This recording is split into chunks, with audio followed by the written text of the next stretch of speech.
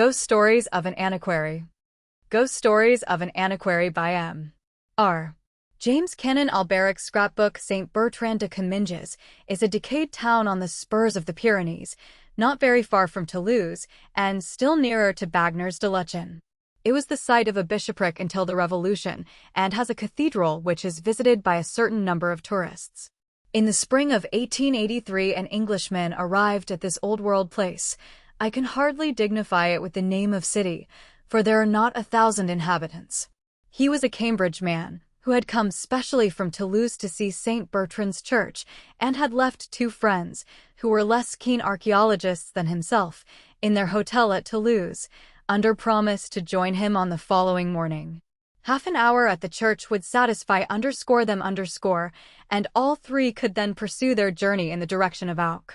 But our Englishman had come early on the day in question, and proposed to himself to fill a notebook and to use several dozens of plates in the process of describing and photographing every corner of the wonderful church that dominates the little hill of Comminges. In order to carry out this design satisfactorily, it was necessary to monopolize the verger of the church for the day. The verger or sacristan, I prefer the latter appellation, inaccurate as it may be, was accordingly sent for by the somewhat brusque lady who keeps the inn of the Chapeau Rouge, and when he came, the Englishman found him an unexpectedly interesting object of study. It was not in the personal appearance of the little, dry, wizened old man that the interest lay, for he was precisely like dozens of other church guardians in France, but in a curious furtive, or rather hunted and oppressed, air which he had. He was perpetually half glancing behind him. The muscles of his back and shoulders seemed to be hunched in a continual nervous contraction, as if he were expecting every moment to find himself in the clutch of an enemy. The Englishman hardly knew whether to put him down as a man haunted by a fixed delusion, or as one oppressed by a guilty conscience, or as an unbearably henpecked husband. The probabilities, when reckoned up, certainly pointed to the last idea, but still, the impression conveyed was that of a more formidable persecutor even than a termagant wife. However, the Englishman, let us call him Denisdown, was soon too deep in his notebook and too busy with his camera to give more than an occasional glance to the sacristan. Whenever he did look at him, he found him at no great distance, either huddling himself back against the wall or crouching in one of the gorgeous stalls. Denisdown became rather fidgety after a time. Mingled suspicions that he was keeping the old man from his déjeuner, that he was regarded as likely to make away with St. Bertrand's ivory crozier, or with the dusty stuffed crocodile that hangs over the font, began to torment him. "Won't you go home?" he said at last. "I'm quite well able to finish my notes alone. You can lock me in if you like. I shall want at least 2 hours more here, and it must be cold for you, isn't it?" "Good heavens," said the little man, whom the suggestion seemed to throw into a state of unaccountable terror. "Such a thing cannot be thought of for a moment." "Leave monsieur alone in the church?" No, 2 hours, 3 hours, all will be the same to me. I have breakfasted. I am not at all cold, with many thanks to monsieur." "Very well, my little man," quoth Denisdown to himself, "you have been warned, and you must take the consequences." Before the expiration of the 2 hours, the stalls, the enormous dilapidated organ, the choir screen of Bishop John de Malien, the remnants of glass and tapestry, and the objects in the treasure chamber, had been well and truly examined.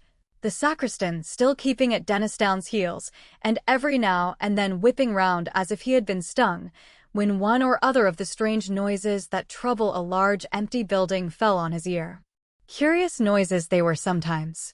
Once, Denisdown said to me, I could have sworn I heard a thin metallic voice laughing high up in the tower. I darted an inquiring glance at my sacristan. He was white to the lips. "It is he, that is, it is no one. The door is locked," was all he said, and we looked at each other for a full minute. Another little incident puzzled Denisdown a good deal.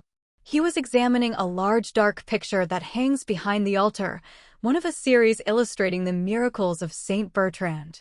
The composition of the picture is well-nigh indecipherable, but there is a Latin legend below, which runs thus, _qualiter s. Bertrandus liberavit hominum quem diabolus Deo volbat. Strangular underscore. How Saint Bertrand delivered a man whom the devil long sought to strangle. Dennistoun was turning to the sacristan with a smile and a jocular remark of some sort on his lips, but he was confounded to see the old man on his knees, gazing at the picture with the eye of a suppliant in agony, his hands tightly clasped, and a rain of tears on his cheeks. Dennistoun naturally pretended to have noticed nothing, but the question would not go away from him. Why should a daub of this kind affect anyone so strongly? He seemed to himself to be getting some sort of clue to the reason of the strange look that had been puzzling him all the day. The man must be a monomaniac, but what was his monomania? It was nearly 5 o'clock. The short day was drawing in, and the church began to fill with shadows, while the curious noises, the muffled footfalls and distant talking voices that had been perceptible all day seemed, no doubt because of the fading light and the consequently quickened sense of hearing, to become more frequent and insistent.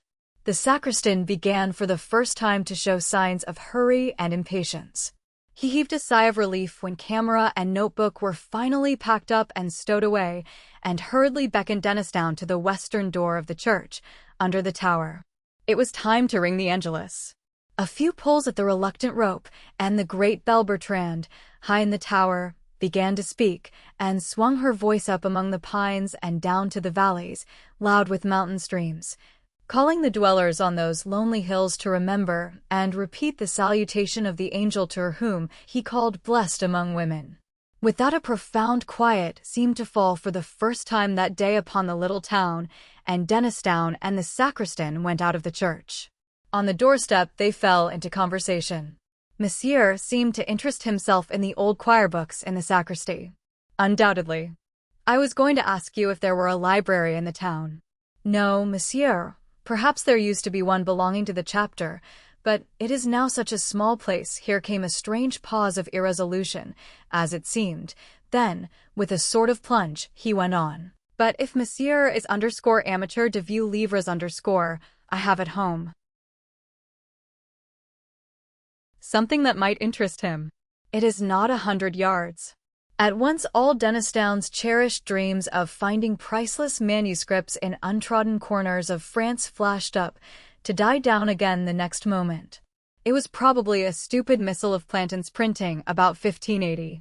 Where was the likelihood that a place so near Toulouse would not have been ransacked long ago by collectors? However, it would be foolish not to go. He would reproach himself forever after if he refused. So they set off. On the way the curious irresolution and sudden determination of the sacristan recurred to Dennistoun, and he wondered in a shamefaced way whether he was being decoyed into some prelude to be made away with as a supposed rich Englishman. He contrived, therefore, to begin talking with his guide, and to drag in a rather clumsy fashion, the fact that he expected 2 friends to join him early the next morning. To his surprise, the announcement seemed to relieve the sacristan at once of some of the anxiety that oppressed him. That is well, he said quite brightly, that is very well. Monsieur will travel in company with his friends. They will be always near him. It is a good thing to travel thus in company sometimes. The last word appeared to be added as an afterthought and to bring with it a relapse into gloom for the poor little man. They were soon at the house, which was one rather larger than its neighbors, stone-built, with a shield carved over the door, the shield of Alberic de Malien, a collateral descendant, Dennistoun tells me, of Bishop John de Malien. This Alberic was a canon of Comminges from 1680 to 1701. The upper windows of the mansion were boarded up, and the whole place bore, as does the rest of Comminges, the aspect of decaying age. Arrived on his doorstep, the sacristan paused a moment. Perhaps, he said, perhaps, after all, monsieur has not the time? Not at all, lots of time, nothing to do till tomorrow. Let us see what it is you have got. The door was opened at this point, and a face looked out, a face far younger than the sacristan's, but bearing something of the same distressing look, only here it seemed to be the mark, not so much of fear for personal safety as of acute anxiety on behalf of another. Plainly, the owner of the face was the sacristan's daughter, and but for the expression I have described, she was a handsome girl enough. She brightened up considerably on seeing her father accompanied by an able-bodied stranger. A few remarks passed between father and daughter, of which Dennisdown only caught these words, said by the sacristan. He was laughing in the church, words which were answered only by a look of terror from the girl. But in another minute they were in the sitting room of the house, a small, high chamber with a stone floor, full of moving shadows cast by a wood fire that flickered on a great hearth.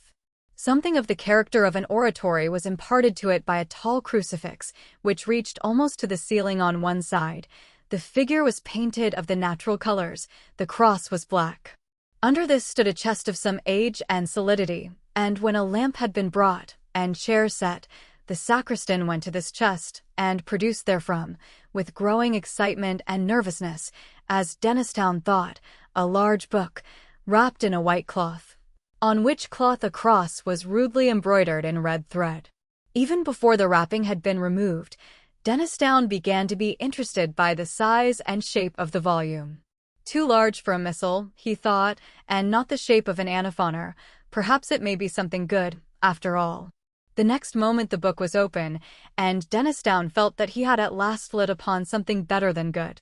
Before him lay a large folio, bound, perhaps, late in the 17th century, with the arms of Canon Alberic de Molins stamped in gold on the sides. There may have been 150 leaves of paper in the book, and on almost every one of them was fastened a leaf from an illuminated manuscript. Such a collection Dennisdown had hardly dreamed of in his wildest moments. Here were 10 leaves from a copy of Genesis, illustrated with pictures, which could not be later than AD 700. Further on was a complete set of pictures from a Psalter of English execution, of the very finest kind that the 13th century could produce, and, perhaps best of all, there were 20 leaves of uncial writing in Latin, which, as a few words seen here and there told him at once, must belong to some very early unknown patristic treatise. Could it possibly be a fragment of the copy of Papias on the words of our Lord, which was known to have existed as late as the 12th century at Nîmes? In any case, his mind was made up. That book must return to Cambridge with him, even if he had to draw the whole of his balance from the bank and stay at St. Bertrand till the money came. He glanced up at the sacristan to see if his face yielded any hint that the book was for sale. The sacristan was pale, and his lips were working. We now know that these leaves did contain a considerable fragment of that work, if not of that actual copy of it. "If Monsieur will turn on to the end," he said. So Monsieur turned on, meeting new treasures at every rise of a leaf, and at the end of the book he came upon 2 sheets of paper of much more recent date than anything he had yet seen, which puzzled him considerably. They must be contemporary, he decided, with the unprincipled Canon Alberic, who had doubtless plundered the chapter library of St. Bertrand to form this priceless scrapbook. On the first of the paper sheets was a plan, carefully drawn and instantly recognizable by a person who knew the ground, of the south aisle and cloisters of St. Bertrand's. There were curious signs looking like planetary symbols, and a few Hebrew words in the corners, and in the northwest angle of the cloister was a cross drawn in gold paint. Below the plan were some lines of writing in Latin, which ran thus: Responsa 12 miles December 1694. Interrogatum est, invenium? Responsum est, invenis. Fiamna dives? Fees. Vivani invidendis? Vives. Moriarn in lecto meo? Ida. Answers of the 12th of December, 1694. It was asked, shall I find it? Answer, thou shalt. Shall I become rich? Thou wilt. Shall I live an object of envy? Thou wilt. Shall I die in my bed? Thou wilt. A good specimen of the treasure hunter's record quite reminds one of Mr. Minor Canon Cattermain in _Old St. Paul's _ was Dennisdown's comment, and he turned the leaf. What he then saw impressed him, as he has often told me, more than he could have conceived any drawing or picture capable of impressing him. And, though the drawing he saw is no longer in existence, there is a photograph of it, which I possess, which fully bears out that statement. The picture in question was a sepia drawing at the end of the 17th century, representing, one would say at first sight, a biblical scene. For the architecture, the picture represented an interior, and the figures had that semi-classical flavor about them which the artists of 200 years ago thought appropriate to illustrations of the Bible. On the right was a king on his throne, the throne elevated on 12 steps, a canopy overhead, soldiers on either side, evidently King Solomon. He was bending forward with outstretched scepter, in attitude of command. His face expressed horror and disgust, yet there was in it also the mark of imperious command and confident power. The left half of the picture was the strangest, however. The interest plainly centered there. On the pavement before the throne were grouped 4 soldiers, surrounding a crouching figure which must be described in a moment. A 5th soldier lay dead on the pavement, his neck distorted, and his eyeballs starting from his head. The 4 surrounding guards were looking at the king. In their faces, the sentiment of horror was intensified. They seemed, in fact, only restrained from flight by their implicit trust in their master. All this terror was plainly excited by the being that crouched in their midst. I entirely despair of conveying by any words the impression which this figure makes upon anyone who looks at it. I recollect once showing the photograph of the drawing to a lecturer on morphology, a person of, I was going to say, abnormally sane and unimaginative habits of mind. He absolutely refused to be alone for the rest of that evening, and he told me afterwards that for many nights he had not dared to put out his light before going to sleep. However, the main traits of the figure I can at least indicate. At first you saw only a mass of coarse, matted black hair. Presently it was seen that this covered a body of fearful thinness, almost a skeleton, but with the muscles standing out like wires. The hands were of a dusky pallor, covered, like the body, with long, coarse hairs and hideously taloned. The eyes, touched in with a burning yellow, had intensely black pupils and were fixed upon the throned king with a look of beast-like hate. Imagine one of the awful bird-catching spiders of South America translated into human form and endowed with intelligence just less than human, and you will have some faint conception of the terror inspired by the appalling effigy. One remark is universally made by those to whom I have shown the picture. It was drawn from the life. As soon as the first shock of his irresistible fright had subsided, Dennisdown stole a look at his hosts. The sacristan's hands were pressed upon his eyes. His daughter, looking up at the cross on the wall, was telling her beads feverishly. At last the question was asked, "Is this book for sale?"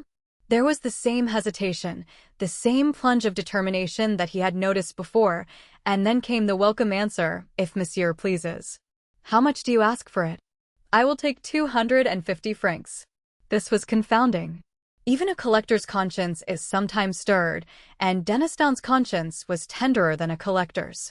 "My good man," he said again and again, "your book is worth far more than 250 francs, I assure you, far more." But the answer did not vary. "I will take 250 francs, not more." There was really no possibility of refusing such a chance. The money was paid, the receipt signed, a glass of wine drunk over the transaction, and then the sacristan seemed to become a new man. He stood upright. He ceased to throw those suspicious glances behind him. He actually laughed or tried to laugh. Dennisdown rose to go. "I shall have the honor of accompanying monsieur to his hotel," said the sacristan. "Oh no, thanks. It isn't 100 yards. I know the way perfectly, and there is a moon." The offer was pressed 3 or 4 times and refused as often. "Then, monsieur will summon me if he finds occasion. He will keep the middle of the road. The sides are so rough." "Certainly, certainly," said Dennisdown, who was impatient to examine his prize by himself, and he stepped out into the passage with his book under his arm. Here he was met by the daughter. She, it appeared, was anxious to do a little business on her own account, perhaps, like Gehazi, to take somewhat from the foreigner whom her father had spared. A silver crucifix and chain for the neck. Monsieur would perhaps be good enough to accept it? Well, really, Dennisdown hadn't much use for these things. What did mademoiselle want for it? Nothing, nothing in the world. Monsieur is more than welcome to it. The tone in which this and much more was said was unmistakably genuine, so that Dennisdown was reduced to profuse thanks and submitted to have the chain put round his neck. It really seemed as if he had rendered the father and daughter some service, which they hardly knew how to repay. As he set off with his book, they stood at the door looking after him, and they were still looking when he waved them a last good night from the steps of the Chapeau Rouge. Dinner was over, and Dennistoun was in his bedroom, shut up alone with his acquisition.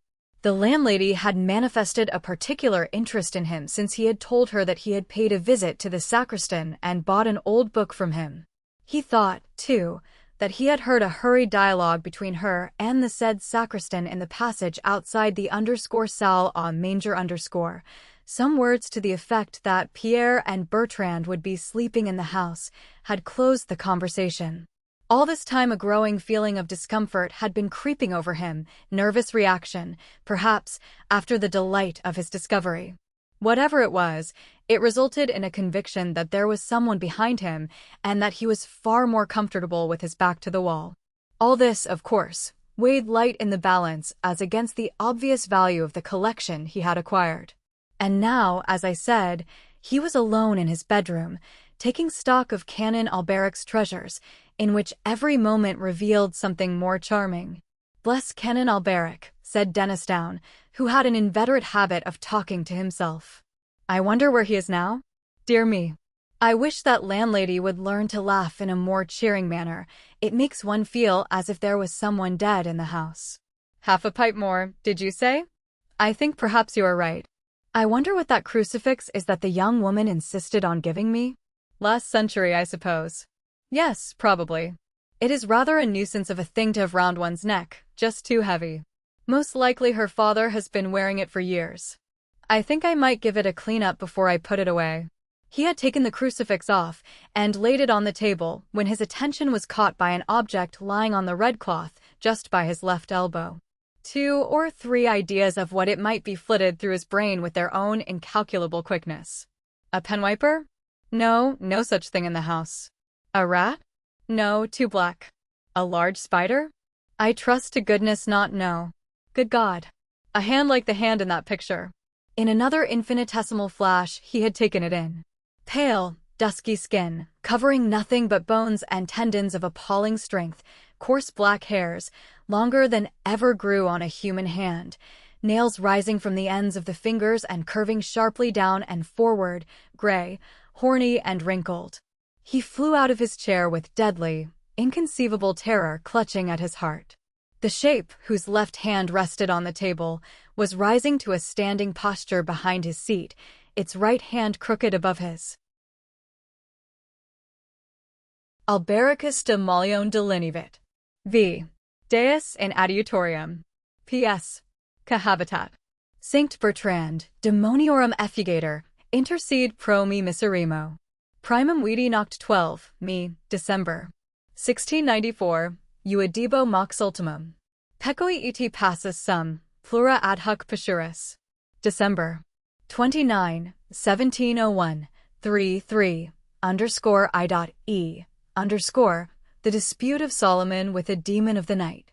Drawn by Alberic de Malione. _versicle_. O Lord, make haste to help me. Psalm_. Whoso dwelleth sigh.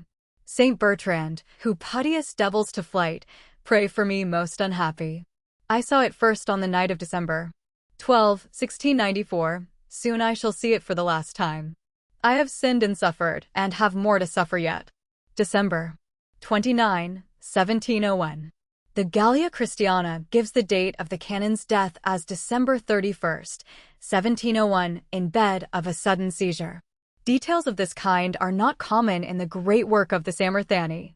I have never quite understood what was Dennistoun's view of the events I have narrated. He quoted to me once a text from Ecclesiasticus, "Some spirits there be that are created for vengeance, and in their fury lay on sore strokes." On another occasion he said, "Isaiah was a very sensible man. Doesn't he say something about night monsters living in the ruins of Babylon? These things are rather beyond us at present." Another confidence of his impressed me rather, and I sympathized with it. We had been, last year, to Comminges to see Canon Alberic's tomb. It is a great marble erection with an effigy of the canon in a large wig and soutane, and an elaborate eulogy of his learning below.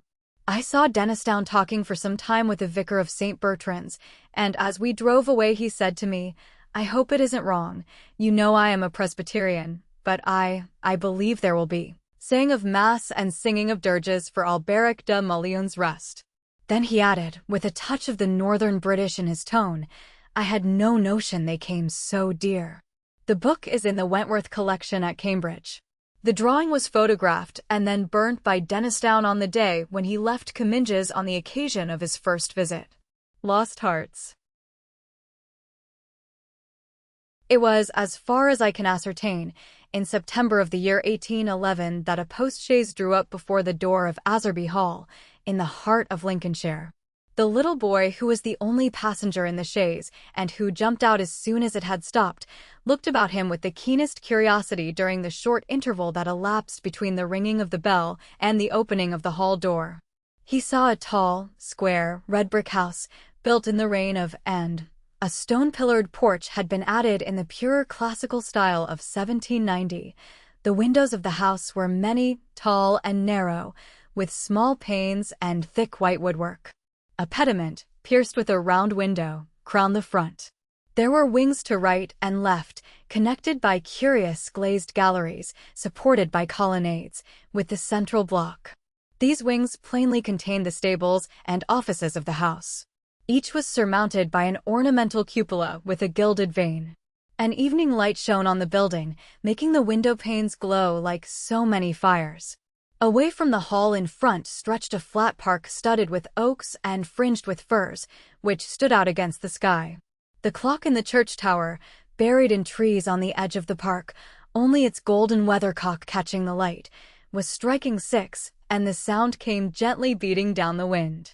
It was altogether a pleasant impression, though tinged with the sort of melancholy appropriate to an evening in early autumn, that was conveyed to the mind of the boy who was standing in the porch waiting for the door to open to him. The postchaise had brought him from Warwickshire, where, some 6 months before, he had been left an orphan.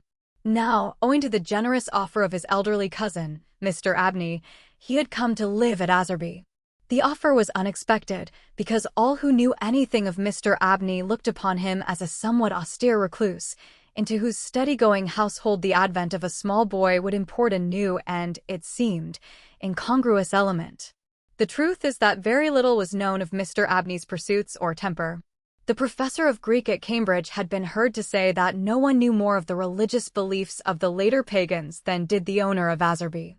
Certainly his library contained all the then available books bearing on the mysteries, the Orphic poems, the worship of Mithras, and the Neoplatonists. In the marble-paved hall stood a fine group of Mithras slaying a bull, which had been imported from the Levant at great expense by the owner. He had contributed a description of it to the _Gentleman's Magazine _, and he had written a remarkable series of articles in the _Critical Museum _ on the superstitions of the Romans of the Lower Empire. He was looked upon, in fine, as a man wrapped up in his books, and it was a matter of great surprise among his neighbors that he should ever have heard of his orphan cousin, Stephen Elliott, much more that he should have volunteered to make him an inmate of Asarby Hall. Whatever may have been expected by his neighbors, it is certain that Mr. Abney, the tall, the thin, the austere, seemed inclined to give his young cousin a kindly reception. The moment the front door was opened he darted out of his study, rubbing his hands with delight. "How are you, my boy? How are you? How old are you?" said he. "That is, you are not too much tired, I hope, by your journey to eat your supper." "No, thank you, sir," said Master Elliot. "I am pretty well." "That's a good lad," said Mr. Abney. "And how old are you, my boy?" It seemed a little odd that he should have asked the question twice in the first 2 minutes of their acquaintance. "I'm 12 years old next birthday, sir," said Stephen. "And when is your birthday, my dear boy?" 11th of September, eh? That's very well. Nearly a year hence, isn't it? I like to get these things down in my book. Sure it's 12? Certain. Yes, quite sure, sir. Well, take him to Mrs. Bunch's room, Parks, and let him have his tea, supper, whatever it is. Yes, sir, answered the staid Mr. Parks, and conducted Stephen to the lower regions. Mrs. Bunch was the most comfortable and human person whom Stephen had as yet met in Azerby. She made him completely at home. They were great friends in a quarter of an hour, and great friends they remained. Mrs. Bunch had been born in the neighborhood some 55 years before the date of Stephen's arrival, and her residence at the Hall was of 20 years standing. Consequently, if anyone knew the ins and outs of the house and the district, Mrs. Bunch knew them, and she was by no means disinclined to communicate her information. Certainly there were plenty of things about the Hall and the Hall gardens which Stephen, who was of an adventurous and inquiring turn, was anxious to have explained to him. Who built the temple at the end of the Laurel Walk? Who is the old man whose picture hung on the staircase, sitting at a table, with a skull under his hand? These and many similar points were cleared up by the resources of Mrs. Bunch's powerful intellect. There were others, however, of which the explanations furnished were less satisfactory. One November evening Stephen was sitting by the fire in the housekeeper's room reflecting on his surroundings. "Is Mr. Abney a good man, and will he go to heaven?" he suddenly asked, with the peculiar confidence which children possess in the ability of their elders to settle these questions, the decision of which is believed to be reserved for other tribunals. "Good, bless the child," said Mrs. Bunch. "Master's as kind a soul as ever I see. Didn't I never tell you of the little boy as he took out of the street, as you may say, this 7 years back? And the little girl, 2 years after I first come here? No. Do tell me all about them, Mrs. Bunch, now, this minute." "Well," said Mrs. Bunch, "the little girl I don't seem to recollect so much about. I know master brought her back with him from his walk one day, and give orders to Mrs. Ellis, as was housekeeper then, as she should be took every care with. And the poor child hadn't no one belonging to her, she told me so her own self, and here she lived with us a matter of 3 weeks it might be, and then, whether she were something of a gypsy in her blood or what not, but one morning she out of her bed afore any of us had opened a eye, and neither track nor yet trace of her have I set eyes on since. Master was wonderful put about, and had all the ponds dragged, but it's my belief she was had away by them gypsies, for there was singing round the house for as much as an hour the night she went, and parks. He declare as he heard them a-calling in the woods all that afternoon. Dear, dear. A odd child she was, so silent in her ways and all, but I was wonderful taken up with her, so domesticated she was, surprising." "And what about the little boy?" said Stephen. "Ah, that poor boy," sighed Mrs. Bunch. "He were a foreigner, Giovanni he called hisself, and he come a-tweaking his ordy-gurdy round and about the drive one winter day, and master at him in that minute, and asked all about where he came from, and how old he was, and how he made his way, and where was his relatives, and all as kind as heart could wish. But it went the same way with him. They're a hunrely lot, them foreign nations, I do suppose, and he was off one fine morning just the same as the girl. Why he went and what he done was our question for as much as a year after, for he never took his ordy-gurdy, and there it lays on the shelf." The remainder of the evening was spent by Stephen in miscellaneous cross-examination of Mrs. Bunch and in efforts to extract a tune from the hurdy-gurdy. That night he had a curious dream. At the end of the passage at the top of the house, in which his bedroom was situated, there was an old disused bathroom. It was kept locked, but the upper half of the door was glazed, and, since the muslin curtains which used to hang there had long been gone, you could look in and see the lead-lined bath affixed to the wall on the right hand, with its head towards the window. On the night of which I am speaking, Stephen Elliott found himself, as he thought, looking through the glazed door. The moon was shining through the window, and he was gazing at a figure which lay in the bath. His description of what he saw reminds me of what I once beheld myself in the famous vaults of St. Michael's Church in Dublin, which possess the horrid property of preserving corpses from decay for centuries. A figure inexpressibly thin and pathetic, of a dusty leaden color, enveloped in a shroud-like garment, the thin lips crooked into a faint and dreadful smile, the hands pressed tightly over the region of the heart. As he looked upon it, a distant, almost inaudible moan seemed to issue from its lips, and the arms began to stir. The terror of the sight forced Stephen backwards, and he awoke to the fact that he was indeed standing on the cold boarded floor of the passage in the full light of the moon. With a courage which I do not think can be common among boys of his age, he went to the door of the bathroom to ascertain if the figure of his dream were really there. It was not, and he went back to bed. Mrs. Bunch was much impressed next morning by his story, and went so far as to replace the muslin curtain over the glazed door of the bathroom.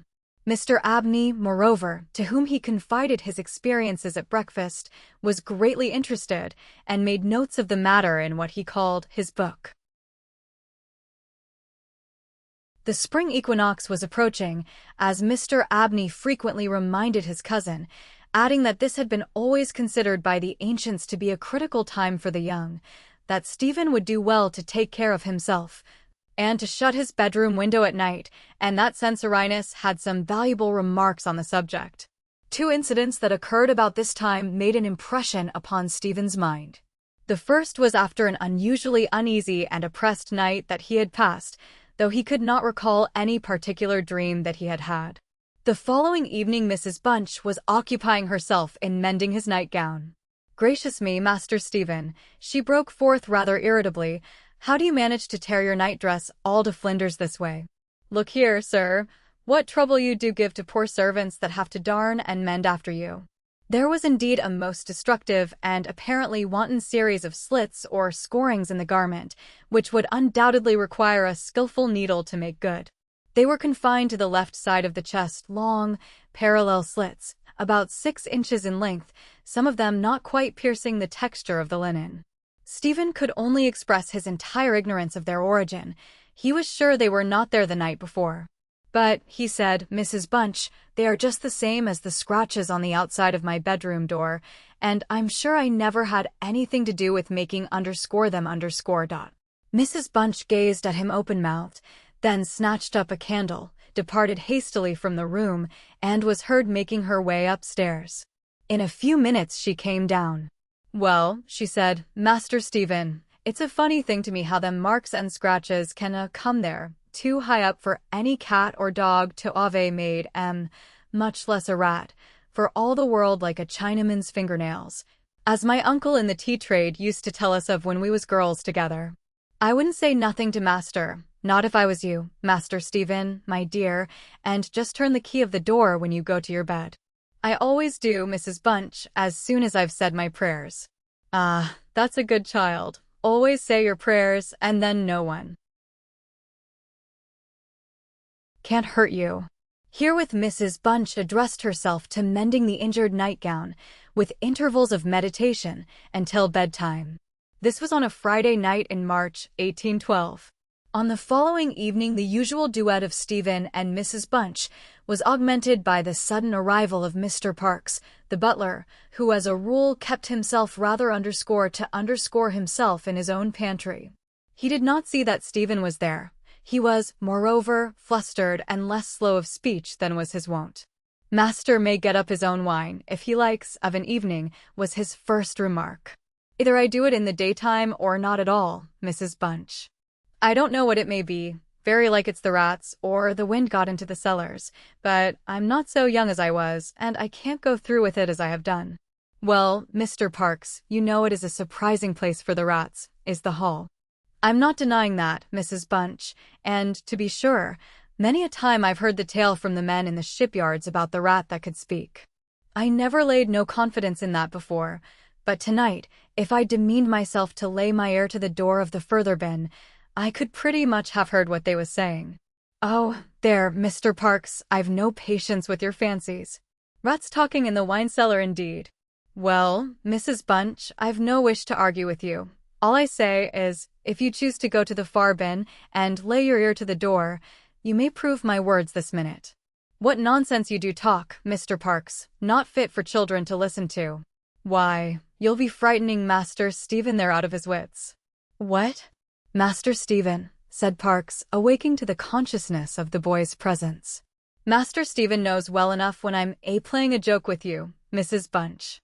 In fact, Master Stephen knew much too well to suppose that Mr. Parks had in the first instance intended a joke.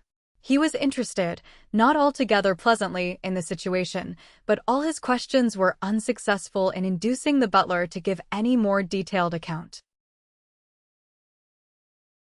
of his experiences in the wine cellar. We have now arrived at March 24th, 1812. It was a day of curious experiences for Stephen, a windy, noisy day, which filled the house and the gardens with a restless impression. As Stephen stood by the fence of the grounds and looked out into the park, he felt as if an endless procession of unseen people were sweeping past him on the wind, borne on resistlessly and aimlessly, vainly striving to stop themselves, to catch at something that might arrest their flight and bring them once again into contact with the living world of which they had formed a part. After luncheon that day, Mr. Abney said, "Stephen, my boy, do you think you could manage to come to me tonight as late as 11 o'clock in my study? I shall be busy until that time, and I wish to show you something connected with your future life, which it is most important that you should know. You are not to mention this matter to Mrs. Bunch nor to anyone else in the house, and you had better go to your room at the usual time." Here was a new excitement added to life. Stephen eagerly grasped at the opportunity of sitting up till 11 o'clock. He looked in at the library door on his way upstairs that evening and saw a brazier, which he had often noticed in the corner of the room, moved out before the fire. An old silver gilt cup stood on the table, filled with red wine, and some written sheets of paper lay near it. Mr. Abney was sprinkling some incense on the brazier from a round silver box as Stephen passed, but did not seem to notice his step. The wind had fallen, and there was a still night and a full moon.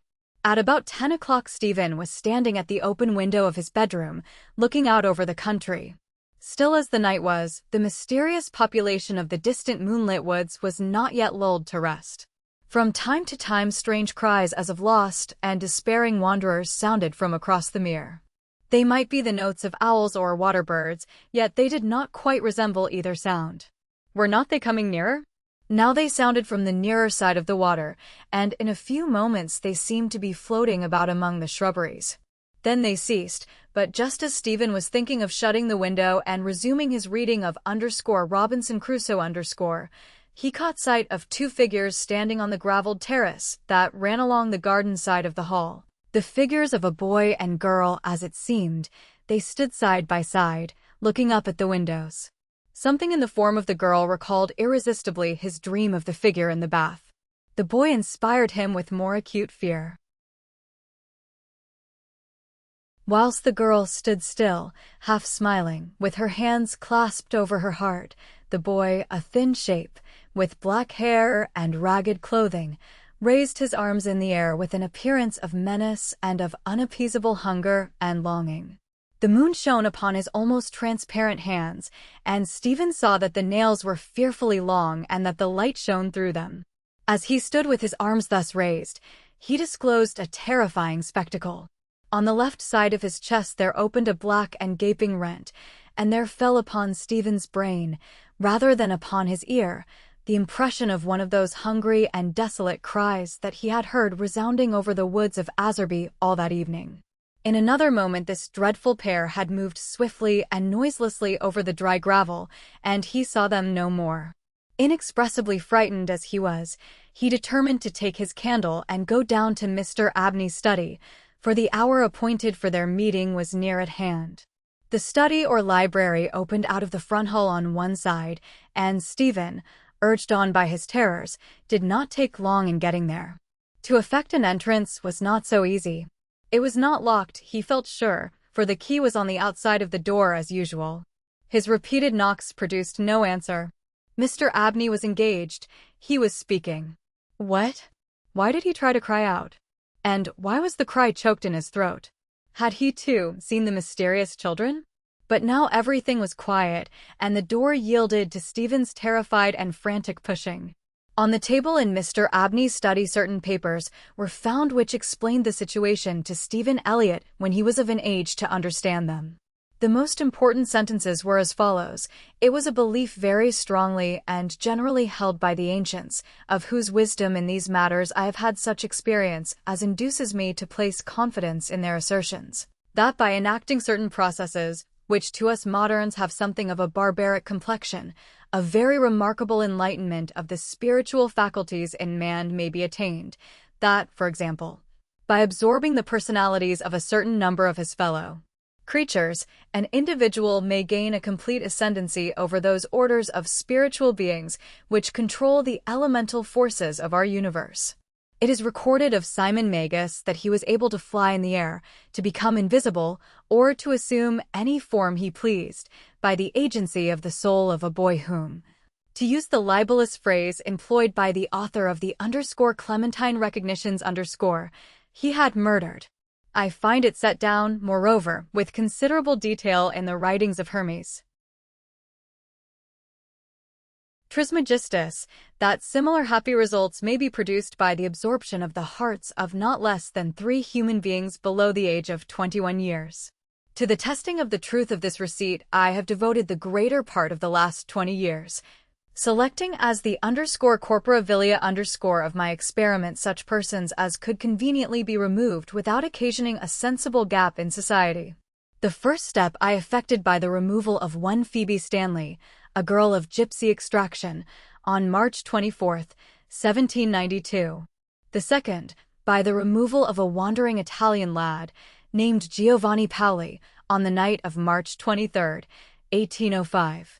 The final victim, to employ a word repugnant in the highest degree to my feelings, must be my cousin, Stephen Elliott. His day must be this March 24, 1812. The best means of effecting the required absorption is to remove the heart from the living subject, to reduce it to ashes, and to mingle them with about a pint of some red wine, preferably port. The remains of the first 2 subjects, at least, it will be well to conceal. A disused bathroom or wine cellar will be found convenient for such a purpose. Some annoyance may be experienced from the psychic portion of the subjects, which popular language dignifies with the name of ghosts. But the man of philosophic temperament, to whom alone the experiment is appropriate, will be little prone to attach importance to the feeble efforts of these beings to wreak their vengeance on him. I contemplate with the liveliest satisfaction the enlarged and emancipated existence which the experiment, if successful, will confer on me, not only placing me beyond the reach of human justice, so-called, but eliminating to a great extent the prospect of death itself. Mr. Abney was found in his chair, his head thrown back, his face stamped with an expression of rage, fright, and mortal pain. In his left side was a terrible lacerated wound, exposing the heart. There was no blood on his hands, and a long knife that lay on the table was perfectly clean. A savage wildcat might have inflicted the injuries. The window of the study was open, and it was the opinion of the coroner that Mr. Abney had met his death by the agency of some wild creature. But Stephen Elliott's study of the papers I have quoted led him to a very different conclusion. The Mexican some time ago I believe I had the pleasure of telling you the story of an adventure which happened to a friend of mine by the name of Dennistown, during his pursuit of objects of art for the museum at Cambridge. He did not publish his experiences very widely upon his return to England, but they could not fail to become known to a good many of his friends, and among others to the gentleman who at that time presided over an art museum at another university. It was to be expected that the story should make a considerable impression on the mind of a man whose vocation lay in lines similar to Dennistown's, and that he should be eager to catch at any explanation of the matter which tended to make it seem improbable that he should ever be called upon to deal with so agitating an emergency. It was, indeed, somewhat consoling to him to reflect that he was not expected to acquire ancient MSS. For his institution, that was the business of the Shelburnian Library. The authorities of that institution might, if they pleased, ransack obscure corners of the continent for such matters. He was glad to be obliged at the moment to confine his attention to enlarging the already unsurpassed collection of English topographical drawings and engravings possessed by his museum. Yet, as it turned out, even a department so homely and familiar as this may have its dark corners, and to one of these Mr. Williams was unexpectedly introduced. Those who have taken even the most limited interest in the acquisition of topographical pictures are aware that there is one London dealer whose aid is indispensable to their researches. Mr. J. W. Britnell publishes at short intervals very admirable catalogues of a large and constantly changing stock of engravings, plans, and old sketches of mansions, churches, and towns in England and Wales. These catalogues were, of course, the ABC of his subject to Mr. Williams, but as his museum already contained an enormous accumulation of topographical pictures, he was a regular, rather than a copious, buyer. And he rather looked to Mr. Britnell to fill up gaps in the rank and file of his collection than to supply him with rarities. Now, in February of last year there appeared upon Mr. Williams's desk at the museum a catalogue from Mr. Britnell's emporium, and accompanying it was a typewritten communication from the dealer himself. This latter ran as follows: Dear Sir, we beg to call your attention to No. 978 in our accompanying catalogue, which we shall be glad to send on approval. Yours faithfully, J. W. Britnell. To turn to No. 978 in the accompanying catalogue was with Mr. Williams, as he observed to himself, the work of a moment, and in the place indicated he found the following entry: 978. Unknown, interesting mezzotint, view of a manor house, early part of the century. 15 by 10 inches, black frame. £2 It was not specially exciting and the price seemed high. However, as Mr. Britnell, who knew his business and his customer, seemed to set store by it, Mr. Williams wrote a postcard asking for the article to be sent on approval, along with some other engravings and sketches which appeared in the same catalogue. And so he passed without much excitement of anticipation to the ordinary labors of the day. A parcel of any kind always arrives a day later than you expect it, and that of Mr. Britnell proved, as I believe the right phrase goes, no exception to the rule. It was delivered at the museum by the afternoon post of Saturday, after Mr. Williams had left his work, and it was accordingly brought round to his rooms in college by the attendant, in order that he might not have to wait over Sunday before looking through it and returning such of the contents as he did not propose to keep. And here he found it when he came in to tea with a friend. The only item with which I am concerned was the rather large, black-framed mezzotint of which I have already quoted the short description given in Mr. Britnell's catalogue. Some more details of it will have to be given, though I cannot hope to put before you the look of the picture as clearly as it is present to my own eye. Very nearly the exact duplicate of it may be seen in a good many olden parlors, or in the passages of undisturbed country mansions at the present moment. It was a rather indifferent mezzotint, and an indifferent mezzotint is, perhaps, the worst form of engraving known. It presented a full-face view of a not very large manor house of the last century, with 3 rows of plain sashed windows with rusticated masonry about them, a parapet with balls or vases at the angles, and a small portico in the center. On either side were trees, and in front a considerable expanse of lawn. The legend _A. W. F. Sculpted _ was engraved on the narrow margin, and there was no further inscription. The whole thing gave the impression that it was the work of an amateur. What in the world Mr. Britnell could mean by affixing the price of £2 to such an object was more than Mr. Williams could imagine. He turned it over with a good deal of contempt. Upon the back was a paper label, the left-hand half of which had been torn off. All that remained were the ends of 2 lines of writing. The first had the letters _Angley Hall _, the second _sex _. It would, perhaps, be just worthwhile to identify the place represented, which he could easily do with the help of a gazetteer, and then he would send it back to Mr. Britnell, with some remarks reflecting upon the judgment of that gentleman. He lighted the candles, for it was now dark, made the tea, and supplied the friend with whom he had been playing golf, for I believe the authorities of the university have indulged in that pursuit by way of relaxation. And tea was taken to the accompaniment of a discussion which golfing persons can imagine for themselves, but which the conscientious writer has no right to inflict upon any non-golfing persons. The conclusion arrived at was that certain strokes might have been better, and that in certain emergencies neither player had experienced that amount of luck which a human being has a right to expect. It was now that the friend, let us call him Professor Binks, took up the framed engraving and said, What's this place, Williams? Just what I am going to try to find out, said Williams, going to the shelf for a gazetteer. Look at the back. Something lay Hall, either in Sussex or Essex. Half the name's gone, you see. You don't happen to know it, I suppose? It's from that man Britnell, I suppose, isn't it? Said Binks. Is it for the museum? Well, I think I should buy it if the price was 5 shillings, said Williams, but for some unearthly reason he wants 2 guineas for it. I can't conceive why. It's a wretched engraving, and there aren't even any figures to give it life. It's not worth 2 guineas, I should think, said Binks, but I don't think it's so badly done. The moonlight seems rather good to me, and I should have thought there were underscore figures, or at least a figure, just on the edge in front. Let's look, said Williams. Well, it's true the light is rather cleverly given. Where's your figure? Oh yes, just the head, in the very front of the picture.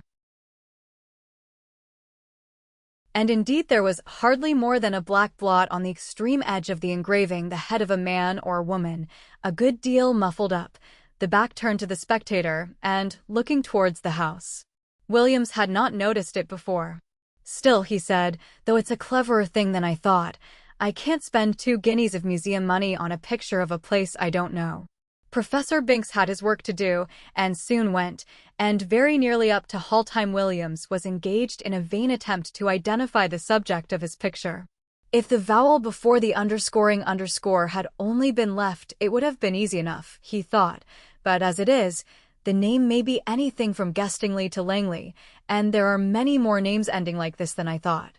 And this rotten book has no index of terminations. Hall in Mr. Williams's college was at 7. It need not be dwelt upon, the less so as he met their colleagues who had been playing golf during the afternoon, and words with which we have no concern were freely bandied across the table, merely golfing words, I would hasten to explain. I suppose an hour or more to have been spent in what is called common room after dinner. Later in the evening some few retired to Williams's rooms, and I have little doubt that whist was played and tobacco smoked. During a lull in these operations Williams picked up the mezzotant from the table without looking at it, and handed it to a person mildly interested in art, telling him where it had come from, and the other particulars which we already know. The gentleman took it carelessly, looked at it, then said, in a tone of some interest, It's really a very good piece of work, Williams. It has quite a feeling of the Romantic period. The light is admirably managed, it seems to me, and the figure, though it's rather too grotesque, is somehow very impressive. Yes, isn't it? Said Williams, who was just then busy giving whiskey and soda to others of the company, and was unable to come across the room to look at the view again. It was by this time rather late in the evening, and the visitors were on the move. After they went Williams was obliged to write a letter or two and clear up some odd bits of work. At last, some time past midnight, he was disposed to turn in, and he put out his lamp after lighting his bedroom candle. The picture lay face upwards on the table where the last man who looked at it had put it, and it caught his eye as he turned the lamp down. What he saw made him very nearly drop the candle on the floor, and he declares now that if he had been left in the dark at that moment he would have had a fit. But, as that did not happen, he was able to put down the light on the table and take a good look at the picture. It was indubitable, rankly impossible, no doubt, but absolutely certain. In the middle of the lawn in front of the unknown house there was a figure where no figure had been at 5 o'clock that afternoon. It was crawling on all fours towards the house, and it was muffled in a strange black garment with a white cross on the back. I do not know what is the ideal course to pursue in a situation of this kind. I can only tell you what Mr. Williams did. He took the picture by one corner and carried it across the passage to a second set of rooms which he possessed. There he locked it up in a drawer, sported the doors of both sets of rooms, and retired to bed. But first he wrote out and signed an account of the extraordinary change which the picture had undergone since it had come into his possession. Sleep visited him rather late, but it was consoling to reflect that the behavior of the picture did not depend upon his own unsupported testimony. Evidently the man who had looked at it the night before had seen something of the same kind as he had, otherwise he might have been tempted to think that something gravely wrong was happening either to his eyes or his mind. This possibility being fortunately precluded, 2 matters awaited him on the morrow. He must take stock of the picture very carefully and call in a witness for the purpose, and he must make a determined effort to ascertain what house it was that was represented. He would therefore ask his neighbor Nisbet to breakfast with him, and he would subsequently spend a morning over the gazetteer. Nisbet was disengaged and arrived about 9:30. His host was not quite dressed, I am sorry to say, even at this late hour. During breakfast nothing was said about the Metzitant by Williams, save that he had a picture on which he wished for Nisbet's opinion.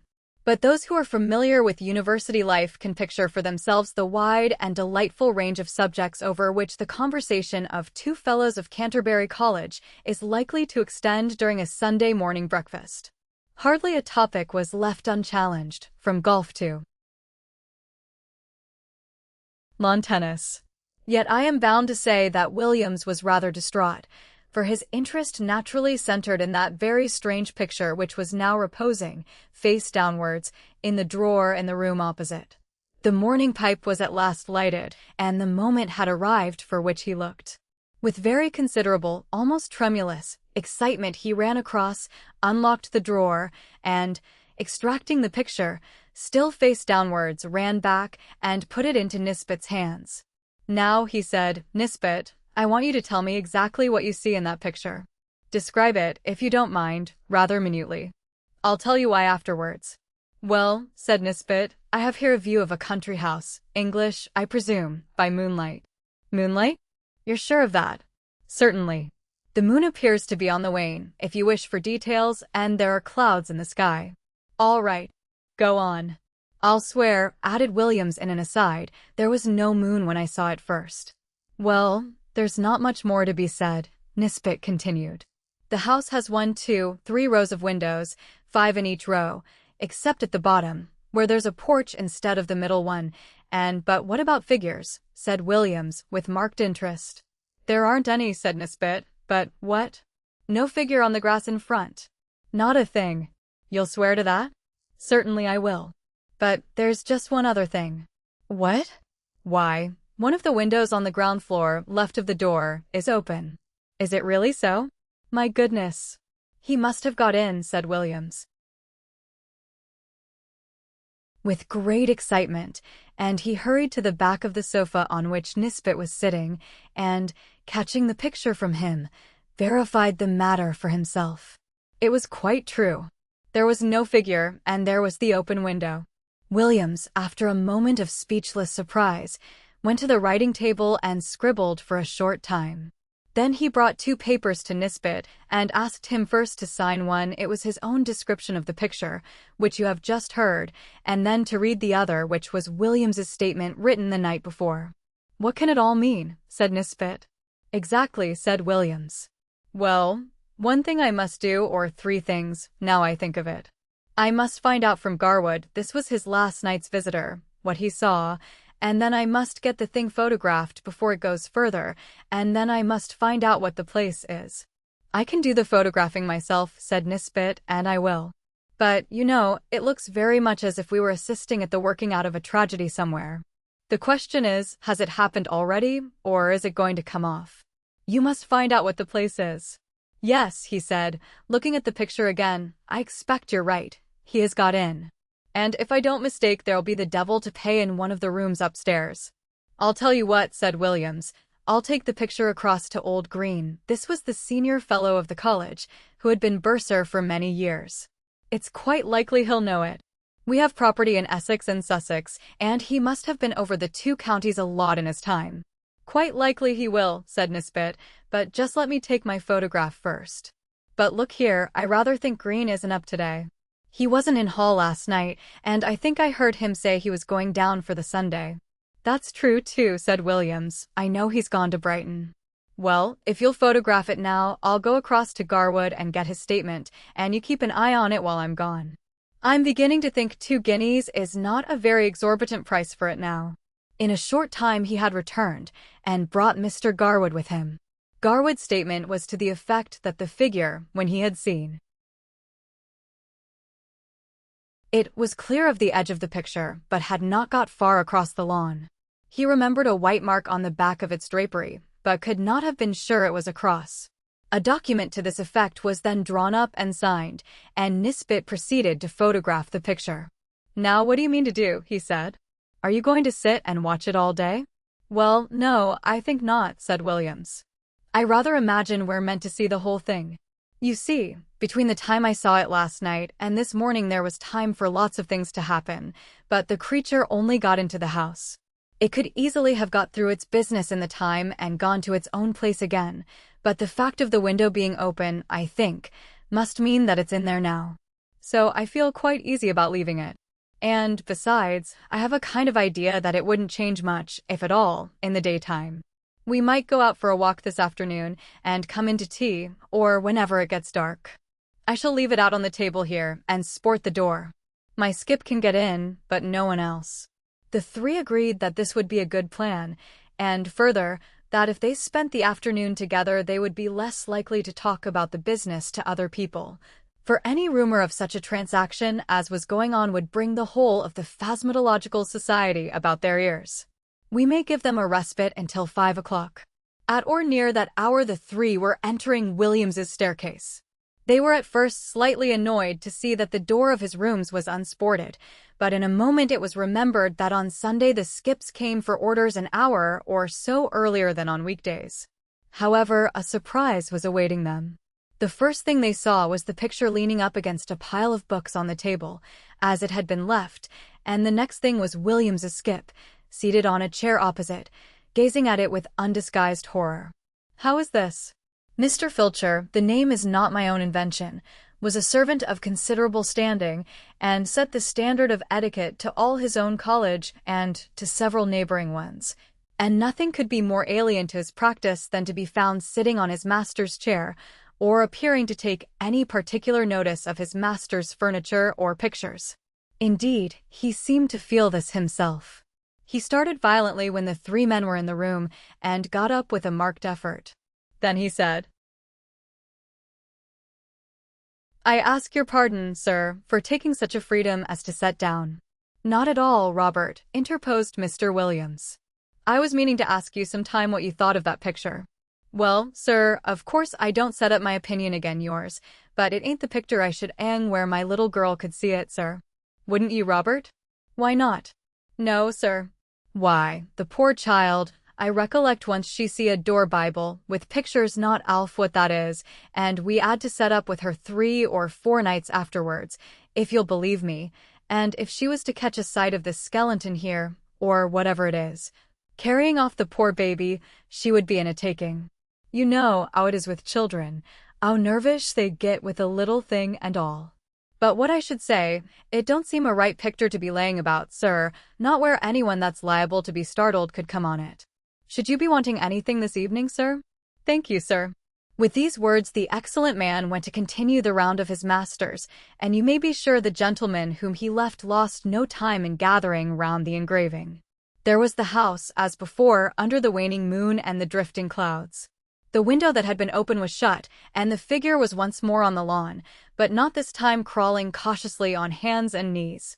Now it was erect and stepping swiftly, with long strides, towards the front of the picture. The moon was behind it, and the black drapery hung down over its face, so that only hints of that could be seen, and what was visible made the spectators profoundly thankful that they could see no more than a white dome-like forehead and a few straggling hairs. The head was bent down, and the arms were tightly clasped over an object which could be dimly seen and identified as a child, whether dead or living it was not possible to say. The legs of the appearance alone could be plainly discerned, and they were horribly thin. From 5 to 7 the three companions sat and watched the picture by turns. But it never changed. They agreed at last that it would be safe to leave it, and that they would return after Hall and await further developments. When they assembled again, at the earliest possible moment, the engraving was there, but the figure was gone, and the house was quiet under the moonbeams. There was nothing for it but to spend the evening over gazetteers and guidebooks. Williams was the lucky one at last, and perhaps he deserved it. At 11:30 p.m., he read from Murray's _Guide to Essex the following lines: 16.5 miles, _Anningley _. The church has been an interesting building of Norman date, but was extensively classicized in the last century. It contains the tomb of the family of Francis, whose mansion, Anningley Hall, a solid queen and house, stands immediately beyond the churchyard in a park of about 80 acres. The family is now extinct, the last heir having disappeared mysteriously in infancy in the year 1802.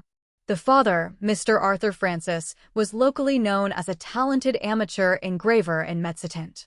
After his son's disappearance, he lived in complete retirement at the Hall and was found dead in his studio on the 3rd anniversary of the disaster, having just completed an engraving of the house, impressions of which are of considerable rarity. This looked like business, and indeed, Mr. Green on his return at once identified the house as Anningley Hall. "Is there any kind of explanation of the figure, Green?" was the question which Williams naturally asked. "I don't know, I'm sure, Williams. What used to be said in the place when I first knew it, which was before I came up here, was just this. Old Francis was always very much down on these poaching fellows, and whenever he got a chance he used to get a man whom he suspected of it turned off the estate, and by degrees he got rid of them all but one. Squires could do a lot of things then that they daren't think of now. Well, this man that was left was what you find pretty often in that country, the last remains of a very old family. I believe they were lords of the manor at one time. I recollect just the same thing in my own parish." "What, like the man in _Tess O, the D'Urbervilles _?" Williams put in. "Yes, I dare say. It's not a book I could ever read myself. But this fellow could show a row of tombs in the church there that belonged to his ancestors, and all that went to sour him a bit. But Francis, they said, could never get at him. He always kept just on the right side of the law. Until one night the keepers found him at it in a wood right at the end of the estate. I could show you the place now. It marches with some land that used to belong to an uncle of mine.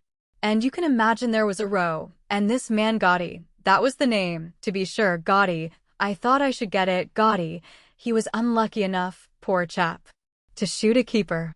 Well, that was what Francis wanted, and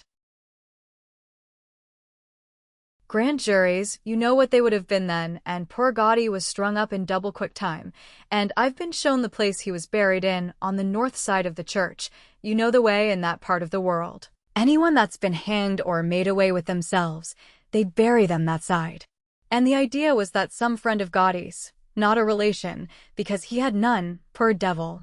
He was the last of his line, kind of _spes ultima gentis must have planned to get hold of Francis's boy and put an end to his line too. I don't know, it's rather an out-of-the-way thing for an Essex poacher to think of, but, you know, I should say now it looks more as if old Gotti had managed the job himself. Buh. I hate to think of it. Have some whiskey, Williams." The facts were communicated by Williams to Dennistoun, and by him to a mixed company, of which I was one, and the Sadducean professor of ophiology another. I am sorry to say that the latter, when asked what he thought of it, only remarked, "Oh, those Bridgeford people will say anything," a sentiment which met with the reception it deserved. I have only to add that the picture is now in the Ashleyan Museum, that it has been treated with a view to discovering whether sympathetic ink has been used in it, but without effect. That Mr. Britnell knew nothing of it save that he was sure it was uncommon, and that, though carefully watched, it has never been known to change again. The ash tree. Everyone who has travelled over eastern England knows the smaller country houses with which it is studded, the rather dank little buildings, usually in the Italian style, surrounded with parks of some 80 to 100 acres. For me they have always had a very strong attraction, with the grey paling of split oak, the noble trees, the meres with their reed beds, and the line of distant woods. Then I like the pillared portico, perhaps stuck onto a red brick queen and house, which has been faced with stucco to bring it into line with the Grecian taste of the end of the 18th century, the hall inside, going up to the roof, which hall ought always to be provided with a gallery and a small organ. I like the library, too, where you may find anything from a Psalter of the 13th century to a Shakespeare quarto. I like the pictures, of course, and perhaps most of all I like fancying what life in such a house was when it was first built, and in The piping times of landlords' prosperity, and not least now, when, if money is not so plentiful, taste is more varied and life quite as interesting. I wish to have one of these houses, and enough money to keep it together and entertain my friends in it modestly. But this is a digression. I have to tell you of a curious series of events which happened in such a house as I have tried to describe. It is Castringham Hall in Suffolk. I think a good deal has been done to the building since the period of my story, but the essential features I have sketched are still there: Italian portico, square block of white house, older inside than out, park with fringe of woods, and mere. The one feature that marked out the house from a score of others is gone. As you looked at it from the park, you saw on the right a great old ash tree growing within half a dozen yards of the wall, and almost or quite touching the building with its branches. I suppose it had stood there ever since Castringham ceased to be a fortified place, and since the moat was filled in and the Elizabethan dwelling house built. At any rate, it had well nigh attained its full dimensions in the year 1690. In that year, the district in which the hall is situated was the scene of a number of witch trials. It will be long, I think, before we arrive at a just estimate of the amount of solid reason, if there was any, which lay at the root of the universal fear of witches in old times. Whether the persons accused of this offense really did imagine that they were possessed of unusual power of any kind, or whether they had the will at least, if not the power, of doing mischief to their neighbors, or whether all the confessions, of which there are so many, were extorted by the mere cruelty of the witch-finders. These are questions which are not, I fancy, yet solved. And the present narrative gives me pause. I cannot altogether sweep it away as mere invention. The reader must judge for himself. Castringham contributed a victim to the _auto-da-fe_. Mrs. Mothersole was her name, and she differed from the ordinary run of village witches only in being rather better off and in a more influential position. Efforts were made to save her by several reputable farmers of the parish. They did their best to testify to her character, and showed considerable anxiety as to the verdict of the jury. But what seems to have been fatal to the woman was the evidence of the then proprietor of Castringham Hall, Sir Matthew Fell. He deposed to having watched her on 3 different occasions from his window, at the full of the moon, gathering sprigs from the ash tree near my house. She had climbed into the branches, clad only in her shift, and was cutting off small twigs with a peculiarly curved knife, and as she did so she seemed to be talking to herself. On each occasion Sir Matthew had done his best to capture the woman, but she had always taken alarm at some accidental noise he had made, and all he could see when he got down to the garden was a hare running across the path in the direction of the village. On the 3rd night he had been at the pains to follow at his best speed, and had gone straight to Mrs. Mothersole's house, but he had had to wait a quarter of an hour battering at her door, and then she had come out very cross, and apparently very sleepy, as if just out of bed, and he had no good explanation to offer of his visit. Mainly on this evidence, though there was much more of a less striking and unusual kind from other parishioners, Mrs. Mothersole was found guilty and condemned to die. She was hanged a week after the trial, with 5 or 6 more unhappy creatures, at Bury St. Edmunds. Sir Matthew Fell, then deputy sheriff, was present at the execution. It was a damp, drizzly March morning when the cart made its way up the rough grass hill outside Northgate, where the gallows stood. The other victims were apathetic or broken down with misery, but Mrs. Mothersole was, as in life so in death, of a very different temper. Her poisonous rage, as a reporter of the time puts it, did so work upon the bystanders, yea, even upon the hangman, that it was constantly affirmed of all that saw her that she presented the living aspect of a mad devil. Yet she offered no resistance to the officers of the law. Only she looked upon those that laid hands upon her with so direful and venomous an aspect that, as one of them afterwards assured me, the mere thought of it preyed inwardly upon his mind for 6 months after. However, all that she is reported to have said was the seemingly meaningless words, "There will be guests at the hall," which she repeated more than once in an undertone. Sir Matthew Fell was not unimpressed by the bearing of the woman. He had some talk upon the matter with the vicar of his parish, with whom he travelled home after the assize business was over. His evidence at the trial had not been very willingly given.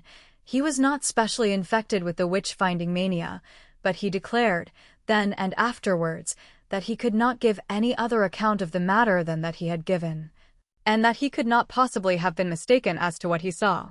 The whole transaction had been repugnant to him, for he was a man who liked to be on pleasant terms with those about him, but he saw a duty to be done in this business, and he had done it.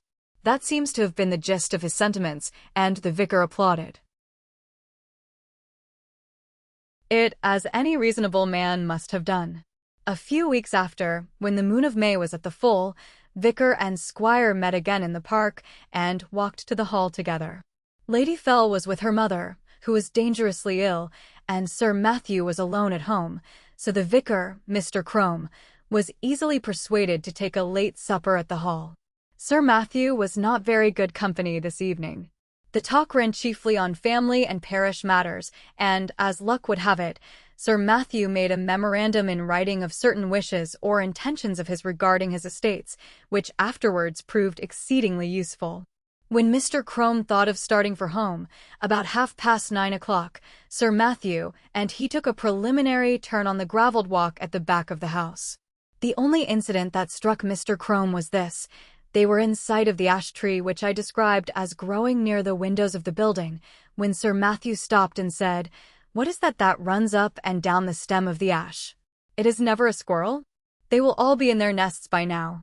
The vicar looked and saw the moving creature, but he could make nothing of its color in the moonlight. The sharp outline, however, seen for an instant, was imprinted on his brain, and he could have sworn, he said, though it sounded foolish, that, squirrel or not, it had more than 4 legs. Still, not much was to be made of the momentary vision, and the two men parted. They may have met since then, but it was not for a score of years. Next day Sir Matthew Fell was not downstairs at 6 in the morning, as was his custom, nor at 7, nor yet at 8. Hereupon the servants went and knocked at his chamber door. I need not prolong the description of their anxious listenings and renewed batterings on the panels. The door was opened at last from the outside, and they found their master dead and black. So much you have guessed. That there were any marks of violence did not at the moment appear, but the window was open. One of the men went to fetch the parson, and then by his directions rode on to give notice to the coroner. Mr. Crome himself went as quick as he might to the hall, and was shown to the room where the dead man lay. He has left some notes among his papers which show how genuine a respect and sorrow was felt for Sir Matthew, and there is also this passage, which I transcribe for the sake of the light it throws upon the course of events, and also upon the common beliefs of the time. There was not any the least trace of an entrance having been forked to the chamber, but the casement stood open, as my poor friend would always have it in this season.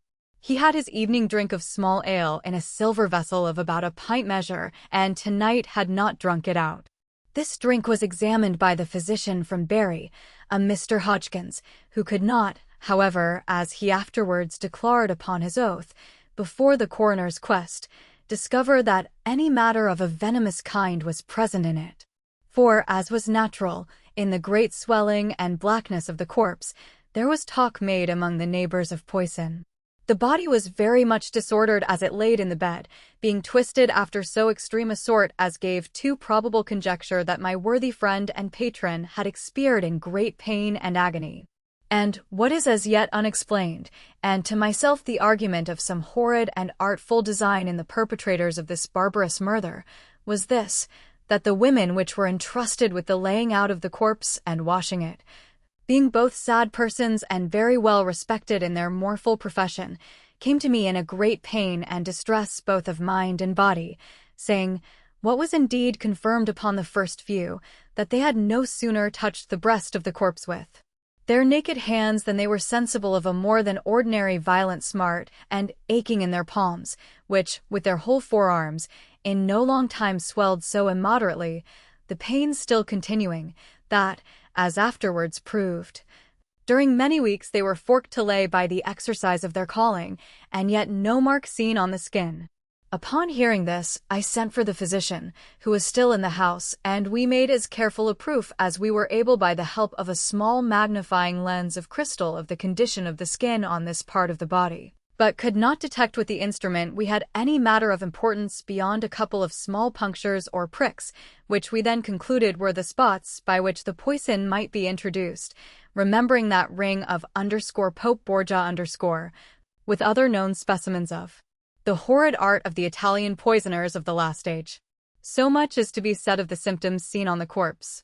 As to what I am to add, it is merely my own experiment, and to be left to posterity to judge whether there be anything of value therein. There was on the table by the bedside a Bible of the small size, in which my friend, punctual as in matters of less moment, so in this more weighty one used nightly, and upon his first rising, to read a set portion. And I taking it up, not without a tear duly paid to him, which from the study of this poor adumbration was now passed to the contemplation of its great origin, all it came into my thoughts, as at such moments of helplessness we are prone to catch at any the least glimmer that makes promise of light, to make trial of that old and by many accounted superstitious practice of drawing the sorts, of which a principal instance. In the case of His late Sacred Majesty, the blessed martyr King Charles and my Lord Falkland was now much talked of. I must needs admit that by my trial not much assistance was afforded me, yet, as the cause and origin of these dreadful events may hereafter be searched out, I set down the results. In the case it may be found that they pointed the true quarter of the mischief to a quicker intelligence than my own.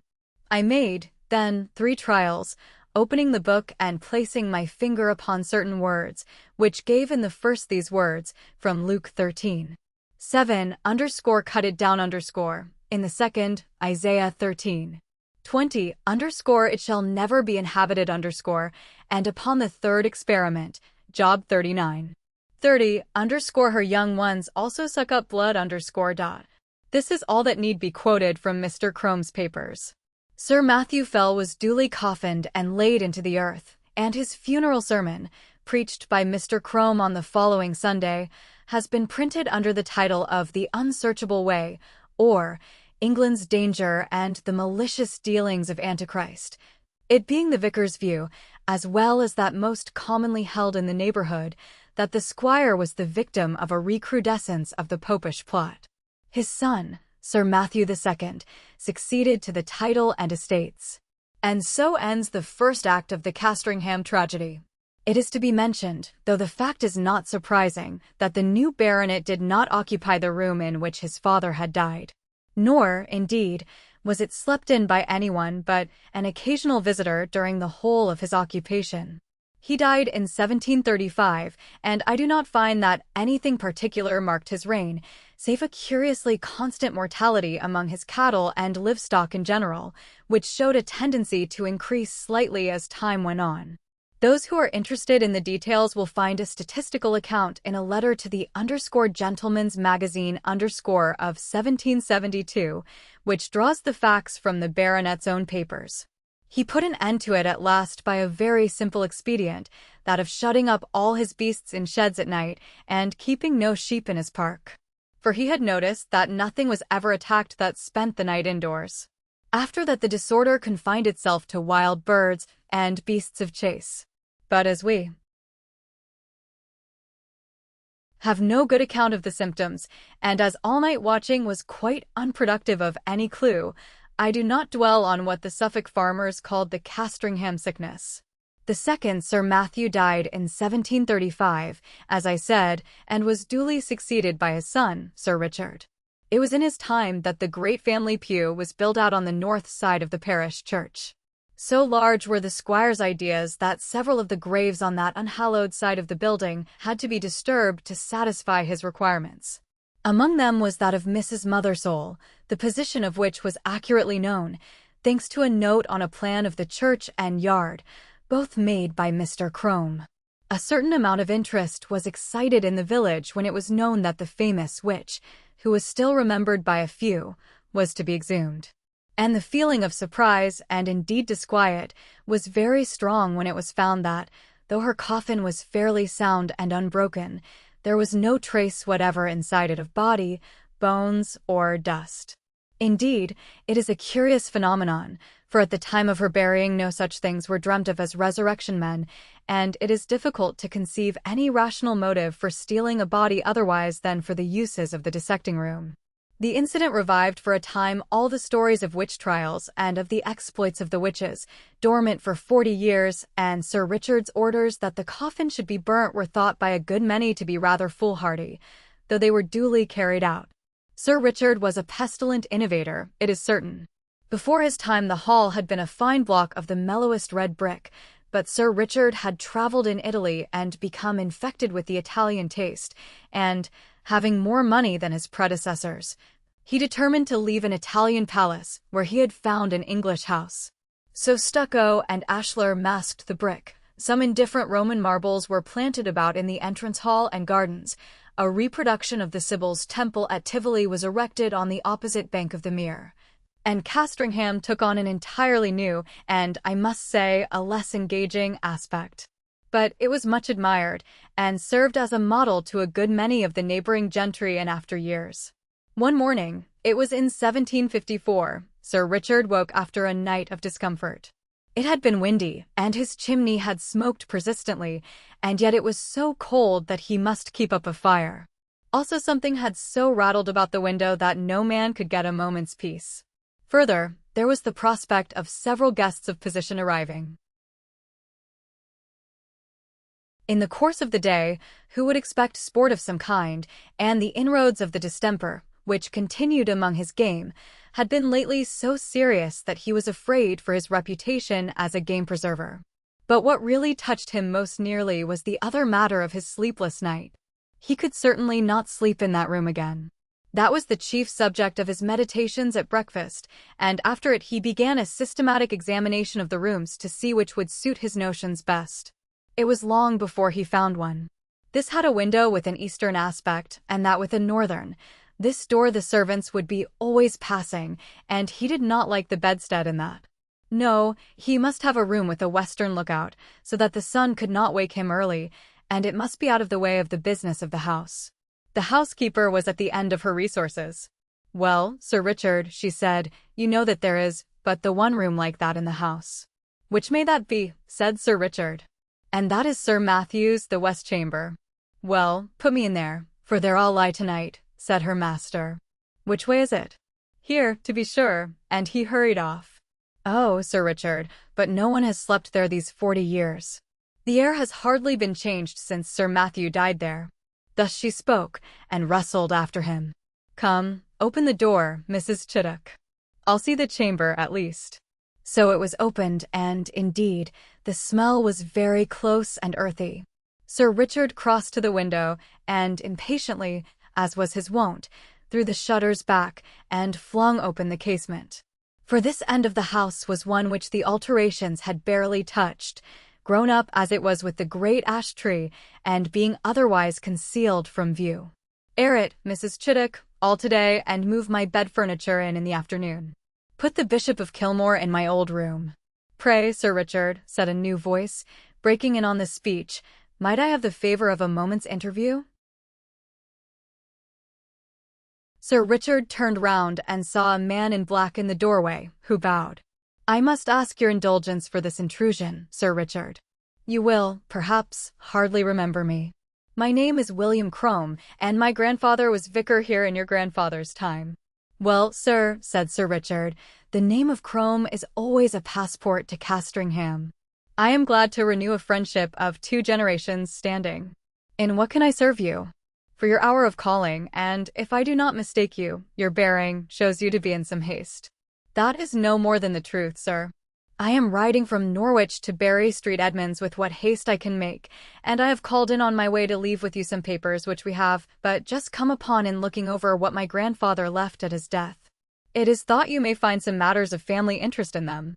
You are mighty obliging, Mr. Crome, and if you will be so good as to follow me to the parlor and drink a glass of wine, we will take a first look at these same papers together.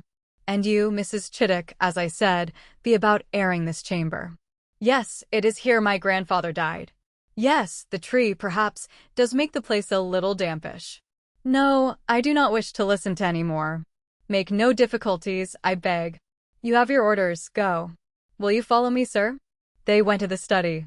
The packet which young Mr. Crome had brought, he was then just become a Fellow of Clare Hall in Cambridge, I may say, and subsequently brought out a respectable edition of Polyaenus, contained among other things the notes which the old vicar had made upon the occasion of Sir Matthew Fell's death.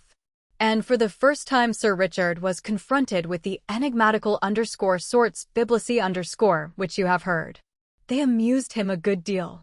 Well, he said, my grandfather's Bible gave one prudent piece of advice, cut it down . If that stands for the ash tree, he may rest assured I shall not neglect it. Such a nest of catarrhs and agues was never seen.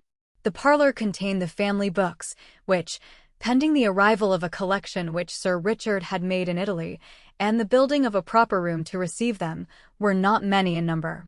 Sir Richard looked up from the paper to the bookcase. I wonder, says he, whether the old prophet is there yet? I fancy I see him.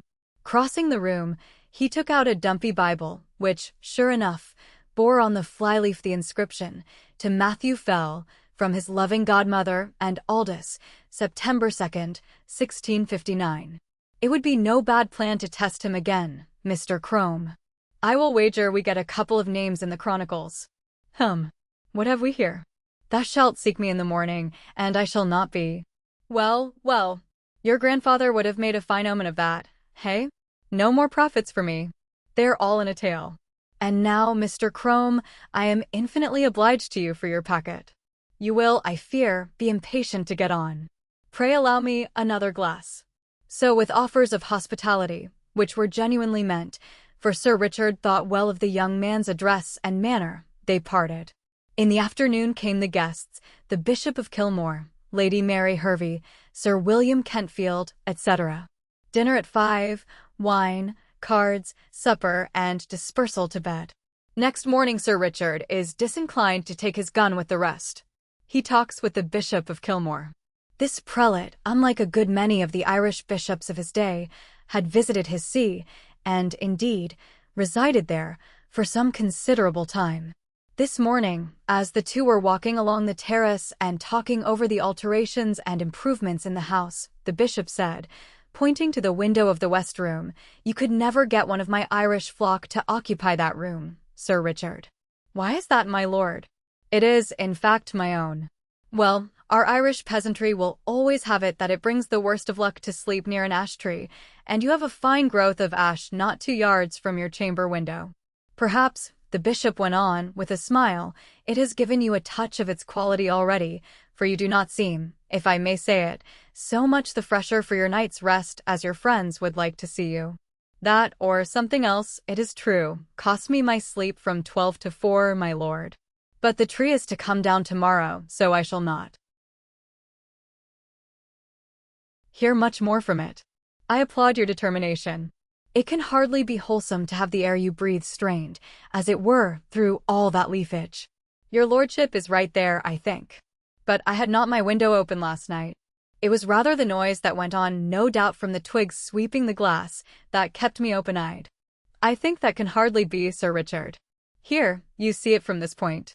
None of these nearest branches even can touch your casement unless there were a gale, and there was none of that last night. They missed the panes by a foot. No, sir, true. What then will it be, I wonder, that scratched and rustled so, and covered the dust on my sill with lines and marks? At last they agreed that the rats must have come up through the ivy. That was the bishop's idea, and Sir Richard jumped at it. So the day passed quietly, and night came, and the party dispersed to their rooms, and wished Sir Richard a better night. And now we are in his bedroom, with the light out and the squire in bed. The room is over the kitchen, and the night outside still and warm, so the window stands open.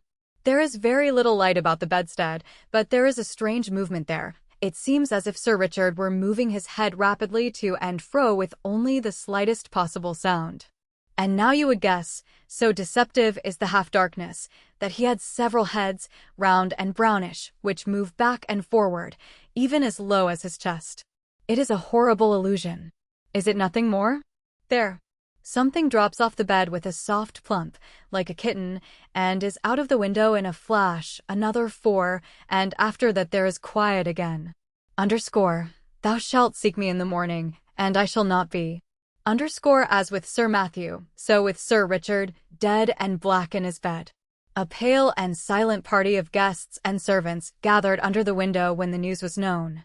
Italian poisoners, popish emissaries, infected air, all these and more guesses were hazarded, and the Bishop of Kilmore looked at the tree, in the fork of whose lower boughs a white tomcat was crouching, looking down the hollow which years had gnawed in the trunk. It was watching something inside the tree with great interest. Suddenly it got up and craned over the hole. Then a bit of the edge on which it stood gave way, and it went slithering in. Everyone looked up at the noise of the fall. It is known to most of us that a cat can cry, but few of us have heard, I hope, such a yell as came out of the trunk of the great ash. 2 or 3 screams there were, the witnesses are not sure which, and then a slight and muffled noise of some commotion or struggling was all that came. But Lady Mary Hervey fainted outright, and the housekeeper stopped her ears and fled till she fell on the terrace. The Bishop of Kilmore and Sir William Kentfield stayed. Yet even they were daunted, though it was only at the cry of a cat, and Sir William swallowed once or twice before he could say, "There is something more than we know of in that tree, my lord. I am for an instant search." And this was agreed upon. A ladder was brought, and one of the gardeners went up and, looking down the hollow, could detect nothing but a few dim indications of something moving. They got a lantern and let it down by a rope. "We must get at the bottom of this. My life upon it, my lord, but the secret of these terrible deaths is there." Up went the gardener again with the lantern, and let it down the hole cautiously. They saw the yellow light upon his face as he bent over, and saw his face struck with an incredulous terror and loathing before he cried out in a dreadful voice and fell back from the ladder, where, happily, he was caught by 2 of the men, letting the lantern fall inside the tree. He was in a dead faint, and it was some time before any word could be got from him. By then they had something else to look at. The lantern must have broken at the bottom, and the light in it caught upon dry leaves and rubbish that lay there, for in a few minutes a dense smoke began to come up, and then flame, and, to be short, the tree was in a blaze. The bystanders made a ring at some yards' distance, and Sir William and the bishop sent men to get what weapons and tools they could, for, clearly, whatever might be using the tree as its lair would be forced out by the fire. So it was. First, at the fork, they saw a round body covered with fire, the size of a man's head, appear very suddenly, then seem to collapse and fall back. This 5 or 6 times, then a similar ball leapt into the air and fell on the grass, where after a moment it lay still. The bishop went as near as he dared to it, and saw, what but the remains of an enormous spider, veinous and seared. And, as the fire burned lower down, more terrible bodies like this began to break out from the trunk, and it was seen that these were covered with grayish hair. All that day the ash burned, and until it fell to pieces the men stood about it, and from time to time killed the brutes as they darted out. At last there was a long interval when none appeared, and they cautiously closed in and examined the roots of the tree. They found, says the Bishop of Kilmore, below it a rounded hollow place in the earth, wherein were 2 or 3 bodies of these creatures that had plainly been smothered by the smoke, and, what is to me more curious, at the side of this den, against the wall, was crouching the anatomy or skeleton of a human being, with the skin dried upon the bones, having some remains of black hair, which was pronounced by those that examined it to be undoubtedly the body of a woman, and clearly dead for a period of 50 years. Number 13 among the towns of Jutland, Viborg justly holds a high place. It is the seat of a bishopric. It has a handsome but almost entirely new cathedral, a charming garden, a lake of great beauty, and many storks. Near it is Hald, accounted one of the prettiest things in Denmark, and hard by is Finderup, where Marsk Stig murdered King Eric Glipping on St. Cecilia's Day, in the year 1286. 56 blows of square-headed iron maces were traced on Eric's skull when his tomb was opened in the 17th century. But I am not writing a guidebook. There are good hotels in Viborg, Preisler's and the Phoenix are all that can be desired. But my cousin, whose experiences I have to tell you, Now went to the Golden Lion the first time that he visited Viborg. He has not been there since, and the following pages will, perhaps, explain the reason of his abstention. The Golden Lion is one of the very few houses in the town that were not destroyed in the Great Fire of 1726, which practically demolished the cathedral, the Sonnekirk, the Rådhus, and so much else that was old and interesting. It is a great red brick house, that is, the front is of brick, with corbie steps on the gables and a text over the door, but the courtyard into which the omnibus drives is of black and white wooden plaster. The sun was declining in the heavens when my cousin walked up to the door, and the light smote full upon the imposing facade of the house. He was delighted with the old-fashioned aspect of the place, and promised himself a thoroughly satisfactory and amusing stay in an inn so typical of old Jutland. It was not business in the ordinary sense of the word that had brought Mr. Anderson to Viborg. He was engaged upon some researches into the church history of Denmark, and it had come to his knowledge that in the Rigsarkiv of Viborg there were papers, saved from the fire, relating to the last days of Roman Catholicism in the country. He proposed, therefore, to spend a considerable time, perhaps as much as a fortnight or 3 weeks, in examining and copying these, and he hoped that the Golden Lion would be able to give him a room of sufficient size to serve alike as a bedroom and a study. His wishes were explained to the landlord, and, after a certain amount of thought, the latter suggested that perhaps it might be the best way for the gentleman to look at 1 or 2 of the larger rooms and pick one for himself. It seemed a good idea. The top floor was soon rejected as entailing too much getting upstairs after the day's work. The second floor contained no room of exactly the dimensions required, but on the first floor there was a choice of 2 or 3 rooms which would, so far as size went, suit admirably. The landlord was strongly in favor of number 17, but Mr. Anderson pointed out that its windows commanded only the blank wall of the next house, and that it would be very dark in the afternoon. Either number 12 or number 14 would be better, for both of them looked on the street, and the bright evening light and the pretty view would more than compensate him for the additional amount of noise. Eventually number 12 was selected. Like its neighbors, it had 3 windows, all on one side of the room. It was fairly high and unusually long. There was, of course, no fireplace, but the stove was handsome and rather old, a cast-iron erection, on the side of which was a representation of Abraham sacrificing Isaac, and the inscription, 1 Bog Mose, Cap. 22, above. Nothing else in the room was remarkable. The only interesting picture was an old colored print of the town, date about 1820. Supper time was approaching, but when Anderson, refreshed by the ordinary ablutions, descended the staircase, there were still a few minutes before the bell rang. He devoted them to examining the list of his fellow lodgers. As is usual in Denmark, their names were displayed on a large blackboard, divided into columns and lines, the numbers of the rooms being painted in at the beginning of each line. The list was not exciting. There was an advocate, or sagfører, a German, and some bagmen from Copenhagen. The one and only point which suggested any food for thought was the absence of any number 13 from the tale of the rooms, and even this was a thing which Anderson had already noticed half a dozen times in his experience of Danish hotels. He could not help wondering whether the objection to that particular number, common as it is, was so widespread and so strong as to make it difficult to let a room so ticketed.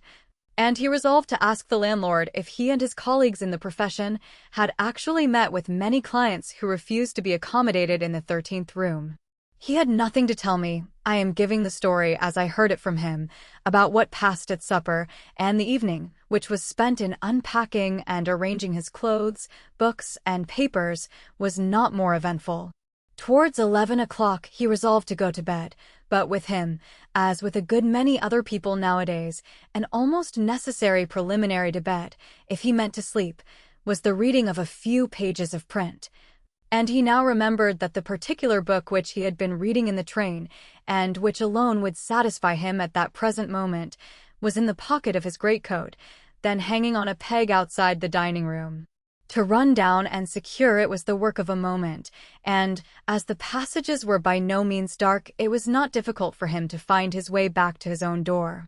So, at least, he thought, but when he arrived there and turned the handle, the door entirely refused to open, and he caught the sound of a hasty movement towards it from within.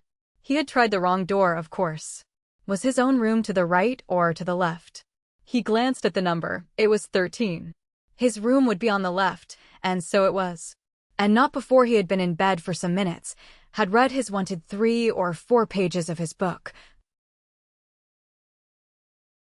blown out his light, and turned over to go to sleep, did it occur to him that, whereas on the blackboard of the hotel there had been no number 13, there was undoubtedly a room numbered 13 in the hotel. He felt rather sorry he had not chosen it for his own.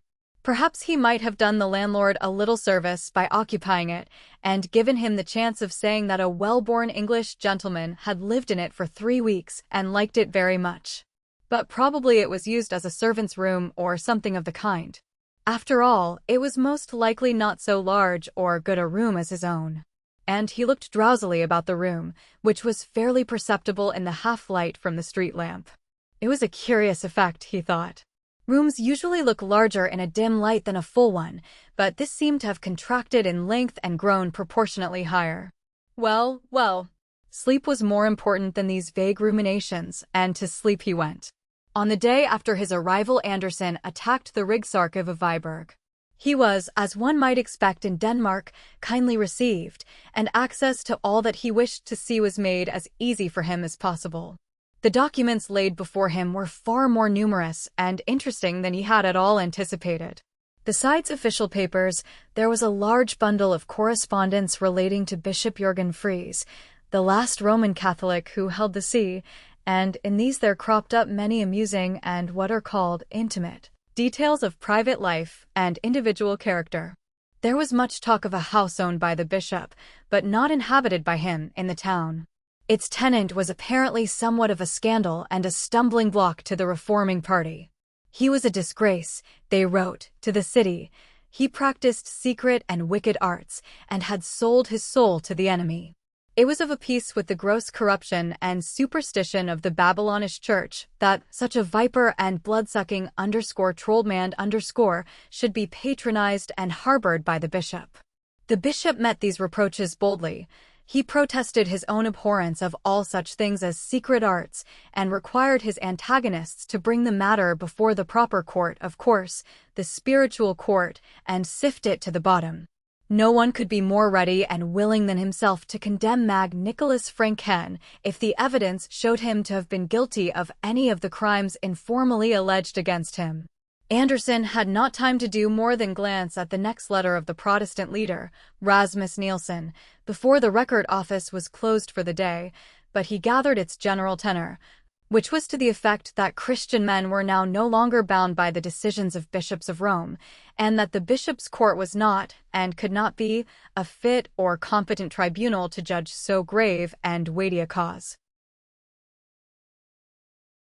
On leaving the office, Mr. Andersen was accompanied by the old gentleman who presided over it, and, as they walked, the conversation very naturally turned to the papers of which I have just been speaking. Herr Scavenius, the archivist of Viborg, though very well informed as to the general run of the documents under his charge, was not a specialist in those of the Reformation period. He was much interested in what Andersen had to tell him about them. He looked forward with great pleasure, he said, to seeing the publication in which Mr. Andersen spoke of embodying their contents. This house of the Bishop Fries, he added, it is a great puzzle to me where it can have stood. I have studied carefully the topography of Old Viborg, but it is most unlucky of the old terrier of the bishop's property, which was made in 1560, and of which we have the greater part in the archive. Just the piece which had the list of the town property is missing. Never mind. Perhaps I shall some day succeed to find him. After taking some exercise, I forget exactly how or where, Andersen went back to the Golden Lion, his supper, his game of patience, and his bed. On the way to his room it occurred to him that he had forgotten to talk to the landlord about the omission of number 13 from the hotel board, and also that he might as well make sure that number 13 did actually exist before he made any reference to the matter. The decision was not difficult to arrive at. There was the door with its number as plain as could be, and work of some kind was evidently going on inside it, for as he neared the door he could hear footsteps and voices, or a voice, within. During the few seconds in which he halted to make sure of the number, the footsteps ceased, seemingly very near the door, and he was a little startled at hearing a quick hissing breathing as of a person in strong excitement. He went on to his own room, and again he was surprised to find how much smaller it seemed now than it had when he selected it. It was a slight disappointment, but only slight. If he found it really not large enough, he could very easily shift to another. In the meantime, he wanted something, as far as I remember it was a pocket handkerchief, out of his portmanteau, which had been placed by the porter on a very inadequate trestle or stool against the wall at the farthest end of the room from his bed. Here was a very curious thing. The portmanteau was not to be seen. It had been moved by officious servants. Doubtless the contents had been put in the wardrobe. No, none of them were there. This was vexatious. The idea of a theft he dismissed at once. Such things rarely happen in Denmark, but some piece of stupidity had certainly been performed, which is not so uncommon, and the _stupide_ must be severely spoken to. Whatever it was that he wanted, it was not so necessary to his comfort that he could not wait till the morning for it, and he therefore settled not to ring the bell and disturb the servants. He went to the window, the right-hand window it was, and looked out on the quiet street. There was a tall building opposite, with large spaces of dead wall, no passers-by, a dark night, and very little to be seen of any kind. The light was behind him, and he could see his own shadow clearly cast on the wall opposite. Also the shadow of the bearded man in number 11 on the left, who passed to and fro in shirt-sleeves once or twice, and was seen first brushing his hair, and later on in a nightgown. Also the shadow of the occupant of number 13 on the right. This might be more interesting. Number 13 was, like himself, leaning on his elbows on the windowsill looking out into the street. He seemed to be a tall thin man, or was it by any chance a woman? At least, it was someone who covered his or her head with some kind of drapery before going to bed, and, he thought, must be possessed of a red lampshade, and the lamp must be flickering very much. There was a distinct playing up and down of a dull red light on the opposite wall. He craned out a little to see if he could make any more of the figure, but beyond a fold of some light, perhaps white, material on the windowsill he could see nothing. Now came a distant step in the street, and its approach seemed to recall number 13 to a sense of his exposed position, for very swiftly and suddenly he swept aside from the window, and his red light went out. Anderson, who had been smoking a cigarette, laid the end of it on the windowsill and went to bed. Next morning, he was woken by the _stupide_ with hot water, etc. He roused himself and, after thinking out the correct Danish words, said as distinctly as he could, "You must not move my portmanteau." "Where is it?" As is not uncommon, the maid laughed and went away without making any distinct answer. Anderson, rather irritated, sat up in bed, intending to call her back, but he remained sitting up, staring straight in front of him. There was his portmanteau on its trestle, exactly where he had seen the porter put it when he first arrived. This was a rude shock for a man who prided himself on his accuracy of observation. How it could possibly have escaped him the night before he did not pretend to understand. At any rate, there it was now. The daylight showed more than the portmanteau. It let the true proportions of the room with its 3 windows appear, and satisfied its tenant that his choice after all had not been a bad one. When he was almost dressed, he walked to the middle one of the 3 windows to look out at the weather. Another shock awaited him. Strangely unobservant he must have been last night. He could have sworn 10 times over that he had been smoking at the right-hand window the last thing before he went to bed, and here was his cigarette end on the sill of the middle window.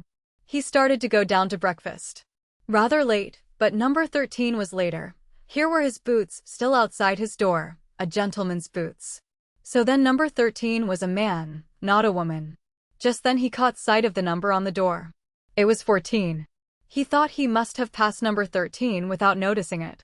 3 stupid mistakes in 12 hours were too much for a methodical, accurate-minded man, so he turned back to make sure.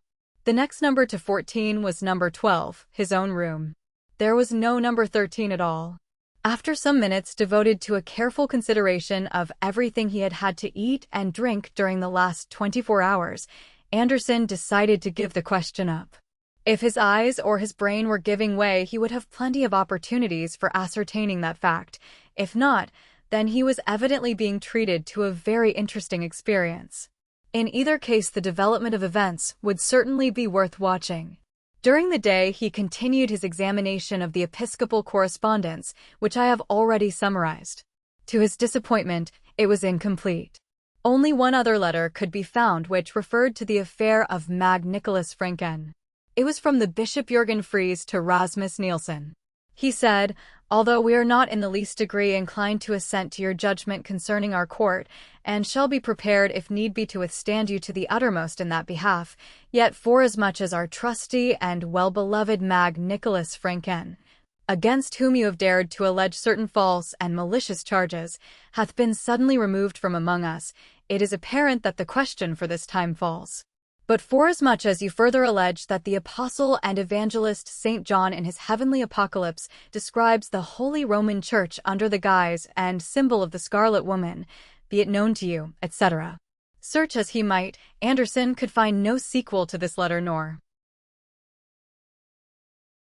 any clue to the cause or manner of the removal of the _casus belli_. He could only suppose that Franken had died suddenly, and as there were only 2 days between the date of Nielsen's last letter, when Franken was evidently still in being, and that of the bishop's letter, the death must have been completely unexpected. In the afternoon he paid a short visit to Hald, and took his tea at Bakelund, nor could he notice, though he was in a somewhat nervous frame of mind, that there was any indication of such a failure of eye or brain as his experiences of the morning had led him to fear. At supper, he found himself next to the landlord. "What," he asked him, after some indifferent conversation, "is the reason why in most of the hotels one visits in this country the number 13 is left out of the list of rooms? I see you have none here."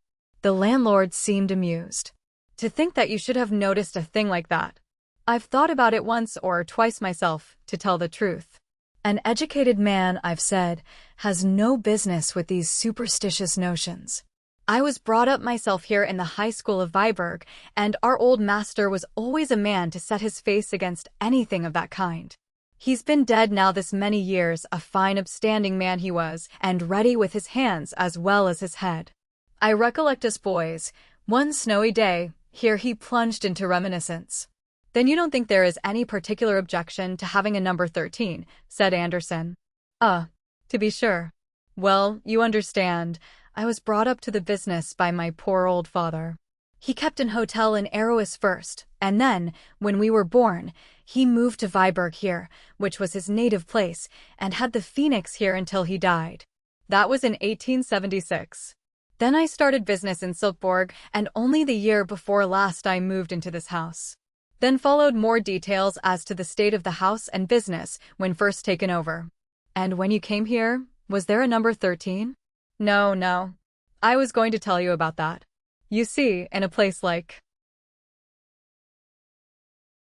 this, the commercial class, the travelers, are what we have to provide for in general. And put them in number 13? Why, they'd as soon sleep in the street, or sooner.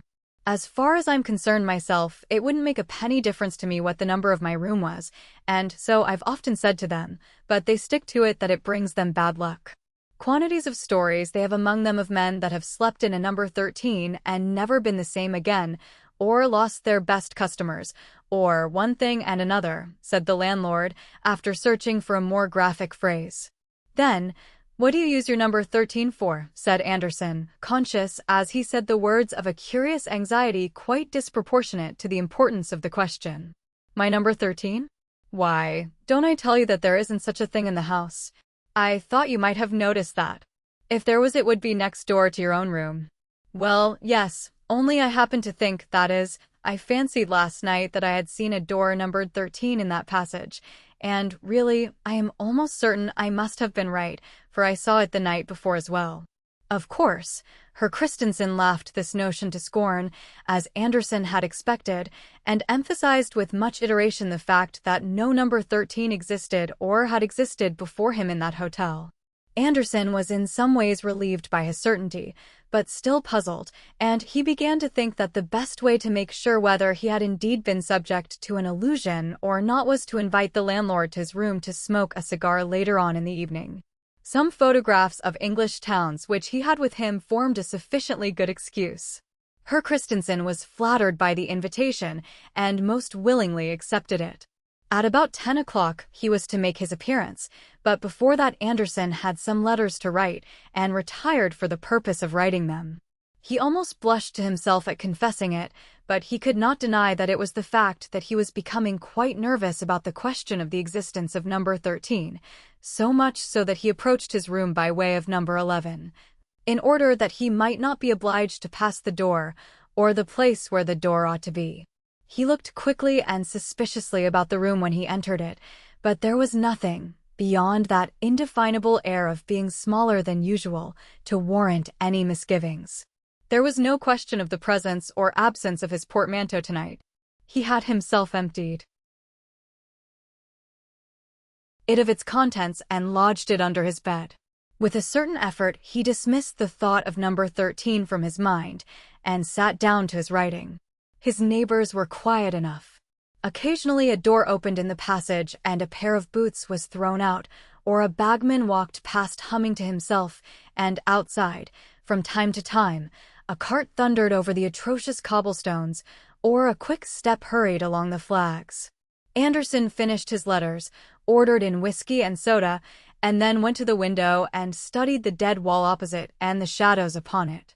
As far as he could remember, number 14 had been occupied by the lawyer, a staid man, who said little at meals, being generally engaged in studying a small bundle of papers beside his plate. Apparently, however, he was in the habit of giving vent to his animal spirits when alone. Why else should he be dancing? The shadow from the next room evidently showed that he was. Again and again his thin form crossed the window, his arms waved, and a gaunt leg was kicked up with surprising agility. He seemed to be barefooted, and the floor must be well laid, for no sound betrayed his movements. Sagfor Herr Anders Jensen, dancing at 10 o'clock at night in a hotel bedroom, seemed a fitting subject for a historical painting in the grand style, and Anderson's thoughts, like those of Emily in the Mysteries of Udolpho, began to arrange themselves in the following lines. When I return to my hotel at 10 o'clock p.m., the waiters think I am unwell. I do not care for them. But when I've locked my chamber door and put my boots outside, I dance all night upon the floor. And even if my neighbors swore, I'd go on dancing all the more, for I'm acquainted with the law, and in despite of all their protests I deride. Had not the landlord at this moment knocked at the door, it is probable that quite a long poem might have been laid before the reader. To judge from his look of surprise when he found himself in the room, Herr Christensen was struck, as Anderson had been, by something unusual in its aspect. But he made no remark. Anderson's photographs interested him mightily, and formed the text of many autobiographical discourses. Nor is it quite clear how the conversation could have been diverted into the desired channel of number 13, had not the lawyer at this moment begun to sing, and to sing in a manner which could leave no doubt in anyone's mind that he was either exceedingly drunk or raving mad. It was a high, thin voice that they heard, and it seemed dry, as if from long disuse. Of words or tune there was no question. It went sailing up to a surprising height, and was carried down with a despairing moan as of a winter wind in a hollow chimney, or an organ whose wind fails suddenly. It was a really horrible sound, and Anderson felt that if he had been alone he must have fled for refuge and society to some neighbor bagman's room. The landlord sat open-mouthed. "I don't understand it," he said at last, wiping his forehead. "It is dreadful. I have heard it once before, but I made sure it was a cat." "Is he mad?" said Anderson. "He must be, and what a sad thing. Such a good customer, too, and so successful in his business, by what I hear, and a young family to bring up."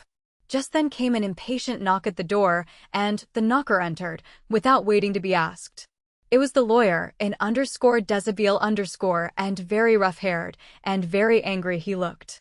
"I beg pardon, sir," he said, "but I should be much obliged if you would kindly desist." Here he stopped, for it was evident that neither of the persons before him was responsible for the disturbance. And after a moment's lull it swelled forth again more wildly than before. "But what in the name of heaven does it mean?" broke out the lawyer. "Where is it? Who is it? Am I going out of my mind? Surely, Herr Jensen, it comes from your room next door? Isn't there a cat or something stuck in the chimney?" This was the best that occurred to Andersen to say, and he realized its futility as he spoke, but anything was better than to stand and listen to that horrible voice and look at the broad, white face of the landlord, all perspiring and quivering as he clutched the arms of his chair. "Impossible," said the lawyer, "impossible. There is no chimney. I came here because I was convinced the noise was going on here. It was certainly in the next room to mine." "Was there no door between yours and mine?" said Andersen eagerly. "No, sir," said Herr Jensen, rather sharply. "At least, not this morning." "Ah," said Andersen. "Nor tonight." "I am not sure," said the lawyer with some hesitation. Suddenly the crying or singing voice in the next room died away, and the singer was heard seemingly to laugh to himself in a crooning manner. The three men actually shivered at the sound. Then there was a silence. "Come," said the lawyer, "what have you to say, Herr Christensen? What does this mean?" "Good heaven," said Christensen. "How should I tell? I know no more than you, gentlemen. I pray I may never hear such a noise again." "So do I," said Herr Jensen, and he added something under his breath. Andersen thought it sounded like the last words of the Psalter, _omnis spiritus laudet Dominum _, but he could not be sure. "But we must do something," said Andersen, "the three of us. Shall we go and investigate in the next room?" "But that is Herr Jensen's room," wailed the landlord. "It is no use. He has come from there himself." "I am not so sure," said Jensen. "I think this gentleman is right. We must go and see." The only weapons of defense that could be mustered on the spot were a stick and umbrella. The expedition went out into the passage, not without quakings. There was a deadly quiet outside, but a light shone from under the next door. Andersen and Jensen approached it. The latter turned the handle and gave a sudden vigorous push. No use. The door stood fast. "Herr Christensen," said Jensen, "will you go and fetch the strongest servant you have in the place? We must see this through." The landlord nodded and hurried off, glad to be away from the scene of action. Jensen and Andersen remained outside looking at the door. "It is number 13, you see," said the latter. "Yes, there is your door and there is mine," said Jensen. "My room has 3 windows in the daytime," said Andersen, with difficulty suppressing a nervous laugh. "By George, so has mine," said the lawyer, turning and looking at Andersen. His back was now to the door. In that moment the door opened, and an arm came out and clawed at his shoulder. It was clad in ragged, yellowish linen, and the bare skin, where it could be seen, had long gray hair upon it. Andersen was just in time to pull Jensen out of its reach with a cry of disgust and fright, when the door shut again, and a low laugh was heard. Jensen had seen nothing, but when Andersen hurriedly told him what a risk he had run, he fell into a great state of agitation, and suggested that they should retire from the enterprise and lock themselves up in one or other of their rooms. However, while he was developing this plan, the landlord and 2 able-bodied men arrived on the scene, all looking rather serious and alarmed. Jensen met them with a torrent of description and explanation, which did not at all tend to encourage them for the fray. The men dropped the crowbars they had brought, and said flatly that they were not going to risk their throats in that devil's den. The landlord was miserably nervous and undecided, conscious that if the danger were not faced his hotel was ruined, and very loath to face it himself. Luckily Andersen hit upon a way of rallying the demoralized force. "Is this," he said, "the Danish courage I have heard so much of? It isn't a German in there, and if it was, we are 5 to 1. The 2 servants and Jensen were stung into action by this, and made a dash at the door. "Stop," said Andersen. "Don't lose your heads. You stay out here with the light, landlord, and one of you 2 men break in the door, and don't go in when it gives way. The men nodded, and the younger stepped forward, raised his crowbar, and dealt a tremendous blow on the upper panel. The result was not in the least what any of them anticipated. There was no cracking or rending of wood, only a dull sound, as if the solid wall had been struck. The man dropped his tool with a shout and began rubbing his elbow. His cry drew their eyes upon him for a moment, then Anderson looked at the door again. It was gone. The plaster wall of the passage stared him in the face, with a considerable gash in it where the crowbar had struck it. Number 13 had passed out of existence. For a brief space they stood perfectly still, gazing at the blank wall. An early cock in the yard beneath was heard to crow, and as Anderson glanced in the direction of the sound, he saw through the window at the end of the long passage that the eastern sky was paling to the dawn. "Perhaps," said the landlord, with hesitation, "you gentlemen would like another room for tonight, a double-bedded one?" Neither Jensen nor Anderson was averse to the suggestion. They felt inclined to hunt in couples after their late experience.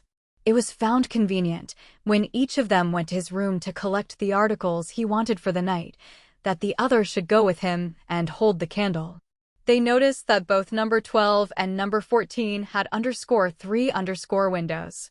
Next morning the same party reassembled in number 12. The landlord was naturally anxious to avoid engaging outside help, and yet it was imperative that the mystery attaching to that part of the house should be cleared up. Accordingly, the two servants had been induced to take upon them the function of carpenters. The furniture was cleared away, and, at the cost of a good many irretrievably damaged planks, that portion of the floor was taken up which lay nearest to number 14. You will naturally suppose that a skeleton, say that of Mag Nicholas Franken, was discovered. That was not so. What they did find lying between the beams which supported the flooring was a small copper box. In it was a neatly folded vellum document, with about 20 lines of writing. Both Anderson and Jensen, who proved to be something of a paleographer, were much excited by this discovery, which promised to afford the key to these extraordinary phenomena. I possess a copy of an astrological work which I have never read. It has, by way of frontispiece, a woodcut by Hans Sebald Bem, representing a number of sages seated round a table. This detail may enable connoisseurs to identify the book. I cannot myself recollect its title, and it is not at this moment within reach, but the fly-leaves of it are covered with writing, and, during the 10 years in which I have owned the volume, I have not been able to determine which way up this writing ought to be read, much less in what language it is. Not dissimilar was the position of Anderson and Jensen after the protracted examination to which they submitted the document in the copper box. After 2 days' contemplation of it, Jensen, who was the bolder spirit of the two, hazarded the conjecture that the language was either Latin or Old Danish. Anderson ventured upon no surmises, and was very willing to surrender the box and the parchment to the Historical Society of Viborg to be placed in their museum. I had the whole story from him a few months later, as we sat in a wood near UPS, after a visit to the library there, where we, or rather, I, had laughed over the contract by which Daniel Salthenius, in later life professor of Hebrew at Königsberg, sold himself to Satan. Anderson was not really amused.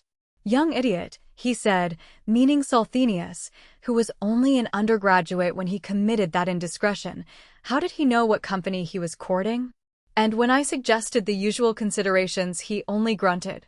That same afternoon he told me what you have read, but he refused to draw any inferences from it, and to assent to any that I drew for him. Count Magnus, by what means the papers out of which I have made a connected story came into my hands, is the last point which the reader will learn from these pages. But it is necessary to prefix to my extracts from them a statement of the form in which I possess them. They consist, then, partly of a series of collections for a book of travels, such a volume as was a common product of the 40s and 50s. Horace Marriott's _Journal of a Residence in Jutland and the Danish Isles is a fair specimen of the class to which I allude. These books usually treated of some unknown district on the continent. They were illustrated with woodcuts or steel plates.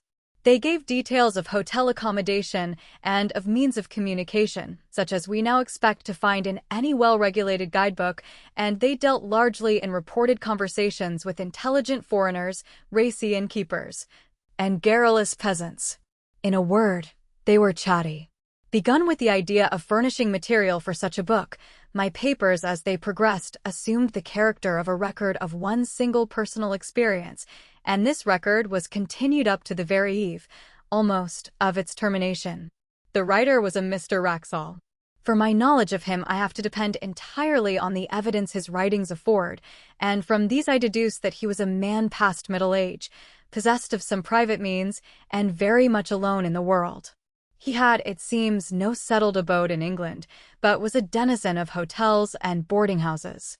It is probable that he entertained the idea of settling down at some future time which never came, and I think it also likely that the Pantechnicon fire in the early 70s must have destroyed a great deal that would have thrown light on his antecedents, for he refers once or twice to property of his that was warehoused at that establishment. It is further apparent that Mr. Wraxall had published a book, and that it treated of a holiday he had once taken in Brittany. More than this I cannot say about his work, because a diligent search in bibliographical works has convinced me that it must have appeared either anonymously or under a pseudonym. As to his character, it is not difficult to form some superficial opinion. He must have been an intelligent and cultivated man. It seems that he was near being a fellow of his college at Oxford, Brasenose, as I judge from the calendar. His besetting fault was pretty clearly that of over-inquisitiveness, possibly a good fault in a traveler, certainly a fault for which this traveler paid dearly enough in the end. On what proved to be his last expedition, he was plotting another book. Scandinavia, a region not widely known to Englishmen 40 years ago, had struck him as an interesting field.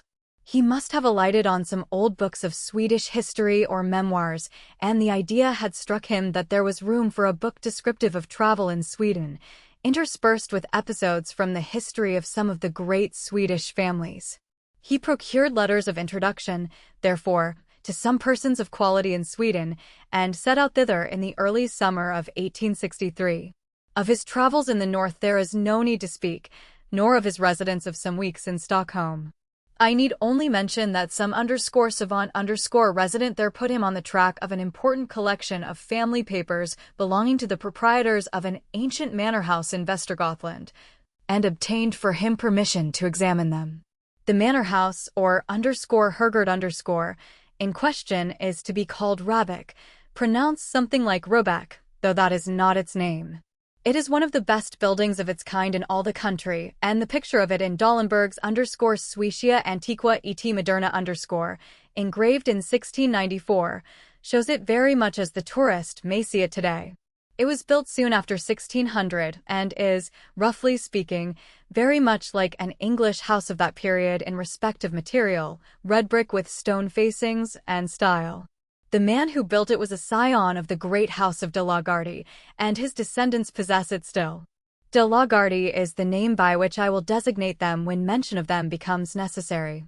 They received Mr. Wraxall with great kindness and courtesy, and pressed him to stay in the house as long as his researches lasted. But, preferring to be independent, and mistrusting his powers of conversing in Swedish, he settled himself at the village inn, which turned out quite sufficiently comfortable, at any rate during the summer months. This arrangement would entail a short walk daily to and from the manor house of something under a mile. The house itself stood in a park, and was protected, we should say grown up, with large old timber. Near it you found the walled garden, and then entered a close wood fringing one of the small lakes with which the whole country is pitted. Then came the wall of the domain, and you climbed a steep knoll, a knob of rock lightly covered with soil, and on the top of this stood the church, fenced in with tall dark trees. It was a curious building to English eyes. The nave and aisles were low, and filled with pews and galleries. In the western gallery stood the handsome old organ, gaily painted, and with silver pipes. The ceiling was flat and had been adorned by a 17th-century artist with a strange and hideous Last Judgment, full of lurid flames, falling cities, burning ships, crying souls, and brown and smiling demons. Handsome brass coroni hung From the roof, the pulpit was like a doll's house covered with little painted wooden cherubs and saints. A stand with 3 hourglasses was hinged to the preacher's desk. Such sights as these may be seen in many a church in Sweden now, but what distinguished this one was an addition to the original building. At the eastern end of the north aisle, the builder of the manor house had erected a mausoleum for himself and his family. It was a largish 8-sided building, lighted by a series of oval windows, and it had a domed roof, topped by a kind of pumpkin-shaped object rising into a spire, a form in which Swedish architects greatly delighted. The roof was of copper externally and was painted black, while the walls, in common with those of the church, were staringly white. To this mausoleum there was no access from the church. It had a portal and steps of its own on the northern side. Past the churchyard the path to the village goes, and not more than 3 or 4 minutes bring you to the inn door. On the first day of his stay at Rabec, Mr. Raxall found the church door open and made those notes of the interior which I have epitomized. Into the mausoleum, however, he could not make his way. He could, by looking through the keyhole, just descry that there were fine marble effigies and sarcophagi of copper, and a wealth of armorial ornament, which made him very anxious to spend some time in investigation. The papers he had come to examine at the manor house proved to be of just the kind he wanted for his book.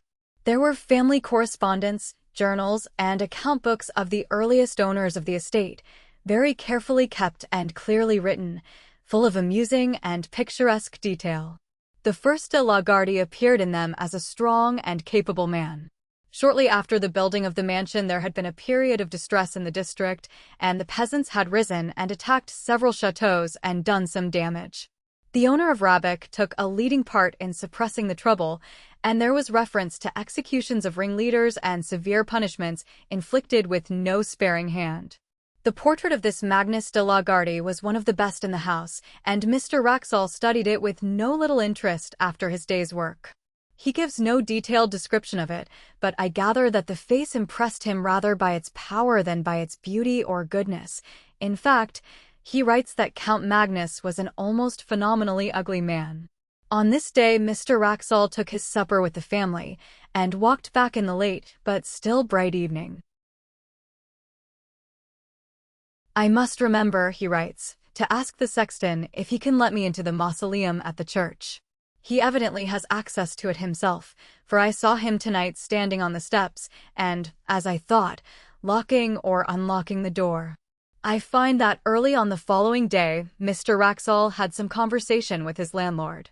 His setting it down at such length as he does surprised me at first, but I soon realized that the papers I was reading were, at least in their beginning, the materials for the book he was meditating, and that it was to have been one of those quasi-journalistic productions which admit of the introduction of an admixture of conversational matter.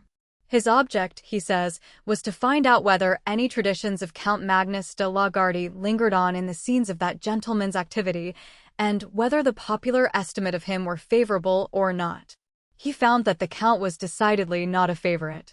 If his tenants came late to their work on the days which they owed to him as lord of the manor, they were set on the wooden horse, or flogged and branded in the manor house yard. 1 or 2 cases there were of men who had occupied lands which encroached on the lord's domain, and whose houses had been mysteriously burnt on a winter's night, with the whole family inside. But what seemed to dwell on the innkeeper's mind most, for he returned to the subject more than once, was that the Count had been on the Black Pilgrimage, and had brought something or someone back with him. You will naturally inquire, as Mr. Raxall did, what the Black Pilgrimage may have been. But your curiosity on the point must remain unsatisfied for the time being, just as his did. The landlord was evidently unwilling to give a full answer, or indeed any answer, on the point, and, being called out for a moment, trotted out with obvious alacrity, only putting his head in at the door a few minutes afterwards to say that he was called away to Skara and should not be back till evening. So Mr. Raxall had to go unsatisfied to his day's work at the manor house. The papers on which he was just then engaged soon put his thoughts into another channel, for he had to occupy himself with glancing over the correspondence between Sophia Albertina in Stockholm and her married cousin Ulrika Leonora at Rabec in the years 1705 to 1710. The letters were of exceptional interest from the light they threw upon the culture of that period in Sweden, as anyone can testify who has read the full edition of them in the publications of the Swedish Historical Manuscripts Commission. In the afternoon he had done with these, and after returning the boxes in which they were kept to their places on the shelf, he proceeded, very naturally, to take down some of the volumes nearest to them, in order to determine which of them had best be his principal subject of investigation next day. The shelf he had hit upon was occupied mostly by a collection of account books in the writing of the first Count Magnus. But one among them was not an account book, but a book of alchemical and other tracts in another 16th-century hand. Not being very familiar with alchemical literature, Mr. Wraxall spends much space, which he might have spared in setting out the names and beginnings of the various treatises, the Book of the Phoenix, Book of the 30 Words, Book of the Toad, Book of Miriam, Tiba Philosophorum, and so forth, and then he announces with a good deal of circumstance his delight at finding, on a leaf originally left blank near the middle of the book, some writing of Count Magnus himself headed Liber Nigri, Peregrinationes. It is true that only a few lines were written, but there was quite enough to show that the landlord had that morning been referring to a belief at least as old as the time of Count Magnus, and probably shared by him. This is the English of what was written. If any man desires to obtain a long life, if he would obtain a faithful messenger and see the blood of his enemies, it is necessary that he should first go into the city of Chorazin, and there salute the prince. Here there was an erasure of one word, not very thoroughly done, so that Mr. Wraxall felt pretty sure that he was right in reading it as _Aries_ of the air. But there was no more of the text copied, only a line in Latin, _query reliqua hujus materiae inter secretiora_. See the rest of this matter among the more private things. It could not be denied that this threw a rather lurid light upon the tastes and beliefs of the Count, but to Mr. Wraxall, separated from him by nearly 3 centuries, the thought that he might have added to his general forcefulness alchemy, and to alchemy something like magic, only made him a more picturesque figure. And when, after a rather prolonged contemplation of his picture in the hall, Mr. Wraxall set out on his homeward way, his mind was full of the thought of Count Magnus. He had no eyes for his surroundings, no perception of the evening scents of the woods or the evening light on the lake, and when all of a sudden he pulled up short, he was astonished to find himself already at the gate of the churchyard, and within a few minutes of his dinner. His eyes fell on the mausoleum. "Ah," he said, "Count Magnus, there you are. I should dearly like to see you. Like many solitary men," he writes, "I have a habit of talking to myself aloud, and, unlike some of the Greek and Latin particles, I do not expect an answer." Certainly, and perhaps fortunately in this case, there was neither voice nor any that regarded, only the woman who, I suppose, was cleaning up the church, dropped some metallic object on the floor, whose clang startled me. Count Magnus, I think, sleeps sound enough. That same evening the landlord of the inn, who had heard Mr. Wraxall say that he wished to see the clerk or deacon, as he would be called in Sweden, of the parish, introduced him to that official in the inn parlor. A visit to the de la Gardie tomb house was soon arranged for the next day, and a little general conversation ensued. Mr. Wraxall, remembering that one function of Scandinavian deacons is to teach candidates for confirmation, thought he would refresh his own memory on a biblical point. "Can you tell me," he said, "anything about Chorazin?" The deacon seemed startled, but readily reminded him how that village had once been denounced. "To be sure," said Mr. Wraxall, "it is, I suppose, quite a ruin now?" "So I expect," replied the deacon. "I have heard some of our old priests say that Antichrist is to be born there, and there are tales." "Ah, what tales are those?" Mr. Wraxall put in. "Tales, I was going to say, which I have forgotten," said the deacon, and soon after that he said good night. The landlord was now alone, and at Mr. Wraxall's mercy, and that inquirer was not inclined to spare him. "Herr Nielsen," he said, "I have found out something about the Black Pilgrimage." "You may as well tell me what you know. What did the Count bring back with him?" Swedes are habitually slow, perhaps in answering, or perhaps the landlord was an exception. "I am not sure, but Mr. Wraxall notes that the landlord spent at least 1 minute in looking at him before he said anything at all. Then he came close up to his guest, and with a good deal of effort he spoke. "Mr. Wraxall, I can tell you this one little tale, and no more, not any more. You must not ask anything when I have done. In my grandfather's time, that is, 92 years ago, there were 2 men who said, 'The Count is dead, we do not care for him. We will go tonight and have a free hunt in his wood, the long wood on the hill that you have seen behind Rabbok.' Well, those that heard them say this, they said, 'No, do not go. We are sure you will meet with persons walking who should not be walking. They should be resting, not walking.' These men laughed. There were no forest men to keep the wood because no one wished to live there. The family were not here at the house. These men could do what they wished. Very well, they go to the wood that night. My grandfather was sitting here in this room. It was the summer and a light night. With the window open, he could see out to the wood and hear. So he sat there, and 2 or 3 men with him, and they listened. At first they hear nothing at all, then they hear someone, you know how far away it is, they hear someone scream, just as if the most inside part of his soul was twisted out of him. All of them in the room caught hold of each other, and they sat so for 3/4 of an hour. Then they hear someone else, only about 300 ells off. They hear him laugh out loud. It was not one of those 2 men that laughed, and, indeed, they have all of them said that it was not any man at all. After that they hear a great door shut. Then, when it was just light with the sun, they all went to the priest.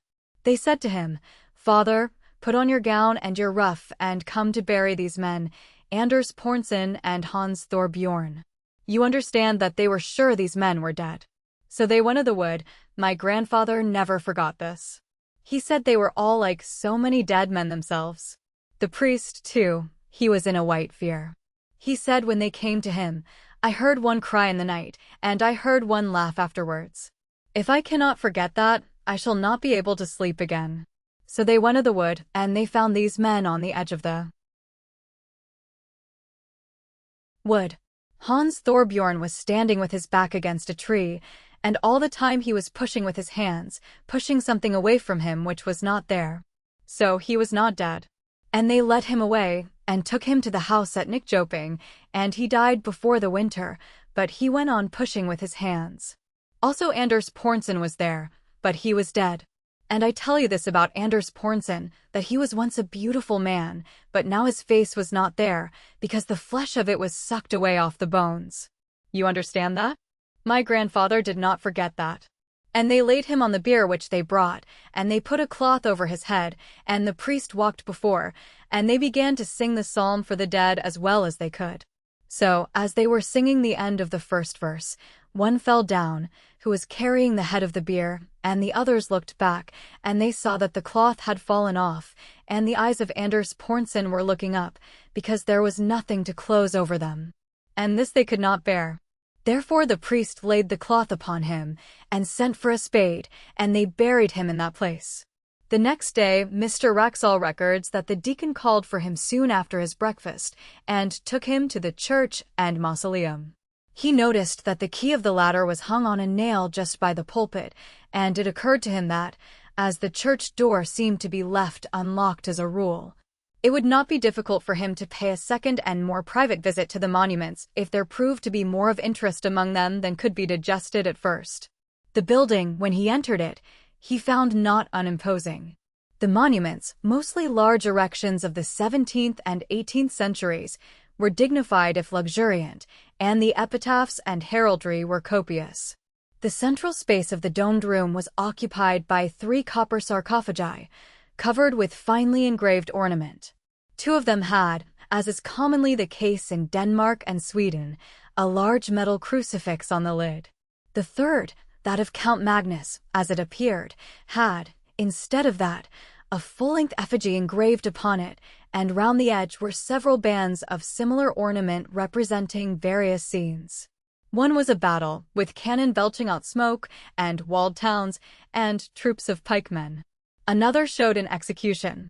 In a third, among trees, was a man running at full speed, with flying hair and outstretched hands. After him followed a strange form. It would be hard to say whether the artist had intended it for a man and was unable to give the requisite similitude, or whether it was intentionally made as monstrous as it looked. In view of the skill with which the rest of the drawing was done, Mr. Wraxall felt inclined to adopt the latter idea. The figure was unduly short, and was for the most part muffled in a hooded garment which swept the ground. The only part of the form which projected from that shelter was not shaped like any hand or arm. Mr. Wraxall compares it to the tentacle of a devilfish and continues, "On seeing this, I said to myself, this, then, which is evidently an allegorical representation of some kind, a fiend pursuing a hunted soul, may be the origin of the story of Count Magnus and his mysterious companion. Let us see how the huntsman is pictured. Doubtless it will be a demon blowing his horn." But, as it turned out, there was no such sensational figure, only the semblance of a cloaked man on a hillock, who stood leaning on a stick, and watching the hunt with an interest which the engraver had tried to express in his attitude. Mr. Wraxall noted the finely worked and massive steel padlocks, 3 in number, which secured the sarcophagus. One of them, he saw, was detached, and lay on the pavement. And then, unwilling to delay the deacon longer or to waste his own working time, he made his way onward to the manor house. It is curious, he notes, how, on retracing a familiar path, one's thoughts engross one to the absolute exclusion of surrounding objects. Tonight, for the second time, I had entirely failed to notice where I was going. I had planned a private visit to the tomb house to copy the epitaphs, when I suddenly, as it were, awoke to consciousness and found myself, as before, turning in at the churchyard gate and, I believe, singing or chanting some such words as, "Are you awake, Count Magnus? Are you asleep, Count Magnus?" and then something more which I have failed to recollect. It seemed to me that I must have been behaving in this nonsensical way for some time. He found the key of the mausoleum where he had expected to find it, and copied the greater part of what he wanted. In fact, he stayed until the light began to fail him. "I must have been wrong," he writes, "in saying that one of the padlocks of my count's sarcophagus was unfastened. I see tonight that 2 are loose. I picked both up, and laid them carefully on the window ledge, after trying unsuccessfully to close them. The remaining one is still firm, and, though I take it to be a spring lock, I cannot guess how it is opened. Had I succeeded in undoing it, I am almost afraid I should have taken the liberty of opening the sarcophagus. It is strange, the interest I feel in the personality of this, I fear, somewhat ferocious and grim old noble." The day following was, as it turned out, the last of Mr. Wraxall's stay at Rabbok. He received letters connected with certain investments, which made it desirable that he should return to England, his work among the papers was practically done, and traveling was slow. He decided, therefore, to make his farewells, put some finishing touches to his notes, and be off. These finishing touches and farewells, as it turned out, took more time than he had expected. The hospitable family insisted on his staying to dine with them. They dined at 3, and it was verging on 6:30 before he was outside the iron gates of Rabbok. He dwelt on every step of his walk by the lake, determined to saturate himself, now that he trod it for the last time, in the sentiment of the place and hour. And when he reached the summit of the churchyard knoll, he lingered for many minutes, gazing at the limitless prospect of woods near and distant, all dark beneath a sky of liquid green. When at last he turned to go, the thought struck him that surely he must bid farewell to Count Magnus as well as the rest of the de la Gardies. The church was but 20 yards away, and he knew where the key of the mausoleum hung. It was not long before he was standing over the great copper coffin, and, as usual, talking to himself aloud. "You may have been a bit of a rascal in your time, Magnus," he was saying, "but for all that I should like to see you, or, rather, just at that instant," he says, "I felt a blow on my foot. Hastily enough I drew it back, and something fell on the pavement with a clash. It was the 3rd, the last of the 3 padlocks which had fastened the sarcophagus. I stooped to pick it up, and heaven is my witness that I am writing only the bare truth. Before I had raised myself there was a sound of metal hinges creaking, and I distinctly saw the lid shifting upwards. I may have behaved like a coward, but I could not for my life stay for one moment. I was outside that dreadful building in less time than I can write, almost as quickly as I could have said the words, and what frightens me yet more, I could not turn the key in the lock. As I sit here in my room noting these facts, I ask myself, it was not 20 minutes ago, whether that noise of creaking metal continued, and I cannot tell whether it did or not. I only know that there was something more than I have written that alarmed me, but whether it was sound or sight I am not able to remember. What is this that I have done? Poor Mr. Wraxall. He set out on his journey to England on the next day, as he had planned, and he reached England in safety, and yet, as I gather from his changed hand and inconsequent jottings, a broken man. One of several small notebooks that have come to me with his papers gives, not a key to, but a kind of inkling of, his experiences. Much of his journey was made by canal boat, and I find not less than 6 painful attempts to enumerate and describe his fellow passengers. The entries are of this kind. 24. Pastor of village in Skane. Usual black coat and soft black hat. 25. Commercial traveler from Stockholm going to Trollhättan. Black cloak, brown hat. 26. Man in long black cloak, broad-leafed hat. Very old-fashioned. This entry is lined out and a note added, perhaps identical with no. 13. Have not yet seen his face. On referring to no. 13, I find that he is a Roman priest in a cassock. The net result of the reckoning is always the same.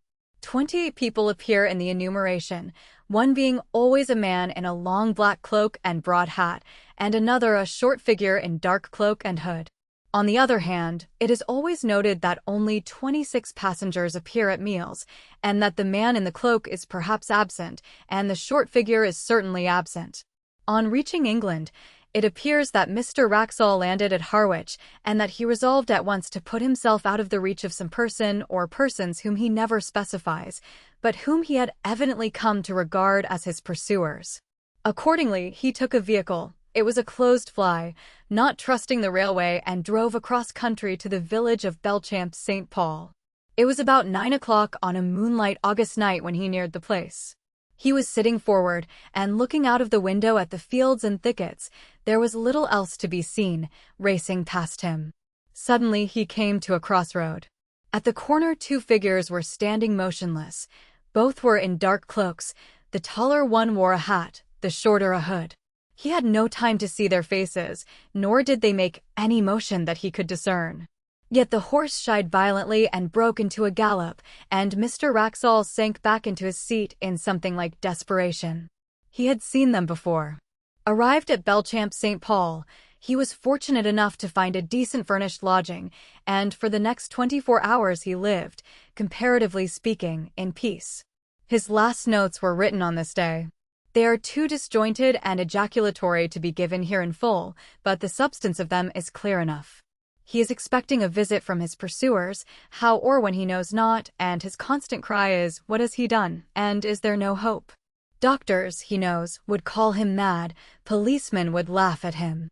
The parson is away. What can he do but lock his door and cry to God? People still remembered last year at Belchamp St. Paul how a strange gentleman came one evening in August years back, and how the next morning but one he was found dead, and there was an inquest, and the jury that viewed the body fainted, 7 of 'em did, and none of 'em wouldn't speak to what they see, and the verdict was visitation of God, and how the people is kept. The booze moved out that same week, and went away from that part. But they do not, I think, know that any glimmer of light has ever been thrown or could be thrown on the mystery. It so happened that last year the little house came into my hands as part of a legacy. It had stood empty since 1863, and there seemed no prospect of letting it, so I had it pulled down, and the papers of which I have given you an abstract were found in a forgotten cupboard under the window in the best bedroom. O.H. Whistle, and I'll come to you, my lad. I suppose you will be getting away pretty soon. Now full term is over, Professor, said a person not in the story to the Professor of Ontography. Soon after they had sat down next to each other at a feast in the hospitable hall of St. James's College. The professor was young, neat, and precise in speech. Yes, he said, My friends have been making me take up golf this term, and I mean to go to the East Coast, in point of fact to Burns Toe, I dare say you know it, for a week or 10 days, to improve my game. I hope to get off tomorrow. Oh, Parkins, said his neighbor on the other side, if you are going to Burns Toe, I wish you would look at the site of the Templars' preceptory, and let me know if you think it would be any good to have a dig there in the summer. It was, as you might suppose, a person of antiquarian pursuits who said this, but since he merely appears in this prologue, there is no need to give his entitlements. Certainly, said Parkins, the professor, if you will describe to me whereabouts the site is, I will do my best to give you an idea of the lie of the land when I get back, or I could write to you about it, if you would tell me where you are likely to be. Don't trouble to do that, thanks. It's only that I'm thinking of taking my family in that direction in the long, and it occurred to me that, as very few of the English preceptories have ever been properly planned, I might have an opportunity of doing something useful on off days.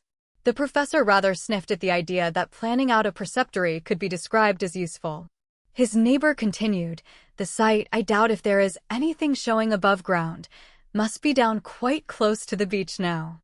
The sea has encroached tremendously, as you know, all along that bit of coast.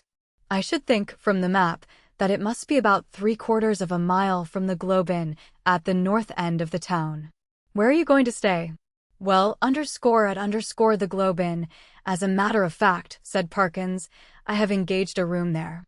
I couldn't get in anywhere else. Most of the lodging houses are shut up in winter, it seems, and as it is, they tell me that the only room of any size I can have is really a double-bedded one, and that they haven't a corner in which to store the other bed, and so on.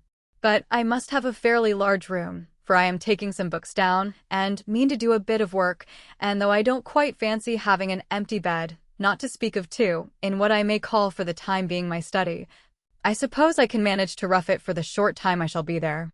Do you call having an extra bed in your room roughing it, Parkins? Said a bluff person opposite. Look here, I shall come down and occupy it for a bit. It'll be company for you. The professor quivered, but managed to laugh in a courteous manner. By all means, Rogers, there's nothing I should like better. But I'm afraid you would find it rather dull. You don't play golf, do you? No, thank heaven, said rude Mr. Rogers. Well, you see, when I'm not writing I shall most likely be out on the links, and that, as I say, would be rather dull for you, I'm afraid. Oh, I don't know. There's certain to be somebody I know in the place, but, of course, if you don't want me, speak the word, Parkins, I shan't be offended. Truth, as you always tell us, is never offensive. Parkins was, indeed, scrupulously polite and strictly truthful. It is to be feared that Mr. Rogers sometimes practiced upon his knowledge of these characteristics. In Parkins's breast there was a conflict now, raging, which for a moment or two did not allow him to answer. That interval being over, he said, well, if you want the exact truth, Rogers, I was considering whether the room I speak of would really be large enough to accommodate us both comfortably, and also whether, mind, I shouldn't have said this if you hadn't pressed me, you would not constitute something in the nature of a hindrance to my work. Rogers laughed loudly. Well done, Parkins, he said. It's all right. I promise not to interrupt your work. Don't you disturb yourself about that. No, I won't come if you don't want me, but I thought I should do so nicely to keep the ghosts off. Here he might have been seen to wink and to nudge his next neighbor. Parkins might also have been seen to become pink. I beg pardon, Parkins, Rogers continued. I oughtn't to have said that. I forgot you didn't like levity on these topics. Well, Parkins said, as you have mentioned the matter, I freely own that I do not like careless talk about what you call ghosts. A man in my position, he went on, raising his voice a little, cannot, I find, be too careful about appearing to sanction the current beliefs on such subjects. As you know, Rogers, or as you ought to know, for I think I have never concealed my views. No, you certainly have not, old man, put in Rogers _sotto voce, I hold that any semblance, any appearance of concession to the view that such things might exist is equivalent to a renunciation of all that I hold most sacred. But I'm afraid I have not succeeded in securing your attention. Your _undivided attention was what Dr. Blimber actually said for, Rogers interrupted, with every appearance of an earnest desire for accuracy. "But I beg your pardon, Parkins, I'm stopping you." For Mr. Rogers was wrong, _v Dombey and Son _. Chapter 12. "No, not at all," said Parkins. "I don't remember Blimber. Perhaps he was before my time. But I needn't go on. I'm sure you know what I mean." "Yes, yes," said Rogers, rather hastily, "just so. We'll go into it fully at Burnstow or somewhere." In repeating the above dialogue, I have tried to give the impression which it made on me, that Parkins was something of an old woman, rather hen-like, perhaps, in his little ways, totally destitute, alas, of the sense of humor, but at the same time dauntless and sincere in his convictions, and a man deserving of the greatest respect. Whether or not the reader has gathered so much, that was the character which Parkins had. On the following day Parkins did, as he had hoped, succeed in getting away from his college, and in arriving at Burnstow. He was made welcome at the Globe Inn, was safely installed in the large double-bedded room of which we have heard, and was able before retiring to rest to arrange his materials for work in apple pie order upon a commodious table which occupied the outer end of the room, and was surrounded on 3 sides by windows looking out seaward, that is to say, the central window looked straight out to sea, and those on the left and right commanded prospects along the shore to the north and south, respectively. On the south you saw the village of Burnstow. On the north no houses were to be seen, but only the beach and the low cliff backing it. Immediately in front was a strip, not considerable, of rough grass, dotted with old anchors, capstans, and so forth, then a broad path, then the beach. Whatever may have been the original distance between the Globe Inn and the sea, not more than 60 yards now separated them. The rest of the population of the inn was, of course, a golfing one, and included few elements that call for a special description. The most conspicuous figure was, perhaps, that of an _ancien militaire secretary of a London club and possessed of a voice of incredible strength and of views of a pronouncedly Protestant type. These were apt to find utterance after his attendance upon the ministrations of the vicar, an estimable man with inclinations towards a picturesque ritual, which he gallantly kept down as far as he could out of deference to East Anglian tradition. Professor Parkins, one of whose principal characteristics was pluck, spent the greater part of the day following his arrival at Burnstow in what he had called improving his game, in company with this Colonel Wilson, and during the afternoon. Whether the process of improvement were to blame or not, I am not sure. The Colonel's demeanor assumed a coloring so lurid that even Parkins jibbed at the thought of walking home with him from the links. He determined, after a short and furtive look at that bristling mustache and those incarnadined features, that it would be wiser to allow the influences of tea and tobacco to do what they could with the Colonel before the dinner hour should render a meeting inevitable. I might walk home tonight along the beach, he reflected, yes, and take a look, there will be light enough for that, at the ruins of which Disney was talking. I don't exactly know where they are, by the way, but I expect I can hardly help stumbling on them. This he accomplished, I may say, in the most literal sense, for in picking his way from the links to the shingle beach his foot caught, partly in a gorse root and partly in a biggyish stone, and over he went. When he got up and surveyed his surroundings, he found himself in a patch of somewhat broken ground covered with small depressions and mounds. These latter, when he came to examine them, proved to be simply masses of flints embedded in mortar and grown over with turf. He must, he quite rightly concluded, be on the site of the preceptory he had promised to look at. It seemed not unlikely to reward the spade of the explorer.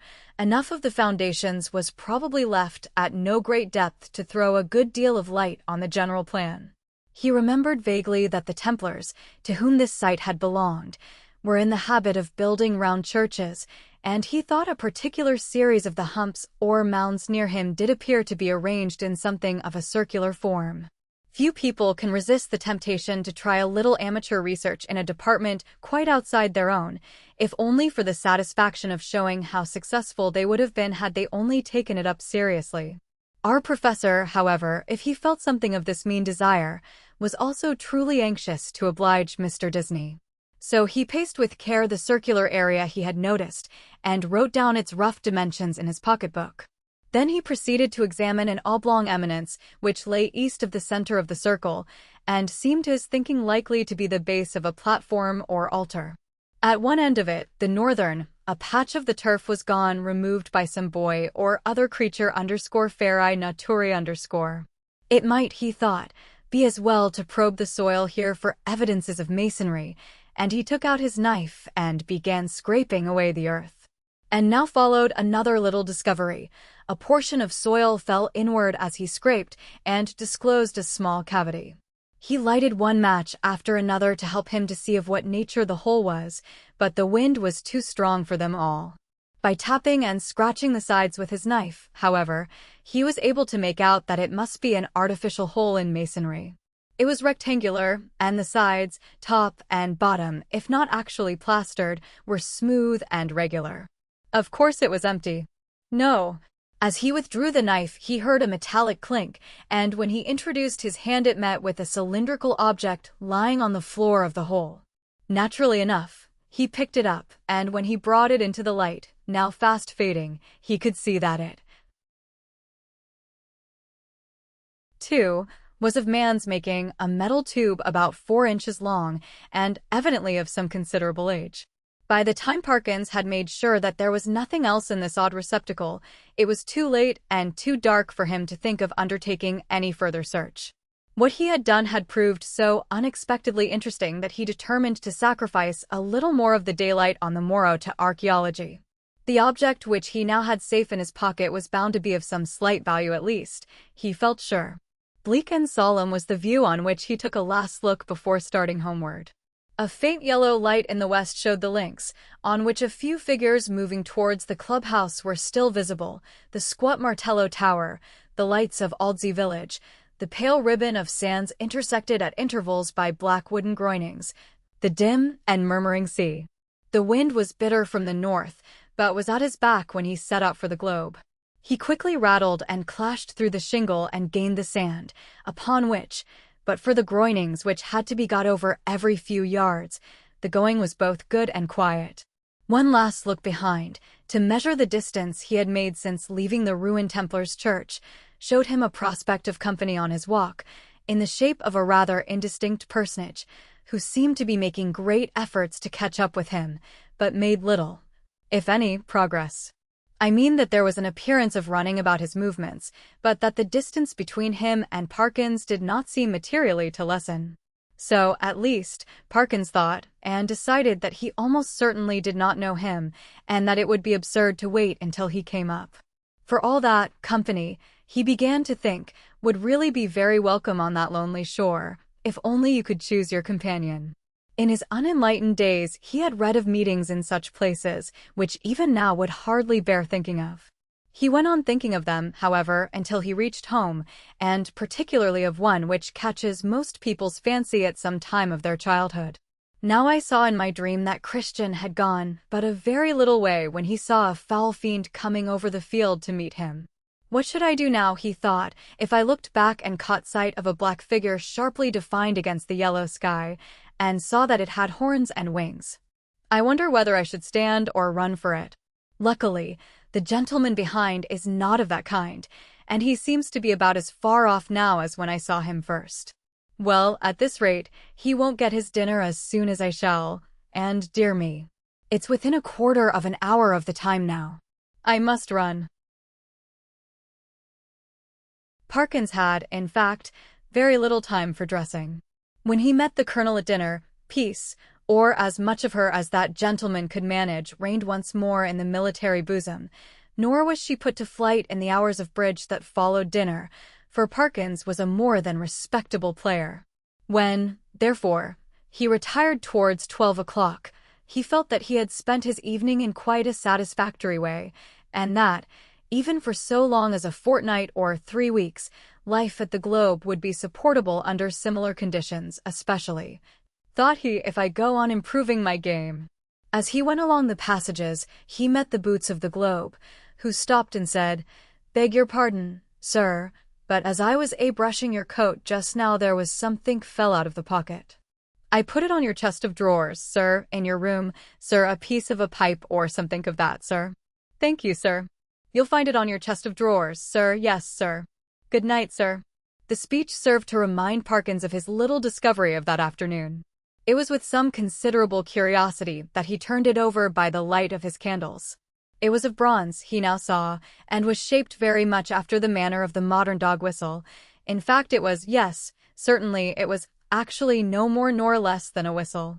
He put it to his lips, but it was quite full of a fine, caked-up sand or earth, which would not yield to knocking, but must be loosened with a knife. Tidy as ever in his habits, Parkins cleared out the earth onto a piece of paper and took the latter to the window to empty it out. The night was clear and bright, as he saw when he had opened the casement, and he stopped for an instant to look at the sea and note a belated wanderer stationed on the shore in front of the inn. Then he shut the window, a little surprised at the late hours people kept at Burns Toe, and took his whistle to the light again.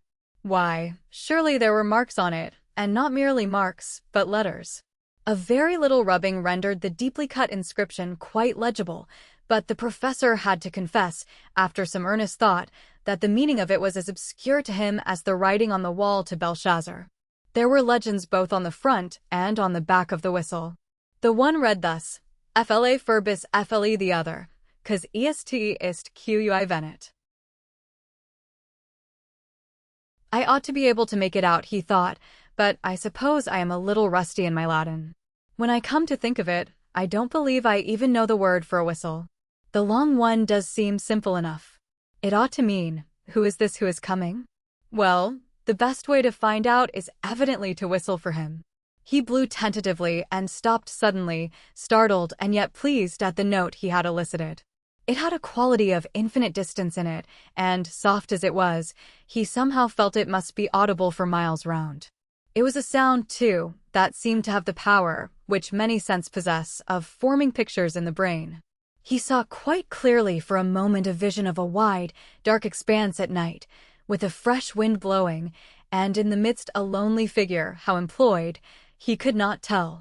Perhaps he would have seen more had not the picture been broken by the sudden surge of a gust of wind against his casement, so sudden that it made him look up, just in time to see the white glint of a seabird's wing somewhere outside the dark panes. The sound of the whistle had so fascinated him that he could not help trying it once more, this time more boldly.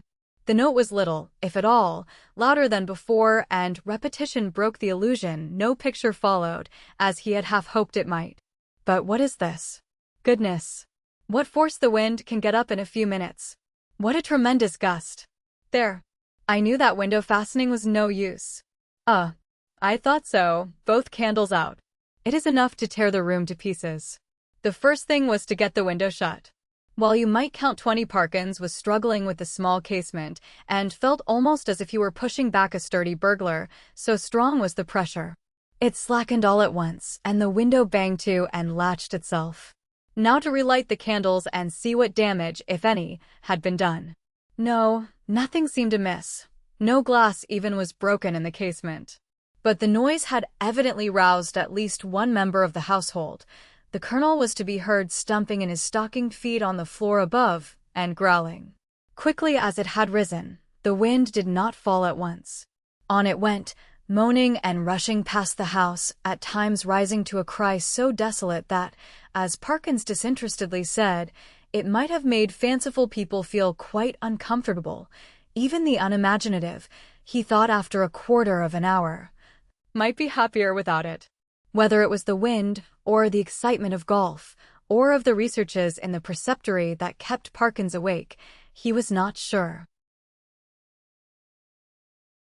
Awake he remained, in any case, long enough to fancy, as I am afraid I often do myself under such conditions, that he was the victim of all manner of fatal disorders.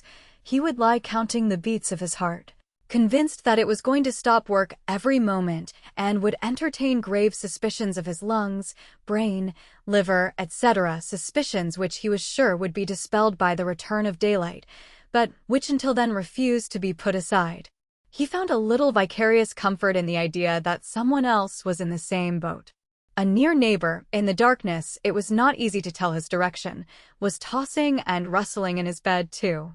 The next stage was that Parkins shut his eyes and determined to give sleep every chance. Here again overexcitement asserted itself in another form, that of making pictures. _experto creed _ pictures do come to the closed eyes of one trying to sleep, and are often so little to his taste that he must open his eyes and disperse them. Parkins's experience on this occasion was a very distressing one. He found that the picture which presented itself to him was continuous. When he opened his eyes, of course, it went, but when he shut them once more it framed itself afresh and acted itself out again, neither quicker nor slower than before. What he saw was this: a long stretch of shore, shingle-edged by sand, and intersected at short intervals with black groins running down to the water, a scene, in fact, so like that of his afternoon's walk that, in the absence of any landmark, it could not be distinguished therefrom. The light was obscure, conveying an impression of gathering storm, late winter evening, and slight cold rain. On this bleak stage at first no actor was visible. Then, in the distance, a bobbing black object appeared, a moment more, and it was a man running, jumping, clambering over the groins, and every few seconds looking eagerly back. The nearer he came the more obvious it was that he was not only anxious, but even terribly frightened, though his face was not to be distinguished. He was, moreover, almost at the end of his strength. On he came.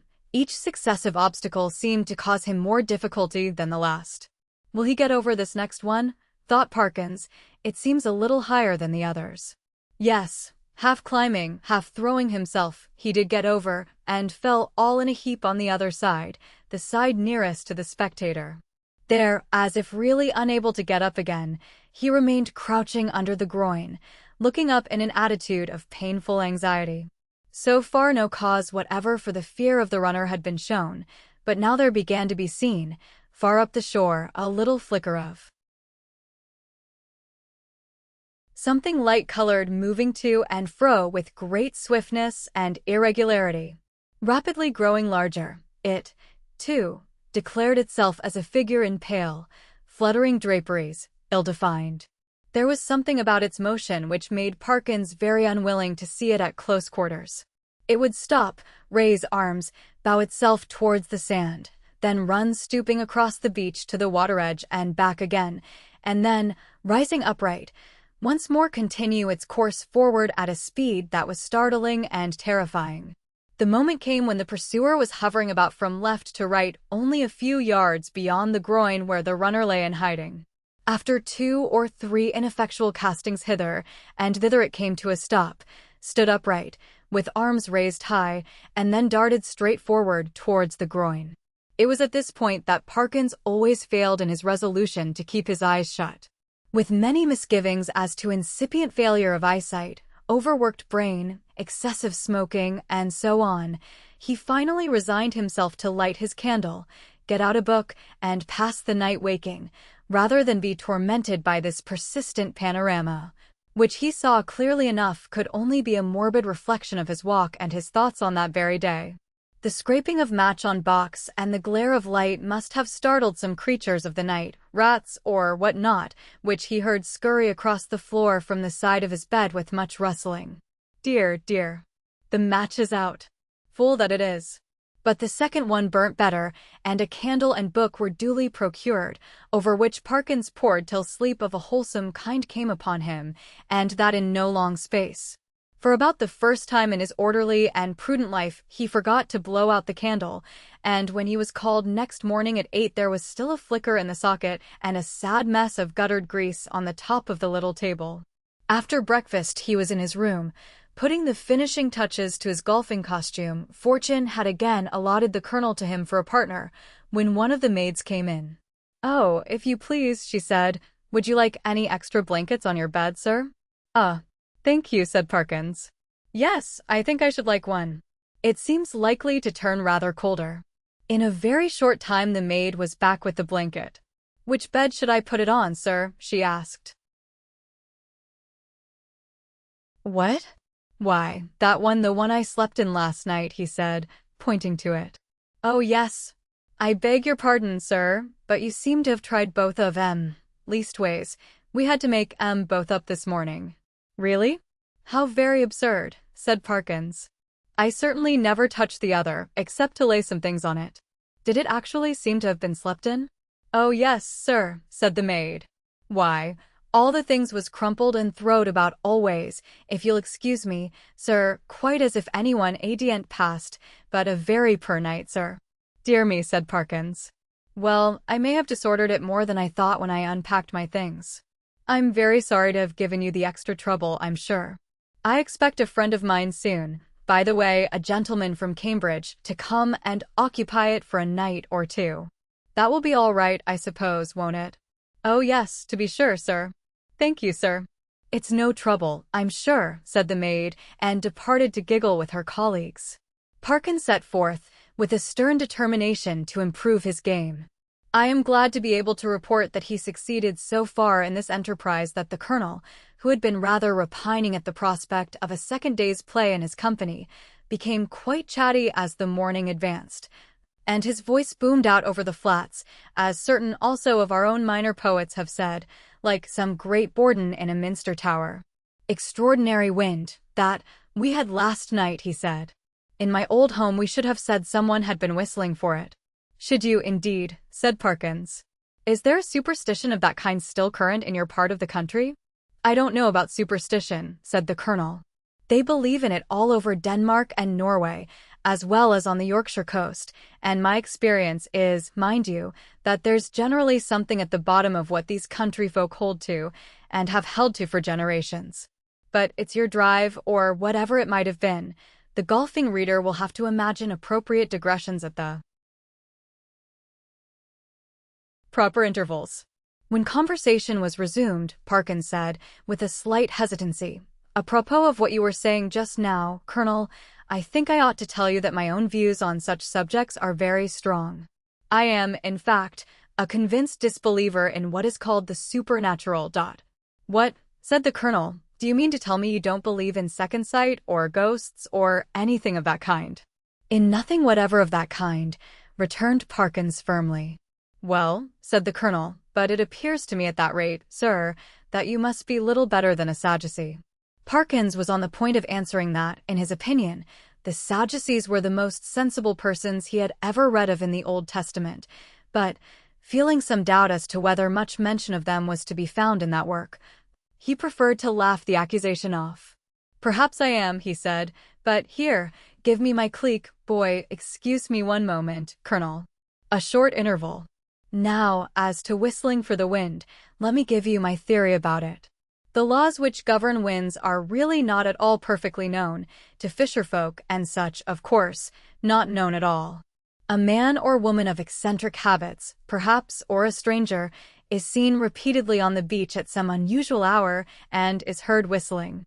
Soon afterwards a violent wind rises. A man who could read the sky perfectly, or who possessed a barometer, could have foretold that it would. The simple people of a fishing village have no barometers, and only a few rough rules for prophesying weather. What more natural than that the eccentric personage I postulated should be regarded as having raised the wind, or that he or she should clutch eagerly at the reputation of being able to do so? Now, take last night's wind. As it happens, I myself was whistling. I blew a whistle twice, and the wind seemed to come absolutely in answer to my call. If anyone had seen me, the audience had been a little restive under this harangue, and Parkins had, I fear, fallen somewhat into the tone of a lecturer, but at the last sentence the Colonel stopped. "Whistling, were you?" he said. "And what sort of whistle did you use? Play this stroke first. Interval." "About that whistle you were asking, Colonel. It's rather a curious one. I have it in no, I see I've left it in my room. As a matter of fact, I found it yesterday." And then Parkins narrated the manner of his discovery of the whistle, upon hearing which the Colonel grunted and opined that, in Parkins's place, he should himself be careful about using a thing that had belonged to a set of papists of whom, speaking generally, it might be affirmed that you never knew what they might not have been up to. From this topic, he diverged to the enormities of the vicar, who had given notice on the previous Sunday that Friday would be the feast of St. Thomas the Apostle, and that there would be service at 11 o'clock in the church. This and other similar proceedings constituted in the colonel's view a strong presumption that the vicar was a concealed papist, if not a Jesuit, and Parkins, who could not very readily follow the colonel in this region, did not disagree with him. In fact, they got on so well together in the morning that there was no talk on either side of their separating after lunch. Both continued to play well during the afternoon, or, at least, well enough to make them forget everything else until the light began to fail them. Not until then did Parkins remember that he had meant to do some more investigating at the preceptory, but it was of no great importance, he reflected. One day was as good as another. He might as well go home with the colonel. As they turned the corner of the house, the colonel was almost knocked down by a boy who rushed into him at the very top of his speed, and then, instead of running away, remained hanging on to him and panting. The first words of the warrior were naturally those of reproof and objurgation, but he very quickly discerned that the boy was almost speechless with fright. Inquiries were useless at first. When the boy got his breath, he began to howl, and still clung to the colonel's legs. He was at last detached, but continued to howl. "What in the world is the matter with you? What have you been up to? What have you seen?" said the two men. "Ow, I seen it wive at me out of the winder," wailed the boy, "and I don't like it." "What window?" said the irritated colonel. "Come, pull yourself together, my boy." "The front winder it was, at the hotel," said the boy. At this point Parkins was in favor of sending the boy home, but the colonel refused. He wanted to get to the bottom of it, he said. It was most dangerous to give a boy such a fright as this one had had, and if it turned out that people had been playing jokes, they should suffer for it in some way. And by a series of questions he made out this story.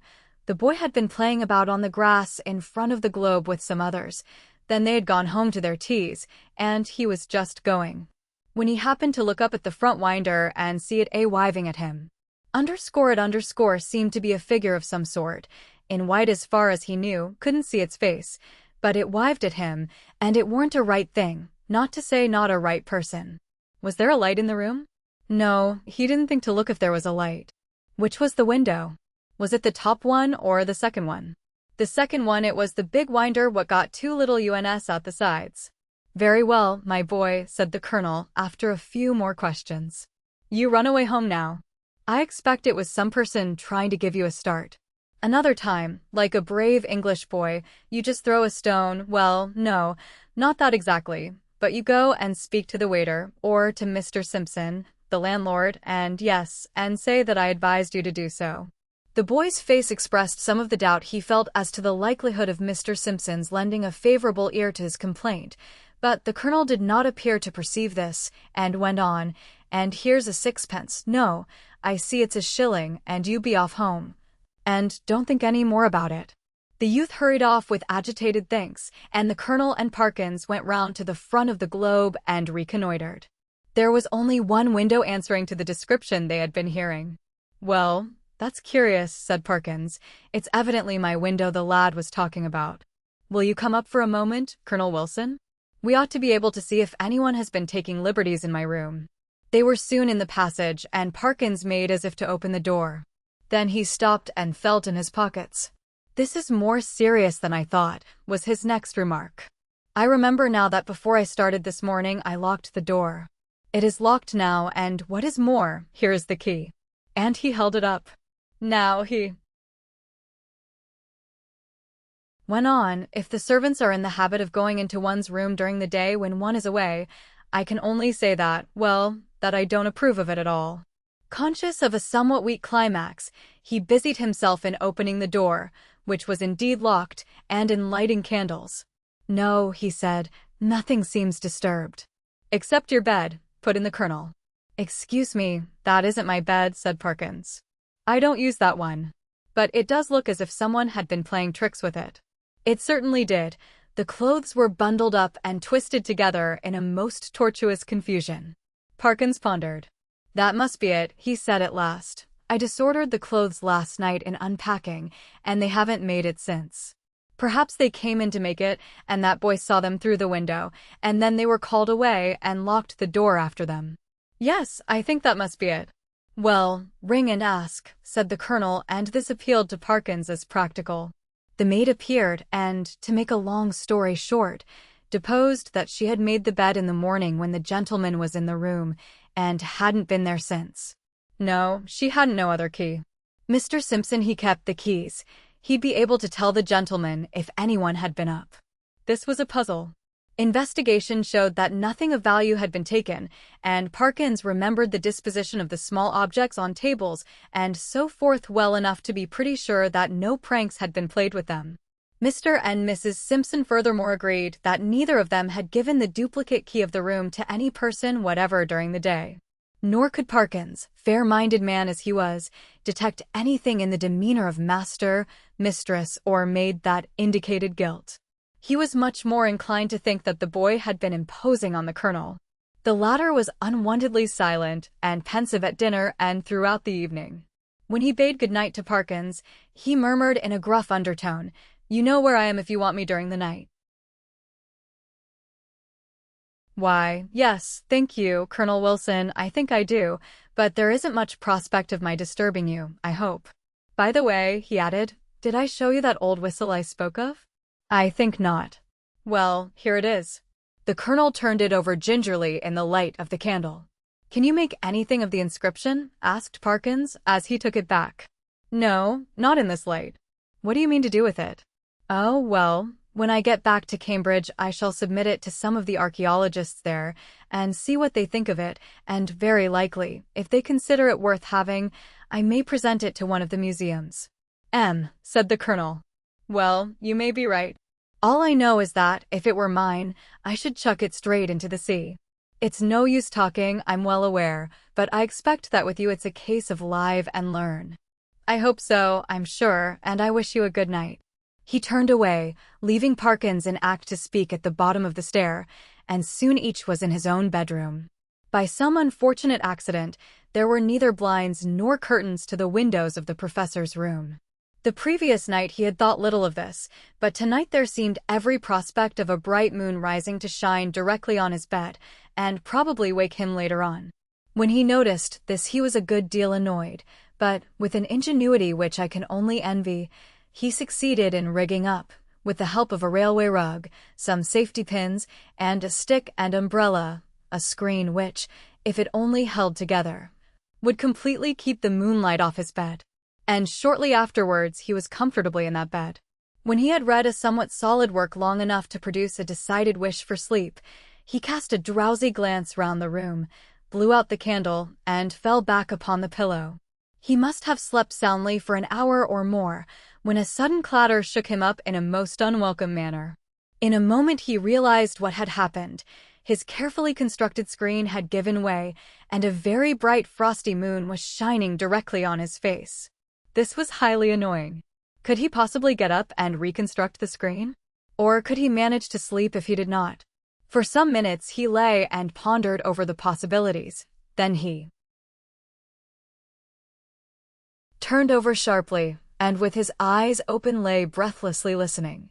There had been a movement, he was sure, in the empty bed on the opposite side of the room. Tomorrow he would have it moved, for there must be rats or something playing about in it. It was quiet now. No, the commotion began again. There was a rustling and shaking, surely more than any rat could cause. I can figure to myself something of the professor's bewilderment and horror, for I have in a dream 30 years back seen the same thing happen, but the reader will hardly, perhaps, imagine how dreadful it was to him to see a figure suddenly sit up in what he had known was an empty bed. He was out of his own bed in one bound, and made a dash towards the window, where lay his only weapon, the stick with which he had propped his screen. This was, as it turned out, the worst thing he could have done, because the personage in the empty bed, with a sudden smooth motion, slipped from the bed and took up a position, with outspread arms, between the two beds and in front of the door. Parkins watched it in a horrid perplexity. Somehow, the idea of getting past it and escaping through the door was intolerable to him. He could not have borne, he didn't know why, to touch it, and as for its touching him, he would sooner dash himself through the window than have that happen. It stood for the moment in a band of dark shadow, and he had not seen what its face was like. Now it began to move, in a stooping posture, and all at once the spectator realized, with some horror and some relief, that it must be blind, for it seemed to feel about it with its muffled arms in a groping and random fashion. Turning half away from him, it became suddenly conscious of the bed he had just left, and darted towards it, and bent, and felt over the pillows in a way which made Parkins shudder as he had never in his life thought it possible. In a very few moments it seemed to know that the bed was empty, and then, moving forward into the area of light and facing the window, it showed for the first time what manner of thing it was.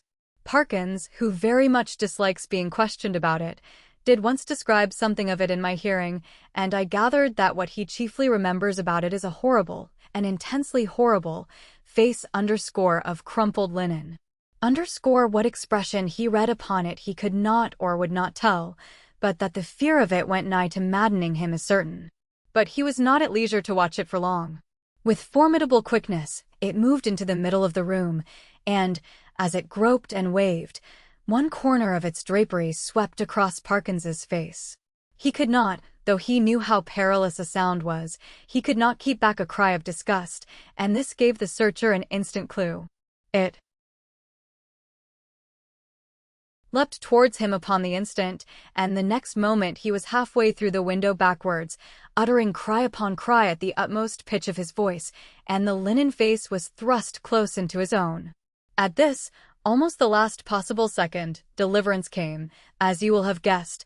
The colonel burst the door open, and was just in time to see the dreadful group at the window. When he reached the figures, only one was left. Parkins sank forward into the room in a faint, and before him on the floor lay a tumbled heap of bedclothes.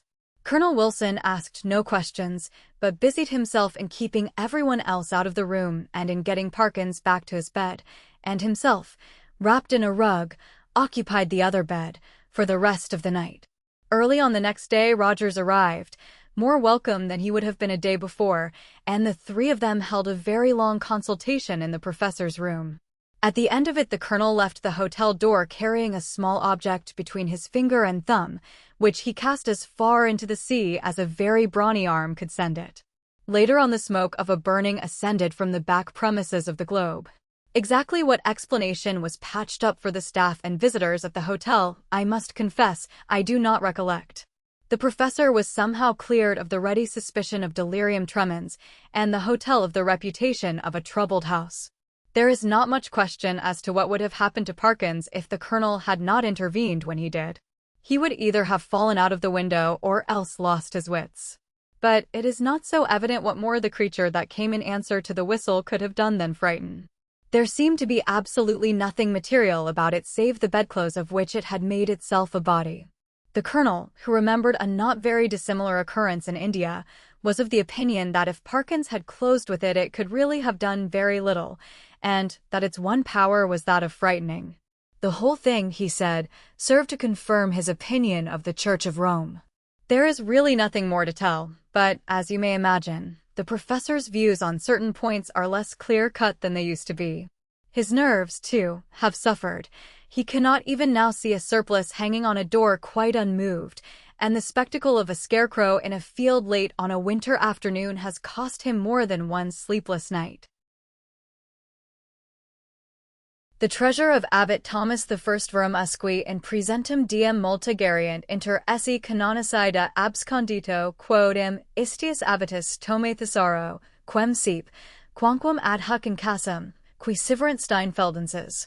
Ipsum enim thomum ad hoc Florida in etate existentum ingentem ore mas sam circa monasterium de fatis perhabent, de quo multitudes interrogatus ubi esset, cum risu respondere solidus erat, Job, Johannes, et Zacharias vel vobis vel posteris indicabunt, idemque aliquando adiacere esse inventuris minimi invijurum.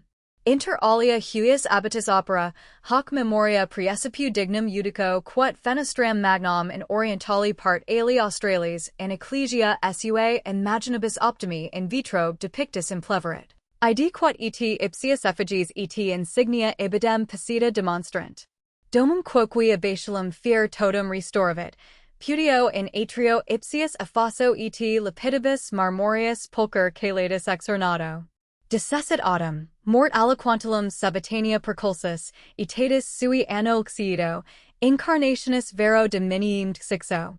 I suppose I shall have to translate this, said the antiquary to himself, as he finished copying the above lines from that rather rare and exceedingly diffuse book, the _Certum Steinfeldens Norbertinum, _5, well. It may as well be done first as last, and accordingly the following rendering was very quickly produced. 5. An account of the Premonstratensian Abbey of Steinfeld, in the Eifel, with lives of the abbots. Published at Cologne in 1712 by Christian Albert Erhardt, a resident in the district. The epithet _Norbertinum_ is due to the fact that St. Norbert was founder of the Premonstratensian order. Up to the present day there is much gossip among the canons about a certain hidden treasure of this Abbot Thomas, for which those of Steinfeld have often made search, though hitherto in vain. The story is that Thomas, while yet in the vigor of life, concealed a very large quantity of gold somewhere in the monastery. He was often asked where it was, and always answered, with a laugh, Job, John, and Zechariah will tell either you or your successors. He sometimes added that he should feel no grudge against those who might find it. Among other works carried out by this abbot, I may specially mention his filling the great window at the east end of the south aisle of the church with figures admirably painted on glass, as his effigy and arms in the window attest. He also restored almost the whole of the abbot's lodging, and dug a well in the court of it, which he adorned with beautiful carvings in marble. He died rather suddenly in the 72nd year of his age, A.D. 1529. The object which the antiquary had before him at the moment was that of tracing the whereabouts of the painted windows of the Abbey Church of Steinfeld. Shortly after the Revolution, a very large quantity of painted glass made its way from the dissolved abbeys of Germany and Belgium to this country, and may now be seen adorning various of our parish churches, cathedrals, and private chapels. Steinfeld Abbey was among the most considerable of these involuntary contributors to our artistic possessions. I am quoting the somewhat ponderous preamble of the book which the antiquary wrote. And the greater part of the glass from that institution can be identified without much difficulty by the help, either of the numerous inscriptions in which the place is mentioned, or of the subjects of the windows, in which several well-defined cycles or narratives were represented. The passage with which I began my story had set the antiquary on the track of another identification. In a private chapel, no matter where, he had seen 3 large figures, each occupying a whole light in a window, and evidently the work of one artist.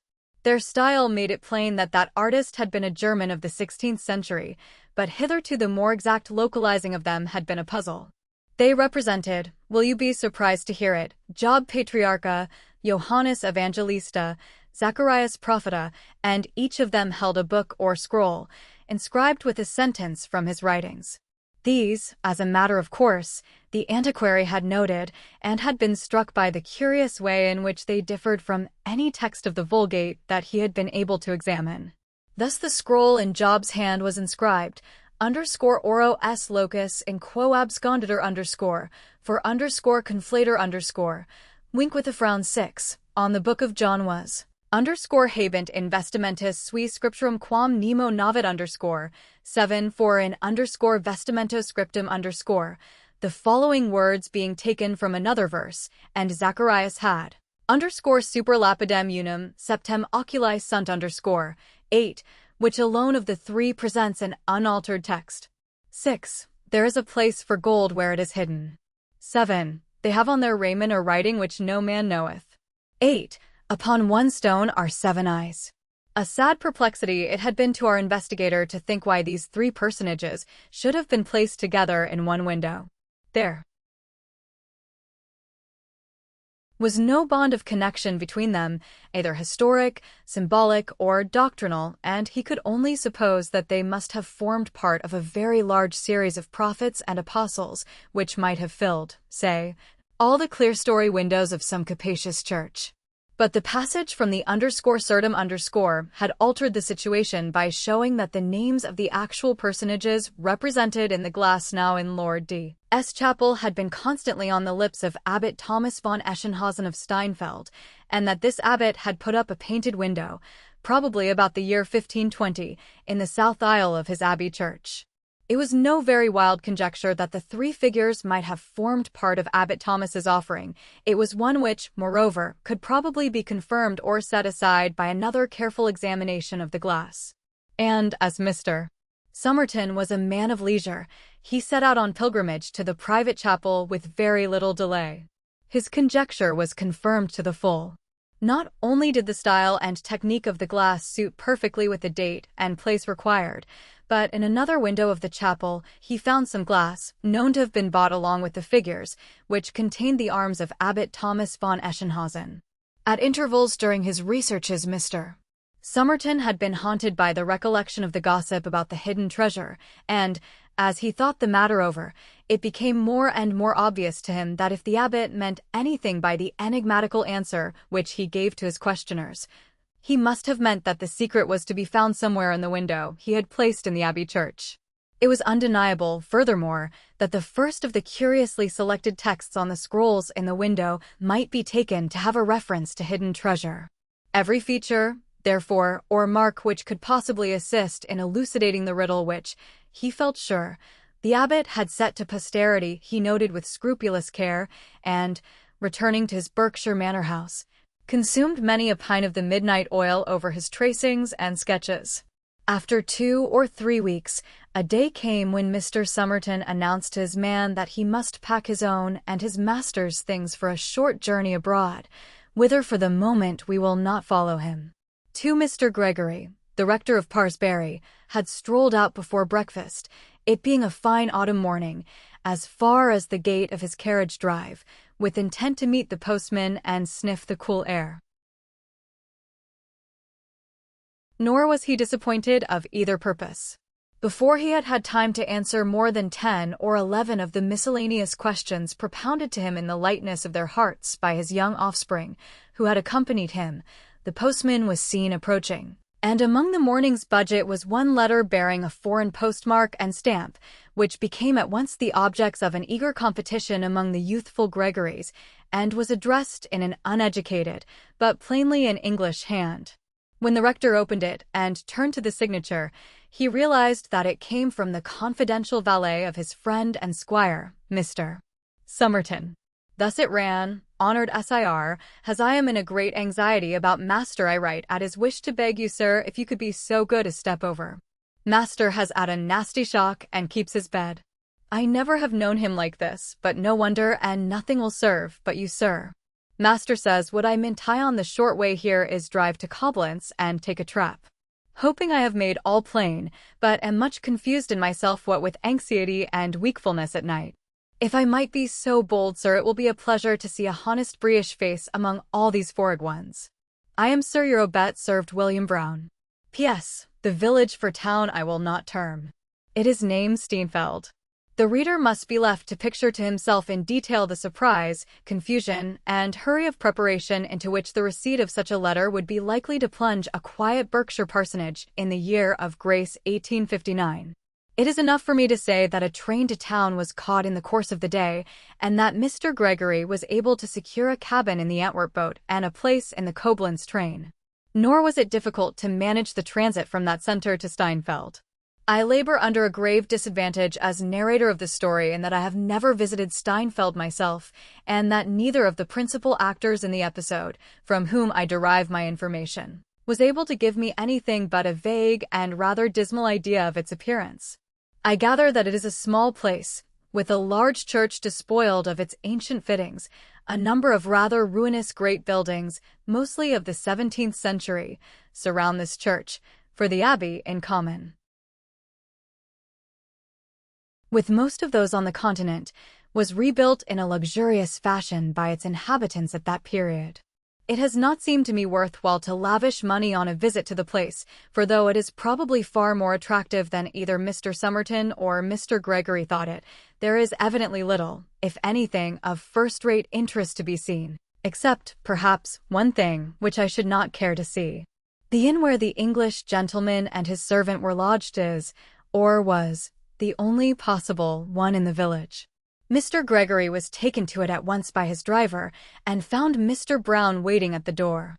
Mr. Brown, A model when in his Berkshire home of the impassive whiskered race who are known as confidential valets, was now egregiously out of his element, in a light tweed suit, anxious, almost irritable, and plainly anything but master of the situation.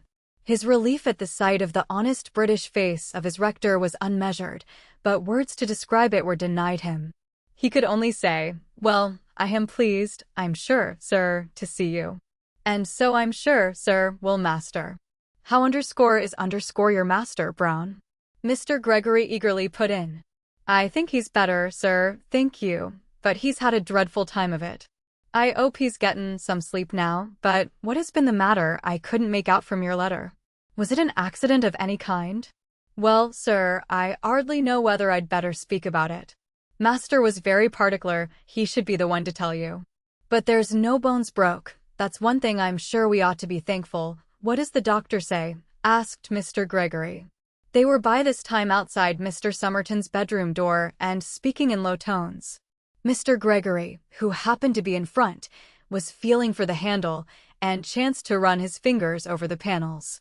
Before Brown could answer, there was a terrible cry from within the room. "In God's name, who is that?" were the first words they heard. "Brown, is it?" "Yes, sir, me, sir, and Mr. Gregory," Brown hastened to answer, and there was an audible groan of relief in reply. They entered the room, which was darkened against the afternoon sun, and Mr. Gregory saw, with a shock of pity, how drawn, how damp with drops of fear, was the usually calm face of his friend, who, sitting up in the curtained bed, stretched out a shaking hand to welcome him.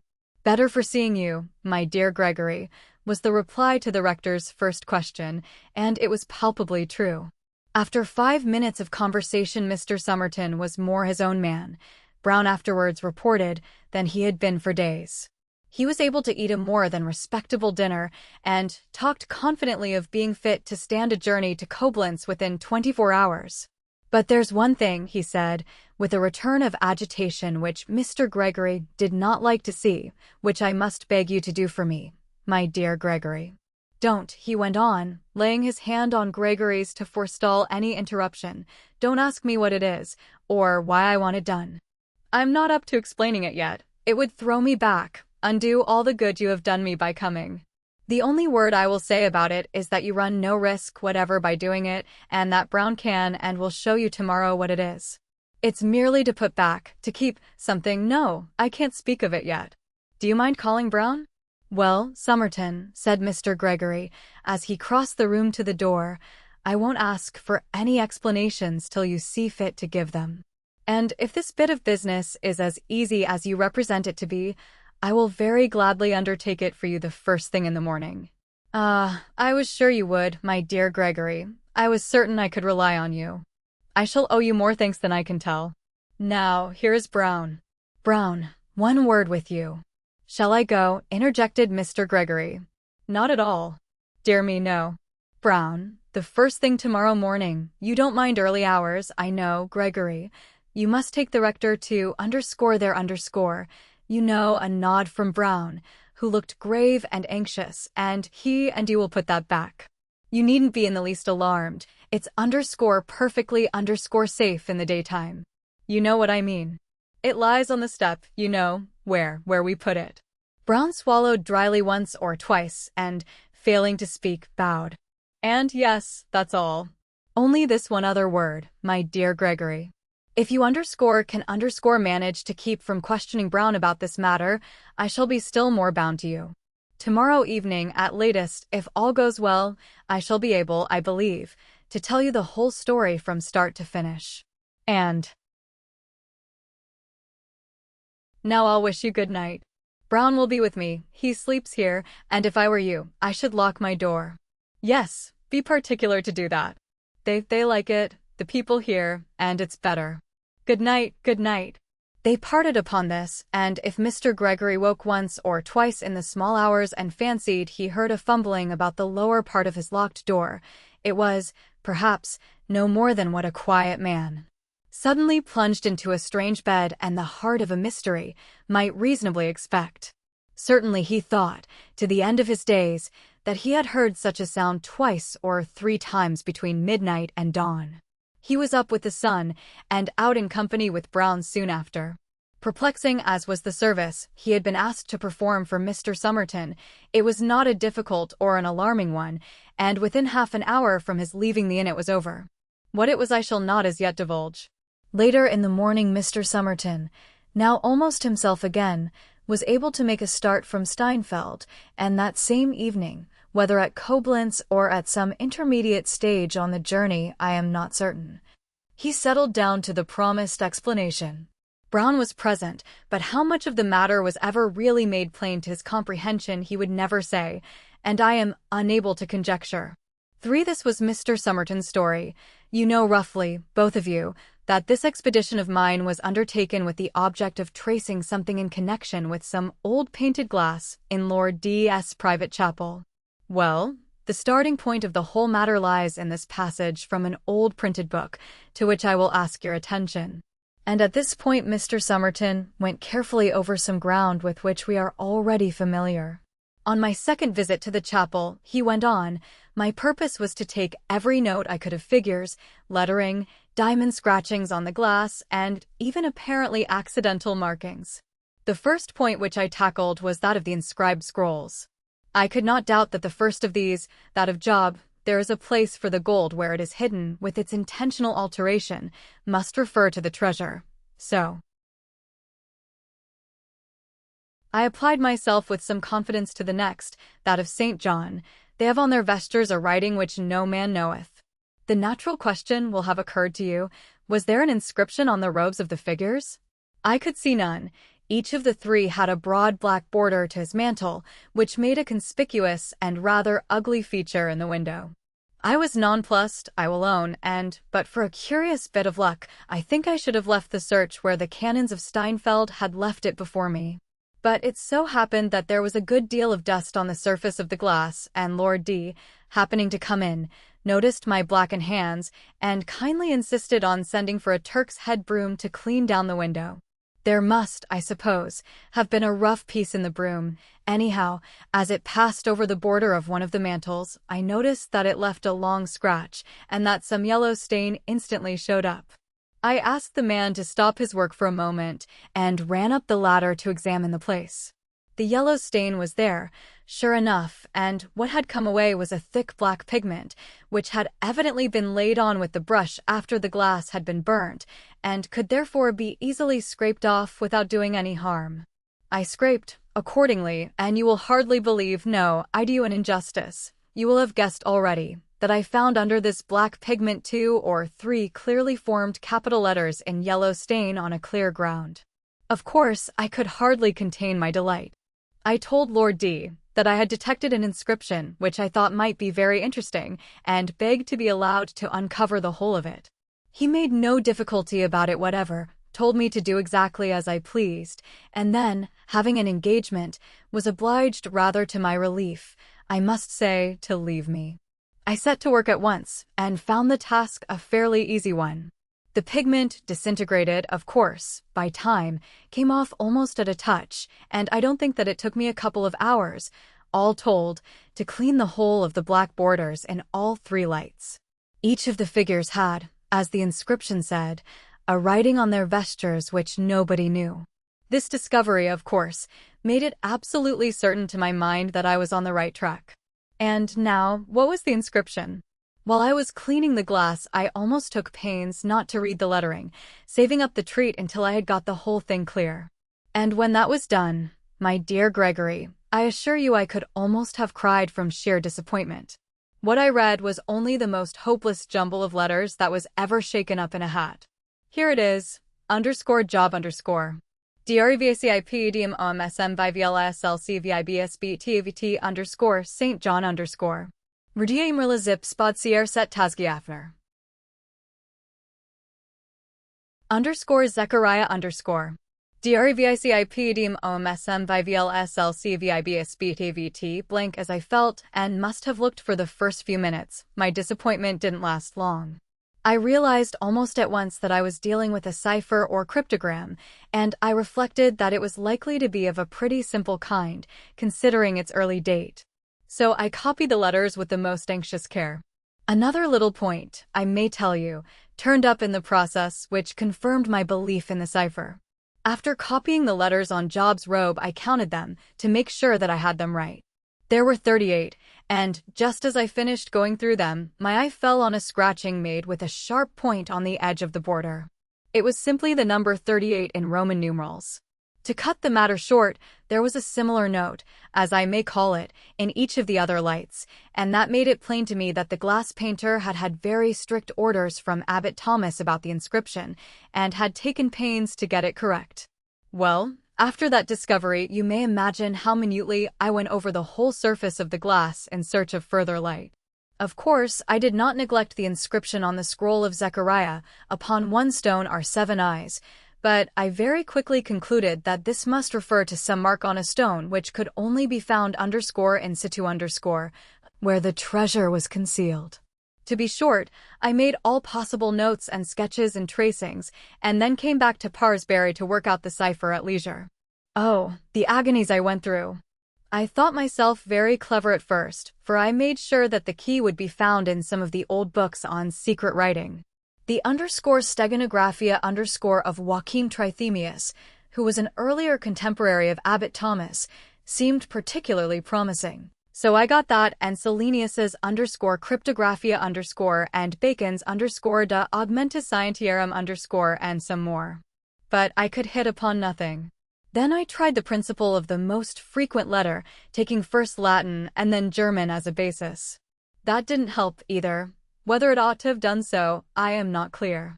And then I came back to the window itself and read over my notes, hoping almost against hope that the abbot might himself have somewhere supplied the key I wanted. I could make nothing out of the color or pattern of the robes. There were no landscape backgrounds with subsidiary objects. There was nothing in the canopies. The only resource possible seemed to be in the attitudes of the figures. Job, I read, scroll in left hand, forefinger of right hand extended upwards. John holds inscribed book in left hand, with right hand blesses with 2 fingers. Zechariah, scroll in left hand, right hand extended upwards, as Job, but with 3 fingers pointing up. In other words, I reflected, Job has _1_ finger extended, John has _2_ Zechariah has _3_ May not there be a numeral key concealed in that? My dear Gregory, said Mr. Somerton, laying his hand on his friend's knee, that _ was _ the key. I didn't get it to fit at first, but after 2 or 3 trials I saw what was meant. After the first letter of the inscription you skip _1_ letter, after the next you skip _2_ and after that skip _3_ Now look at the result I got. I've underlined the letters which form words DRE6CIPEDMOOMSMVIVALISLCAVTOVTRDIEMRLESIP VSPODSEIRSETTAAESGAVNN RFTEAILN QDPVIVMTLEEATTOHIOONVMCAAT.H.Q.E. Do you see it? _decimilia ore reposita sunt in putio and at _10,000 pieces of gold are laid up in a well-in, followed by an incomplete word beginning _at _. So far so good. I tried the same plan with the remaining letters, but it wouldn't work, and I fancied that perhaps the placing of dots after the 3 last letters might indicate some difference of procedure. Then I thought to myself, wasn't there some allusion to a well in the account of Abbot Thomas in that book the _Certum_? Yes, there was. He built a _Putius in atrio_, a well in the court. There, of course, was my word _atrio_. The next step was to copy out the remaining letters of the inscription, omitting those I had already used. That gave what you will see on the slip, Reajop diesem viskaps ta die melsivs diersatai egenerfielkt vein liethuv ca.h.q.e.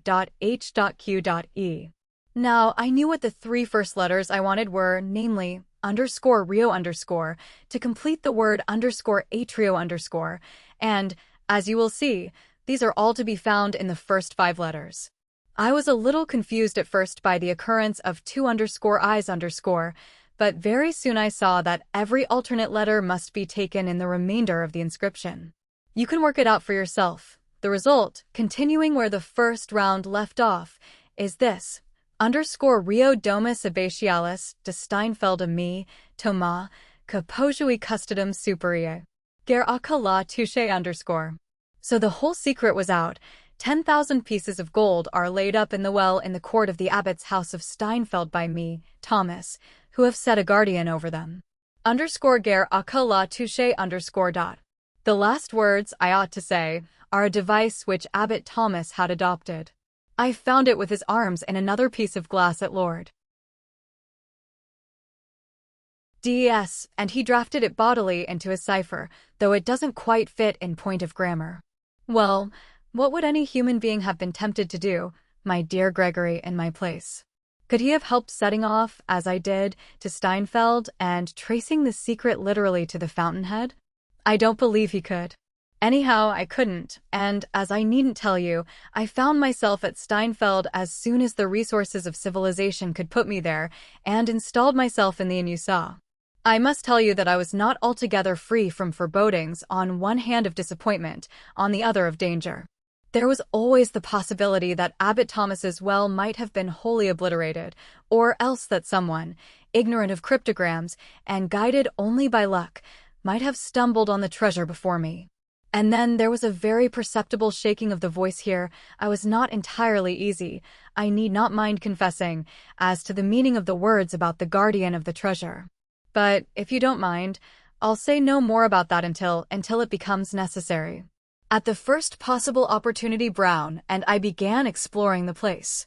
I had naturally represented myself as being interested in the remains of the abbey, and we could not avoid paying a visit to the church, impatient as I was to be elsewhere. Still, it did interest me to see the windows where the glass had been, and especially that at the east end of the south aisle. In the tracery lights of that I was startled to see some fragments and coats of arms remaining. Abbot Thomas's shield was there, and a small figure with a scroll inscribed underscore oculos habent, et non videbun underscore. They have eyes and shall not see, which, I take it, was a hit of the abbot at his cannons. But, of course, the principal object was to find the abbot's house. There is no prescribed place for this, so far as I know, in the plan of a monastery. You can't predict of it, as you can of the chapter house, that it will be on the eastern side of the cloister, or, as of the dormitory, that it will communicate with the transept of the church. I felt that if I asked many questions I might awaken lingering memories of the treasure, and I thought it best to try first to discover it for myself. It was not a very long or difficult search.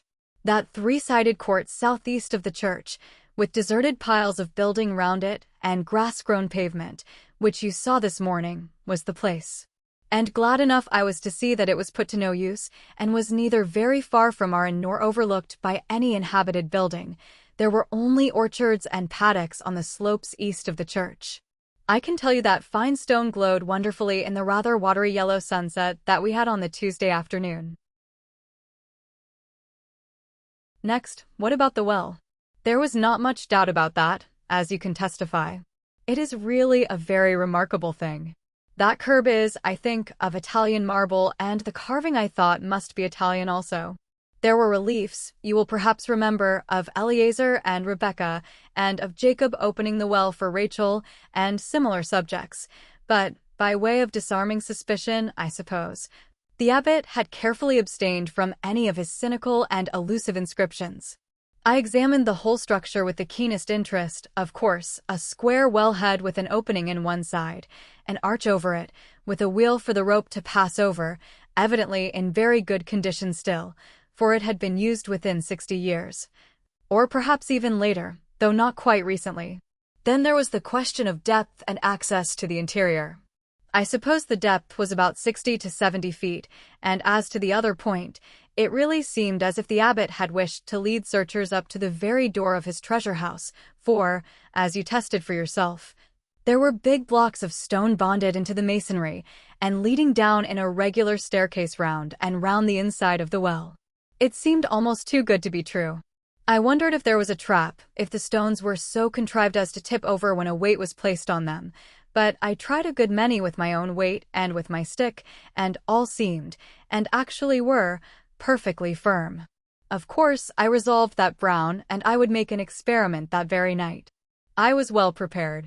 Knowing the sort of place I should have to explore, I had brought a sufficiency of good rope and bands of webbing to surround my body, and crossbars to hold to, as well as lanterns and candles and crowbars, all of which would go into a single carpet bag and excite no suspicion. I satisfied myself that my rope would be long enough, and that the wheel for the bucket was in good working order, and then we went home to dinner. I had a little cautious conversation with the landlord, and made out that he would not be overmuch surprised if I went out for a stroll with my man about 9 o'clock to make, heaven forgive me, a sketch of the abbey by moonlight. I asked no questions about the well and am not likely to do so now. I fancy I know as much about it as anyone in Steinfeld, at least with a strong shudder I don't want to know any more.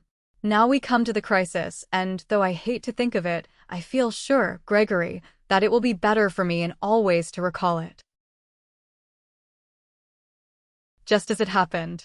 We started, Brown and I, at about 9 with our bag and attracted no attention, for we managed to slip out at the hinder end of the inn-yard into an alley, which brought us quite to the edge of the village. In 5 minutes we were at the well, and for some little time we sat on the edge of the wellhead to make sure that no one was stirring or spying on us. All we heard was some horses cropping grass out of sight farther down the eastern slope. We were perfectly unobserved, and had plenty of light from the gorgeous full moon to allow us to get the rope properly fitted over the wheel. Then I secured the band round my body beneath the arms. We attached the end of the rope very securely to a ring in the stonework. Brown took the lighted lantern and followed me. I had a crowbar. And so we began to descend cautiously, feeling every step before we set foot on it, and scanning the walls in search of any marked stone. Half aloud, I counted the steps as we went down, and we got as far as the 38th before I noted anything at all irregular in the surface of the masonry. Even here there was no mark, and I began to feel very blank, and to wonder if the abbot's cryptogram could possibly be an elaborate hoax. At the 49th step the staircase ceased. It was with a very sinking heart that I began retracing my steps, and when I was back on the 38th, Brown, with the lantern, being a step or two above me, I scrutinized the little bit of irregularity in the stonework with all my might. But there was no vestige of a mark. Then it struck me that the texture of the surface looked just a little smoother than the rest, or, at least, in some way different. It might possibly be cement and not stone. I gave it a good blow with my iron bar. There was a decidedly hollow sound, though that might be the result of our being in a well. But there was more. A great flake of cement dropped onto my feet, and I saw marks on the stone underneath. I had tracked the abbot down, my dear Gregory. Even now I think of it with a certain pride. It took but a very few more taps to clear the whole of the cement away, and I saw a slab of stone about 2 feet square, upon which was engraven a cross. Disappointment again, but only for a moment. It was you, Brown, who reassured me by a casual remark. You said, if I remember right, "It's a funny cross. Looks like a lot of eyes."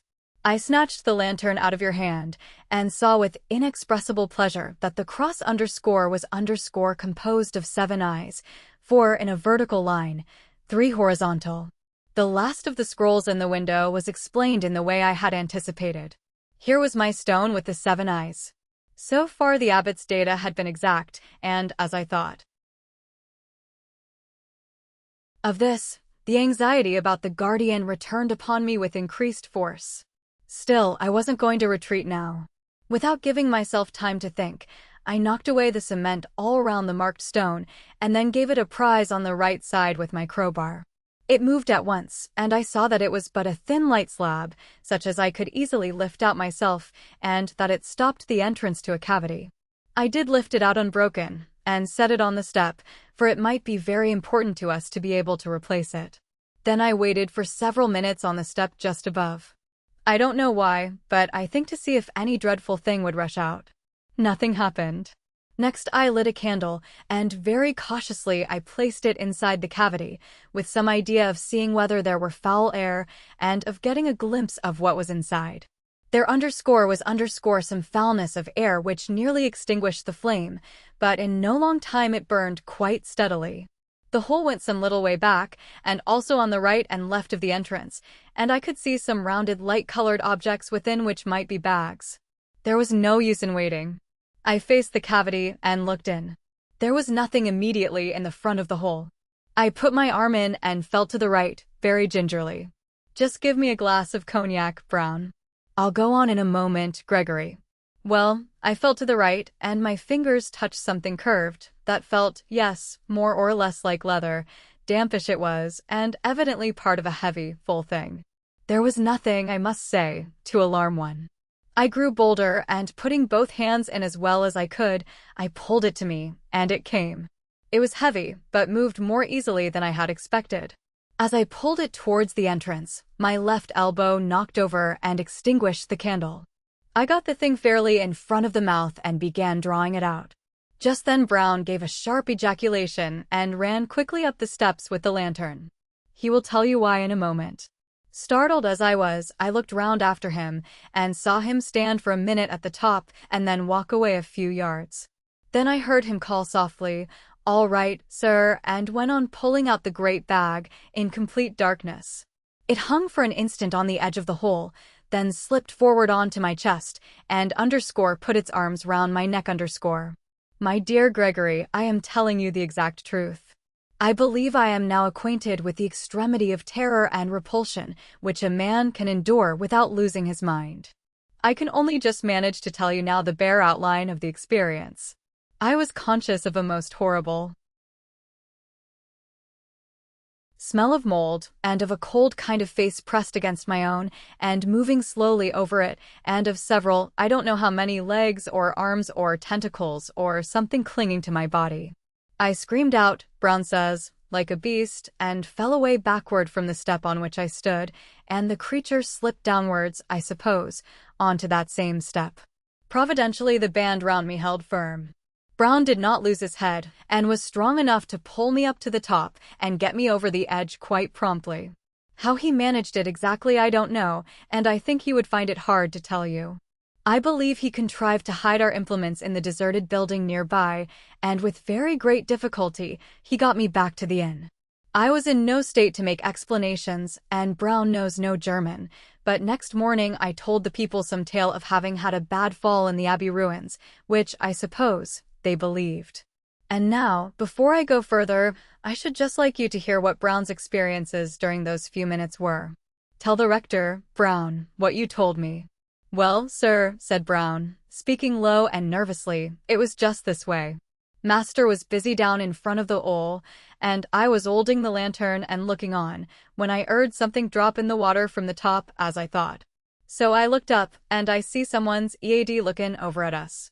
I suppose I must ha said something, and I yelled the light up and run up the steps, and my light shone right on the face.